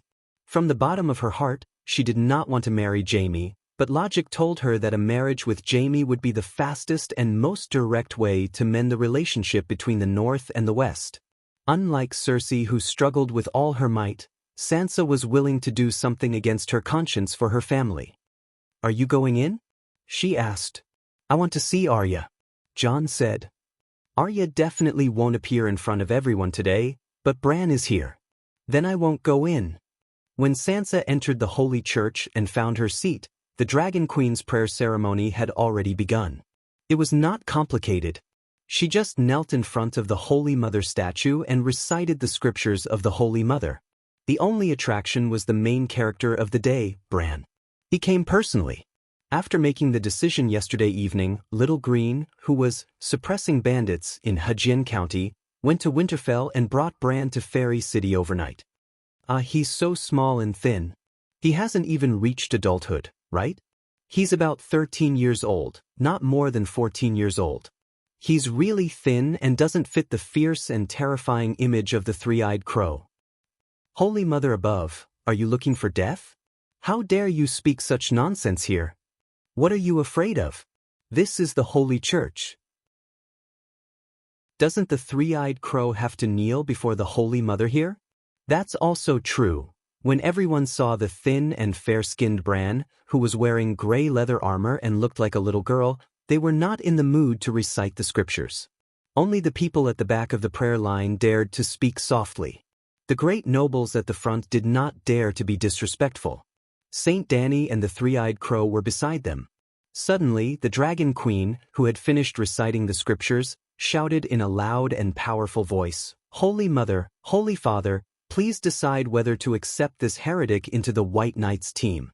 In an instant, the hall fell silent. Buzz. A ray of white light appeared out of nowhere, and the world was dyed in holy white. Holy Mother, the Holy Mother has descended to the mortal world. In the Holy Church, an old monk shed tears of excitement. Chapter 9:35. Holy Mother, the Holy Mother is merciful. Tears streamed down Sansa's face as she stretched out her hand. She wanted to touch the dignified and benevolent giant figure in the air. Before today, she had never thought that she could be so pious. She was not the only one. When the milky white holy light filled the entire world, everyone in the Holy Church felt the call from heaven. The scenery in the Fairy City's sacred hall disappeared, and only boundless white light was left around them. It was as if they had followed the white light to heaven. In this strange world, they had found the peace and safety of returning to their mother's body. They had never felt so satisfied and happy before. In fact, their feelings weren't wrong. Saint Dany had directly revealed heaven to the human world. and now the fairy city's sacred hall had entered the higher faith space from the material world. It wasn't an illusory space, but a real space transformation. It was filled with the faith power of the seven gods, and it was the source of the faith of the seven gods' followers. They had found the most primitive sense of belonging here, and it was as if they had returned to their mother's embrace. In the faith space, Danny's consciousness, which contained millions of followers' souls, was heaven's main body, and it took the form of the Holy Mother. It was as tall as Mount Everest in front of mortals, and its appearance couldn't be seen clearly because it was too big. However, its dignified aura was like a solid entity, and it was so oppressive that people couldn't breathe. If there was a god in the world, then it must be one. Compared to it, they felt that they were as lowly as ants. This wasn't an illusion, and in front of that consciousness, even Saint Danny was as small as a brick next to a building. It was the combination of millions of souls, and mortals couldn't even compare to ants in front of it. In addition to its dignified aura, the followers also saw a pair of eyes as bright as the sun. They were as gentle as a lake in summer, and boundless love and compassion rippled within them. It was the Holy Mother. The rain is vast, but it doesn't moisten the rootless grass. The sacred gate is vast, but it doesn't save those who are not fated. The Holy Mother's voice rumbled, and it was like a clap of thunder ringing in people's ears. However, it was also extremely gentle and it enlightened them, but it didn't hurt their eardrums. Three-eyed crow, 3 million years ago, we were fated to meet. At that time, I was talking about the world's fall with your master god, and you were serving him as a servant. You served me 3 cups of tea, and I granted you 3 fated chances. Times have changed. His Majesty the Wind God has fallen into an eternal slumber, and I have sincerely saved you twice. Today is your last chance. Ask your soul, are you willing to give up all of the three-eyed crow's divine abilities and glory, and follow me to cultivate the Tao of compassion? The many excited believers were startled. So, the Holy Mother and the three-eyed crow were old acquaintances. 10,000 years ago, what kind of pretentious act was that? They were terrified and in awe. However, the three-eyed crow had only poured 3 cups of tea for the Holy Mother. Their relationship couldn't be considered close, right? To serve tea and water, wasn't he just a servant? It turned out that the three-eyed crow was the wind god's servant. This meant that the wind god should be an old god. The Holy Mother was truly benevolent. Because of the 3 cups of tea, she had converted the three-eyed crow 3 times. However, the Holy Mother said that she wanted the three-eyed crow to give up on its divine ability. Moreover, he cultivated the Tao of mercy. Mercy. This was a huge advantage. He was merciful and could not know all of their secrets. Perfect. The nobles wished that they could accept the Holy Mother's summons on behalf of the three-eyed crow. The three-eyed crow seemed to have heard the crowd's wishes. He raised his head and said loudly, "Holy Mother is merciful. I'm willing to convert to the Holy Church. The night is long, and the world is in danger. The human race is in danger, and the 7 nations are in danger. The three-eyed crow's mission is to protect the Westeros, and I'm willing to assist the Holy Child in his mission to save the world. From today onward, your name will be written in the Holy Bible. After you finish your mission in the mortal world, you will shed your mortal body and enter the heavenly kingdom. You will become a wise crow angel." As the Holy Mother waved her hand, a golden light beam descended from the sky and engulfed the Brand's body. The believers saw in surprise that a white armor and a white cloak formed by light appeared on the body of the short Bran. There was also a 7-pointed golden star between his eyebrows that was formed by mysterious golden symbols. A powerful aura similar to the heavenly kingdom's aura spread out from his body. "Thank you for your reward, Holy Mother. The three-eyed crow is already a thing of the past. From today onward, there won't be any three-eyed crows in the world, and there will only be a crow angel." The Bran knelt on the ground. He was so emotional that his voice trembled, and it seemed like he was about to cry. He was also a great actor. The Holy Mother's descent shook the whole city. On that afternoon, it wasn't just the nobles in the Holy Church who saw the heavenly kingdom and the Holy Mother. The whole fairy city was attracted by the holy light from the Holy Church. Everyone saw and sensed the Holy Mother's radiance and power. This was a miracle that could be recorded in the Seven Stars Holy Bible. It was a real miracle, and more than 100,000 people witnessed it. At that time, countless believers knelt on the ground on the streets and on the docks, weeping bitterly. They stretched out their hands toward the holy church in the city to take the gentle light. They opened their mouths and confessed their sins to the lofty Holy Mother. After this matter, the 7 nations were shocked by the Holy Mother's great miracle. The Holy Light White Knight, the Crow, became a household name. Everyone knew about the three-eyed crow, and while they were afraid, they also rejoiced. The crow demon had been turned into a crow angel by the Holy Mother. Great power and omnipotence belonged to the Holy Mother, and they were relieved.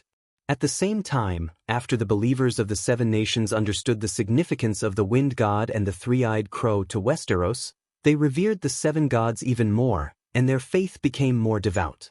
Even the old gods had converted to the Holy Church. Even though Saint Danny announced that day that the old gods had been bought by the 7 gods, the old gods' business wouldn't close down, and they would still be open for business.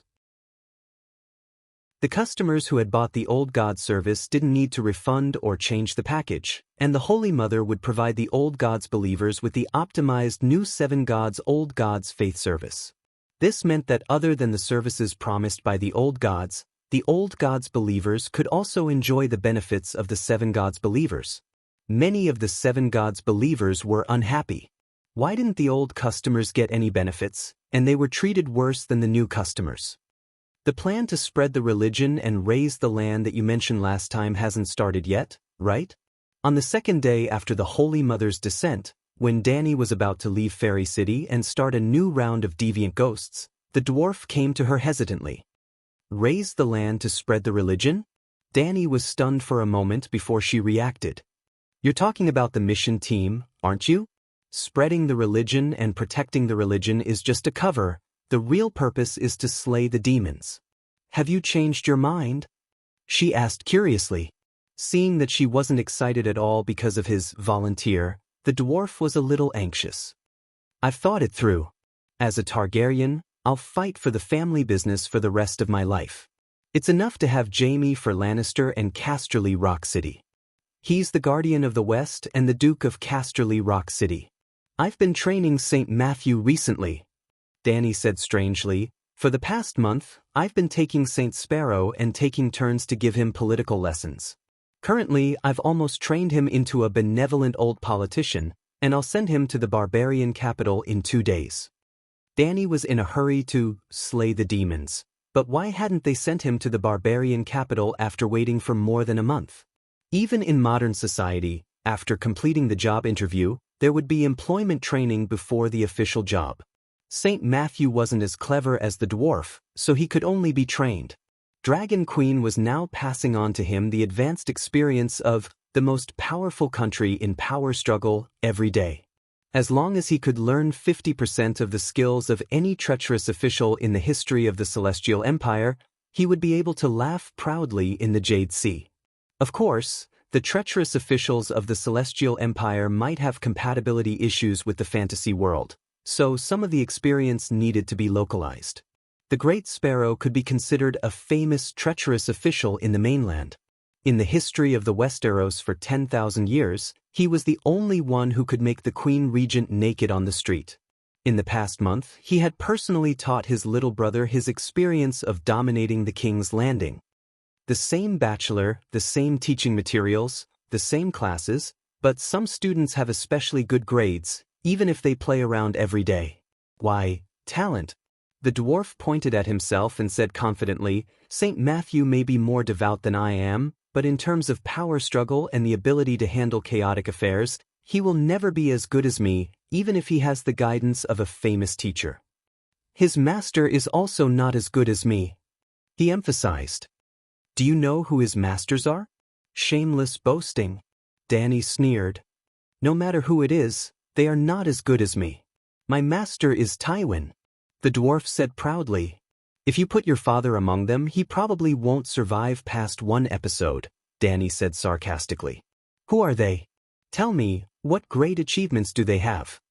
The dwarf said unhappily. There's a eunuch who dared to call a deer a horse in front of the civil and military officials and the king, and everyone agreed. Can your father do it? The dwarf was stunned. That deer must be very similar to a horse. Danny gave him a look of disdain. Those who dared to say that the deer was not a horse were all killed by him. In the imperial court, when he said that feces were fragrant sauce, everyone would lick it while showing an intoxicated expression. That's impossible, right? The dwarf jumped and shouted, "You're lying, how can anyone cover the sky with one hand? And he's a eunuch, don't tell me there are no nobles in the kingdom?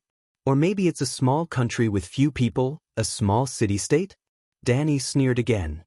That empire has tens of millions of people, more than 1,000,000 soldiers in armor, and many famous officials and generals. Its national strength is so strong. After a pause, she sighed.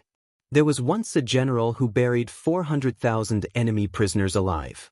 Think about how strong that empire is. You're lying, I don't believe it. The dwarf did not hesitate and denied it 3 times in a row. You can't accept this? There are even more vicious things after this. Do you want to hear it? Danny asked. I'm not listening, you're lying. The dwarf shook his head vigorously. There has never been a country with 400,000 soldiers. Even the World Allied forces that besieged Slave Bay didn't have 400,000 soldiers. Then forget it. Danny stood up and prepared to leave. The dwarf stopped her and asked anxiously, I haven't solved my problem. Danny did not sit back on the chair and look down at him. She asked, why did you change your mind? Tell me the truth. The dwarf said with a complicated expression, yesterday, the Holy Mother descended, it was too exciting. That was a real god. The huge pressure of the soul made me feel like I was a maggot beside the megalosaurus.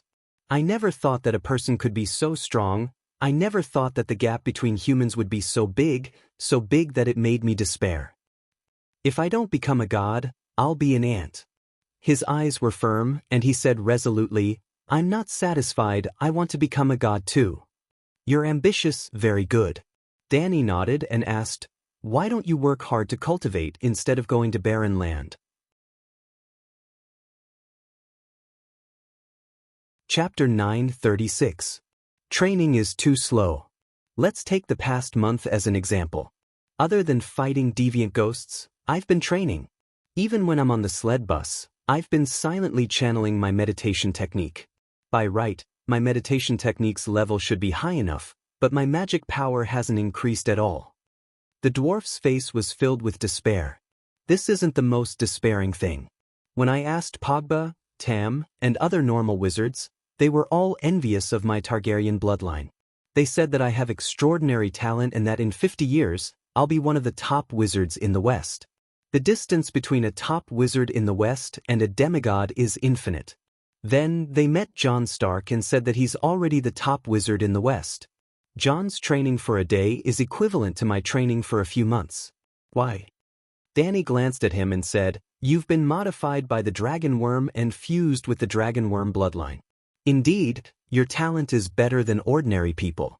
But you'd better not compare yourself to Stark's family. Why can't I compare myself to them? I know that their family is favored by the old gods, but I'm not ordinary either. I have a sister who's a god. What does he have? Also, even Sansa's talent is better than mine. It's too unfair. The dwarf was unwilling to give up. What's so unfair about that? You were a muggle before. You don't have the talent to become an extraordinaire at all. Danny said disapprovingly. But do you know what I've been through? The dwarf waved his arms unconsciously and said agitatedly, in order to obtain the dragonworm's body, I paid such a huge price. Jon and Sansa have never suffered much. They're born with such good talent. It's not fair. You're unlucky. You're not suitable for training. You're already blessed by the 7 gods to have such achievements now. Danny said, all right, I'm not someone who only knows how to complain. Now that I've come to you, I'm willing to risk my life for my future. Tyrion looked at the Dragon Queen full of hope and said, my request is not high, just like Bran and Matthew. Let me join the 7 gods pantheon, and confer me the title of demigod archangel. What do you think? Danny said, I have decided to send Matthew to the Eastern Land to spread the teachings of the 7 gods. In order to ensure that he succeeds in spreading my teachings, I have specially prepared 3 apprentices to help him. If you want, I can let you join us. Make Saint Matthew my disciple? I'm afraid that's not very good. My understanding of the Bible is definitely not as good as his, the dwarf said in embarrassment. No, you will be his disciple. Wasn't I the leader? Entering the court without haste, worshipping without fame, and walking with a sword in the palace. The dwarf was stunned. Today is different from the past. There are only 1,000 years of searching for opportunities, but opportunities do not wait for people. You don't even understand this logic? Danny said coolly. Can I go in through the back door? The dwarf asked. You're already on your way. The candidates for the teaching team have been confirmed. You are the transfer student who went in through the back door. The dwarf rolled his eyes and said in a low voice, You know that I was the hand of the king in my early years, right? I spent a lot of effort to rope in Tyrell and Martel, appease Lisa in the valley, and in order to protect the king's landing, I even put on my armor and went to the battlefield myself. I almost died in the Blackwater River. Such outstanding achievements, but in the end, my father took the fruits of my peaches. Everyone sang his praises, boasting about his great achievements in quelling the rebellion of the 4 kings, and gave all my credit to him. But I lay alone in a dark corner, quietly recovering from my injuries, forgotten by everyone. Danny understood his unspoken words and said coldly, You want to be the Tywin of the teaching team? No, you don't have to be so exaggerated. It's just... The dwarf smiled awkwardly. Can you give me more credit? I look down on you more and more now. Greedy for life, afraid of death, unrighteous in the face of profit, without integrity, without honor. You are gradually living the life you used to hate the most. Danny sighed. Tyrion was stunned for a long time and sighed. Compared to before I killed my father, I have indeed changed a lot. But someone who can even kill my father, how noble do you expect him to be? Didn't you choose me to go to the barbarian land to preside over the situation because of my shamelessness? You are shameless and reasonable? How shameless? All right, pretend I didn't say anything. You distribute according to your contributions. The dwarf took a deep breath and asked, Who is in the teaching team? The dwarf met the first person who came to seek the scriptures. Oh no, it was the teaching team in the cultivation room in the backyard of the Holy Church in the Fairy City. The stone tower was built with white marble, and the square room was 30 square meters. There were no furnishings inside, and the entire stone room only had a bowl-sized skylight on the wall 2 meters above the ground. This place was darker than darkness. Stepping into it, it was as if he had entered another world. It was a grayish-black, and the space was unstable. The air was so strange that the dwarf felt suffocated. Everything in front of him was grayish-black, as if he was standing on the surface of the sea, moving with the waves.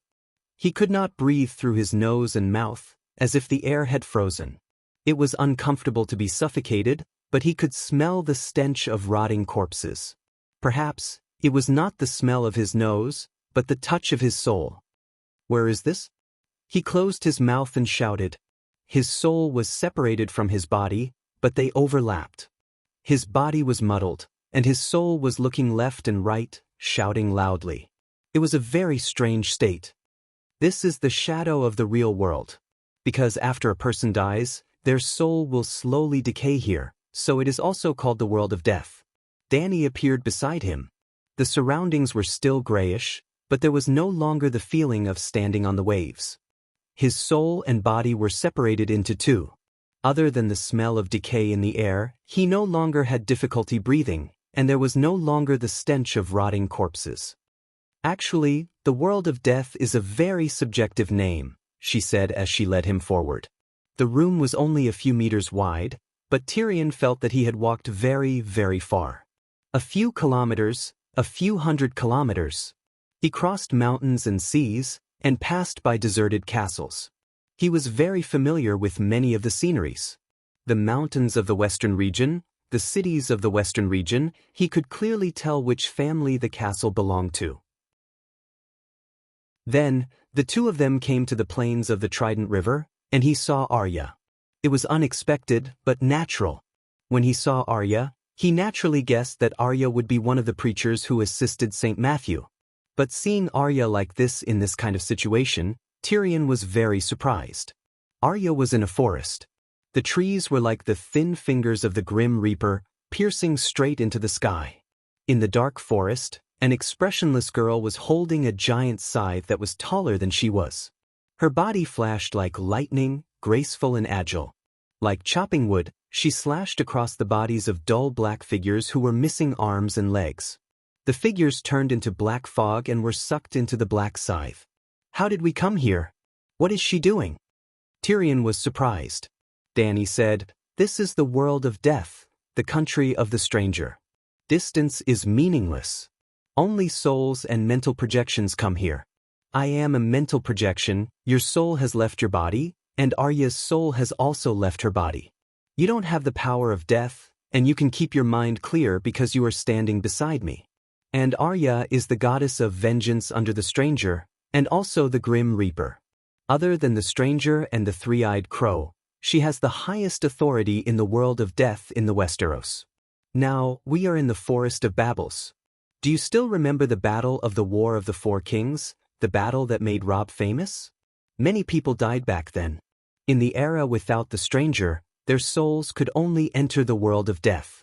Just like corpses rotting in the material world, the undead rotted in the world of death. Now, Arya is cleaning up the undead that have not completely rotted.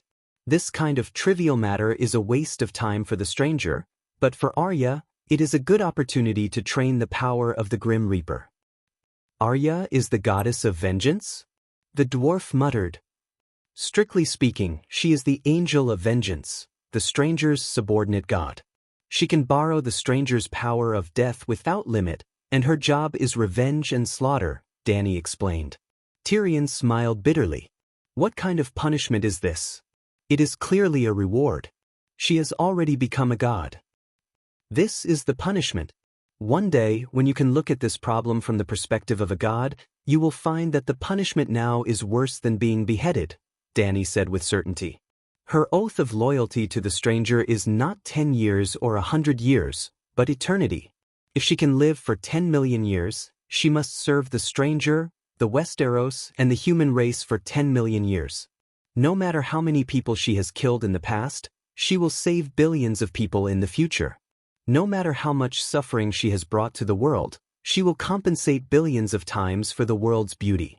1,000,000 years later, when people talk about the great trial of Fairy City again, they will express the deepest and most sincere sympathy for the goddess of vengeance, Arya. Because, to her, the journey of atonement will never end.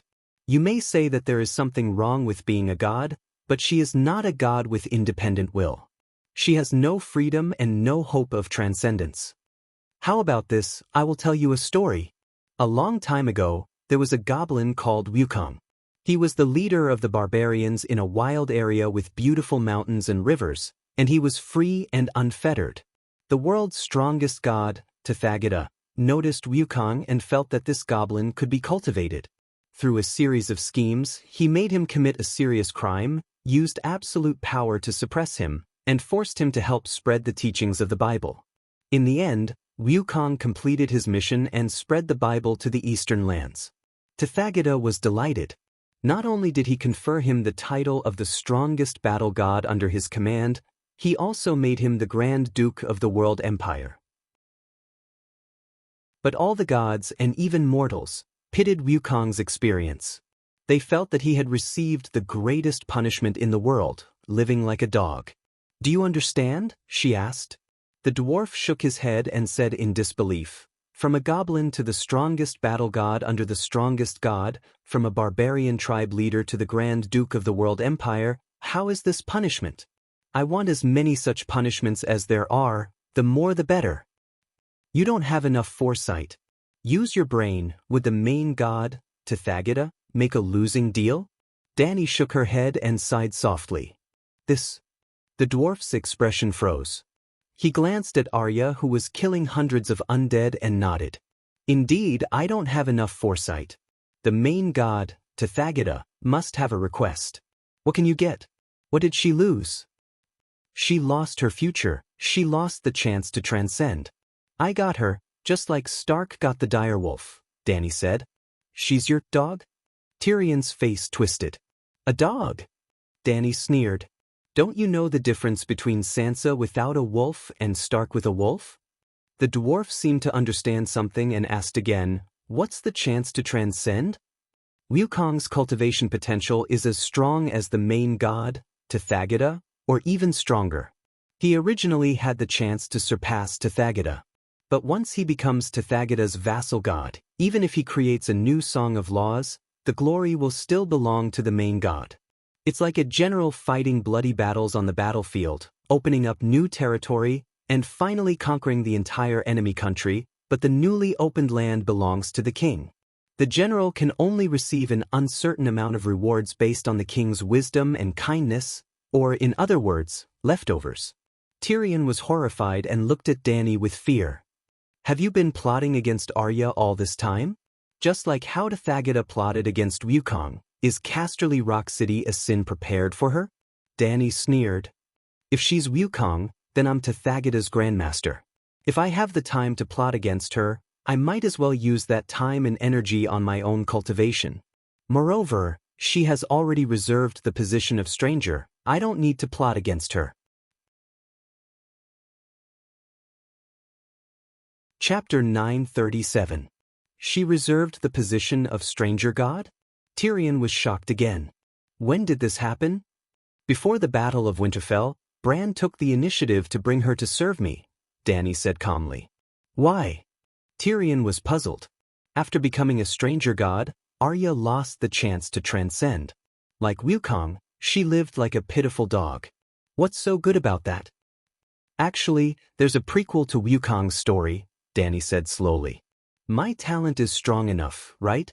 But before I received the inheritance of great wizard Valeglia, even the little wizard queers dared to scheme against me. Talent needs the inheritance of the sect to materialize into true strength. Wukong could become the heavenly battle god because he was protected by the main god, Tathagata, since he was born. From a nameless fairy to Wukong who learned the Tathagata meditation technique, how many benefits did he get from Tathagata? Tyrion looked at Arya in the forest and muttered, she has indeed received many benefits from stranger god. Wukong has a brother who is as talented as him. He seems to be even luckier and didn't fall into Tathagata's trap. But Tathagata isn't the only main god in the world. Tathagata is a god of justice after all. There are countless evil gods in the world. They didn't even give brother Wukong a chance to be born before they occupied his fetus body. Why did they occupy his body? Tyrion was puzzled. Do you know why Lalo and Sheep Egg are targeting me? Dany asked. They want to snatch your bloodline and talent. Tyrion seemed to understand. The method is different, but the goal is the same.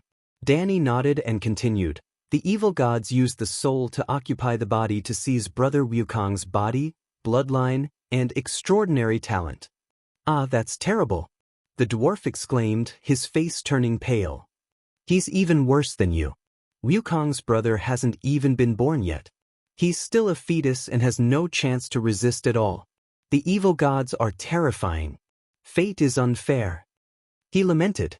Dany said, fate is still a little fair. The evil god had just taken over that innately gifted body when retribution came. A hypocrite named Hong Yi, Dream God Machine, killed the evil god and took over brother Wukong's body. In the end, by relying on that extremely talented fleshly body, Hong Yi really did surpass the sovereign god, Tathagata, and become a creator god. The dwarf's face contorted. How is this fair? Goku's brother died unjustly. That's right. Hong Yi helped him take revenge, and then obtained his physical body in return. Hong Yi is a hypocrite. A hypocrite is still a hypocrite, much better than an evil god.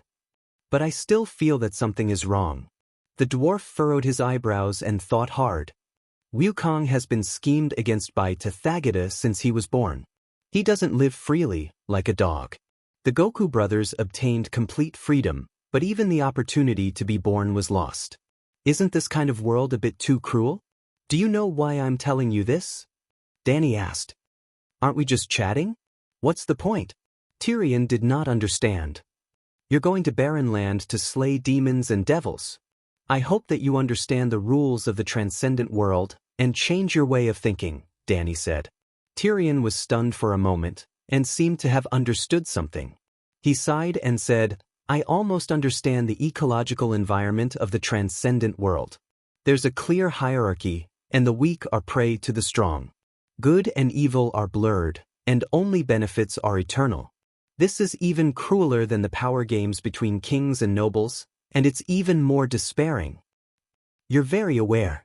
Choosing you as St. Matthew's Wukong disciple was the right choice. Danny Buddha smiled in relief. I'm Wukong? Am I qualified? The dwarf smiled bitterly. With your wisdom and Arya's martial arts, you can barely make up a fake Wukong.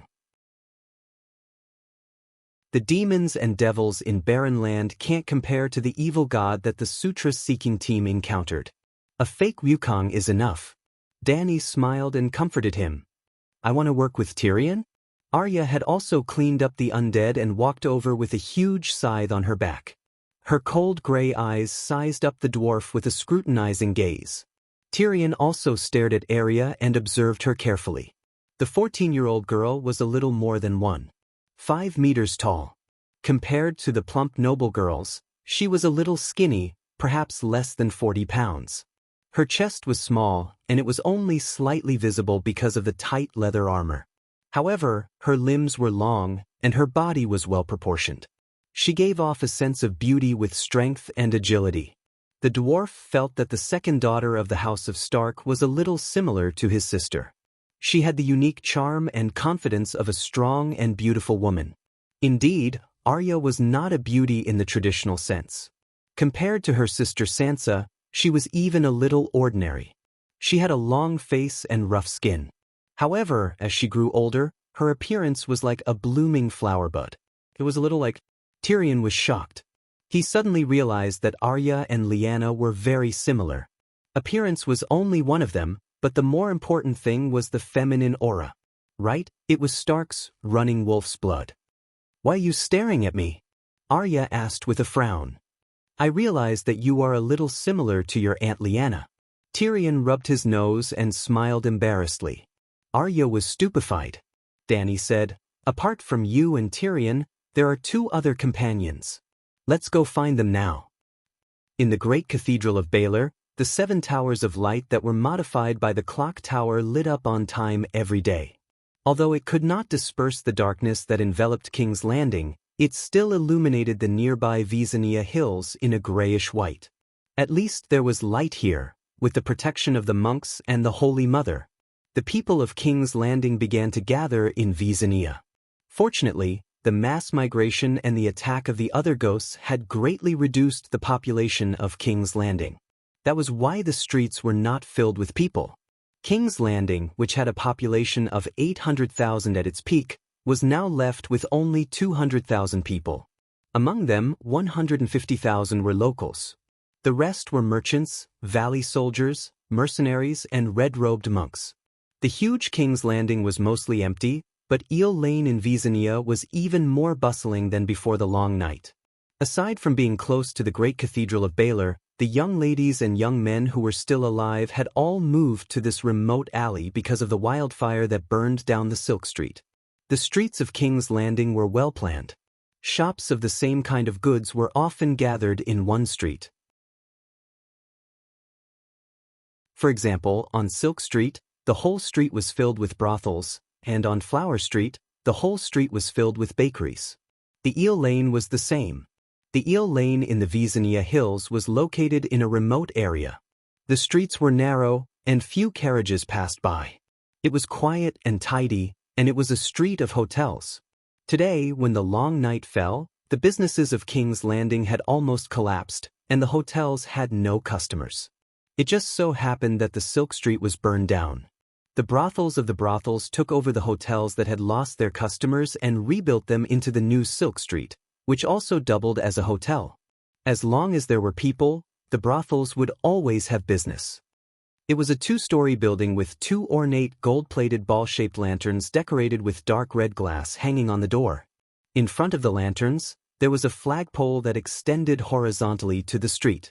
A line of words was embroidered on the red flag with golden thread, Shataya's Pleasure Garden. The first floor was built with stone, while the second floor was built with wood. The building was square, and there was a round tower at each of the four corners. The tower was taller, and there were 4 floors in total. The sound of men and women teasing each other could be heard from the rooms on each floor. The strange thing was that the windows of the building were all covered with a thick layer of red copper, and they were all tightly shut. At this moment, the window on the second floor was pushed open. A tall, tanned woman from the Summer Isles climbed onto the balcony. Her eyes were blurred as she looked at the shining tower of light in the distance. If the Holy Sparrow was still alive, we wouldn't have dared to run to the great cathedral and set up shop. Now, the cultivators are very easy to talk to. Not only do they no longer condemn the brothels for blasphemy, they even allow us to enter the great cathedral to pray. What's this? In Slaves Bay, the Seven Gods Temple has its own brothels. A deep, rough male voice came from behind her. From the voice, it was a middle-aged man. Then he complained, "It's so cold outside, and you still open the window." Looking at the Tower of Light every day and feeling the warmth of the sun on my skin, I feel at ease. As the tanned middle-aged woman spoke, she pulled open the collar of her golden otter fur coat, revealing most of her dark and delicate skin. "Can't you just change the glass window?" The middle-aged man said. "Where have you been these days? Why are you saying such silly things?" The tanned woman asked curiously, "Where else can I go in this world where deviant ghosts run everywhere?" The middle-aged man sighed. "Since you know how powerful deviant ghosts are, why do you still want me to change the glass window? Go take a look on the streets. Who doesn't make their doors and windows thick and sturdy? Rich people even wrap their oak doors with a few layers of iron. I don't have money, so I can only wrap it with a layer of copper." The middle-aged man was silent. Then, there was the sound of leather boots walking on the floor. The man slowly walked to the window, revealing a chubby head full of whiskers. Fatty looked around. Sure enough, there wasn't a single house with glass windows. "Is this useful?" Fatty asked. "Of course it's useful. On the night of the catastrophe in King's Landing, many people used wooden doors to block the attacks of the undead. If the doors are tightly shut, those damn things can't hurt you at all." The woman said, "If it's so easy to block the corpses, why did the castle fall?" Fatty asked suspiciously, "Didn't King's Landing fall as well? But I'm still alive. So many people in King's Landing are still alive." Fatty was speechless. The tanned woman continued, "A few days ago, there were Templar monks handing out leaflets and notices on the streets, teaching us how to defend against the corpses. For example, if someone dies, immediately tie their hands and feet and cremate them as soon as possible. For example, don't go to remote alleys alone at night. For example, when you have nothing to do, recite the 7 Stars Bible more often. The more devout the believers, the stronger the Holy Mother's power, and the safer King's Landing will be. For example, remove the glass windows and directly seal the windows, or replace them with thick oak windows. What the monks say is definitely correct. Why don't you know? Recently, I've been trying to get in touch with the red-robed monks in the North City District." Fatty said. Hearing that, the tanned woman immediately understood. King's Landing was square, diagonally drawn from the Red Castle, dividing King's Landing into 2. The upper part was the North City District where Rainey's Hills was the main, while the lower part was the South City District where Visania Hills was the main. The great Cathedral of Baylor was in the center of Visania Hills, so the red-robed monks were all gathered in the North City District. And the monks wouldn't go to the North City District to hand out leaflets and notices. What are those red-robed monks doing? The tanned woman curiously asked. Building a red god temple. What else? The fat man sneered. Prime Minister Onion moved the people in the flea nest to Visania Hills. The empty, dilapidated houses were all demolished, and the bricks and wood were taken away to build a grand temple.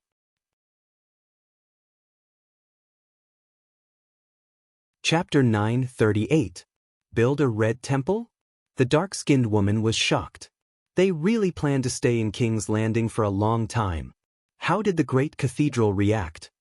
The fat man sighed helplessly. The bigger picture is more important. The red-robed monk came across the sea to fight against the deviant ghosts. In the past month, the Dragon Queen's sleigh has been in full swing. The red-robed monk decided not to stay idle anymore. From now on, we might see the hand of sacred fire going out of the city to wipe out deviant ghosts every day. I'm not sure how many living dead they have killed, but the 100 Ghosts Parade scene should no longer appear around King's Landing. Satya opened her mouth and looked hesitant. In the end, she did not ask the man why he went to North City to find the red-robed monk. She changed the topic and asked in a low voice, "Do you know about the great trial in Fairy City?" The bearded man nodded slightly and said bitterly, "I didn't expect there to be a monster like the three-eyed crow in this world. Actually, we should have thought about it." Satya smiled bitterly. The Free City, which is only separated from the Westeros by a narrow sea, and here, the contrast is too obvious. There are temples everywhere in the Free City, and all kinds of monks and churches are rampant. In the Westeros, faith is terrifyingly simple. Now that I think about it, everything makes sense. In a forest, where a tiger is entrenched, other beasts will stay away. This world with gods and magic is too unfriendly to ordinary people, the man lamented. Is the king friendly to the untouchables of Stink Bay? You shouldn't be so naive, the woman said. Whether or not to accept reality and whether or not to complain about it are two different things. Everyone complains that life is hard, but everyone wants to continue living as long as possible, the man said with a smile. What are your thoughts and arrangements about the great trial? Satya asked. I'm insensitive. The man shook his head. You can be insensitive to other things, but when it comes to you, Satya said solemnly, all your secrets have been exposed. In the eyes of the people of King's Landing, you are the biggest source of chaos. Their hatred for you has surpassed that of the Mad King and Joffrey. There's even a notion that the Seven Kingdoms have been in chaos for decades because the noble Westeros chivalry has been tainted by the depraved Ursos. The War of the Usurpers was your scheme. The rebellion of the Four Kings was instigated by you and Littlefinger. The Myrish woman, Tanya, instigated Cersei to do all kinds of bad things and betrayed her. Spaeth, who participated in the Red Wedding, came from the other side of the narrow sea.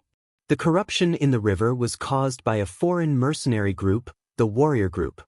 After the rebellion of the Four Princes, Stannis, Aegon, and Luwin fought for supremacy. Aegon was also a foreigner. Stannis was originally an old-fashioned and upright good man, but under the temptation of the foreign red-robed woman, he gradually fell and eventually betrayed his faith, committing many crimes of kinslaying. P.S. Satya's expression became very strange. If you think about it carefully, they are not completely wrong. Outsiders should be responsible for at least half of the turmoil in the Seven Countries for decades. The Ursos still think that Westeros are barbaric and uncivilized. The bearded man said disapprovingly. But it's true that they hate you. It's also true that the Dragon Queen declared you guilty of the most heinous crimes. I think there's no need for you to stay in the Westeros anymore.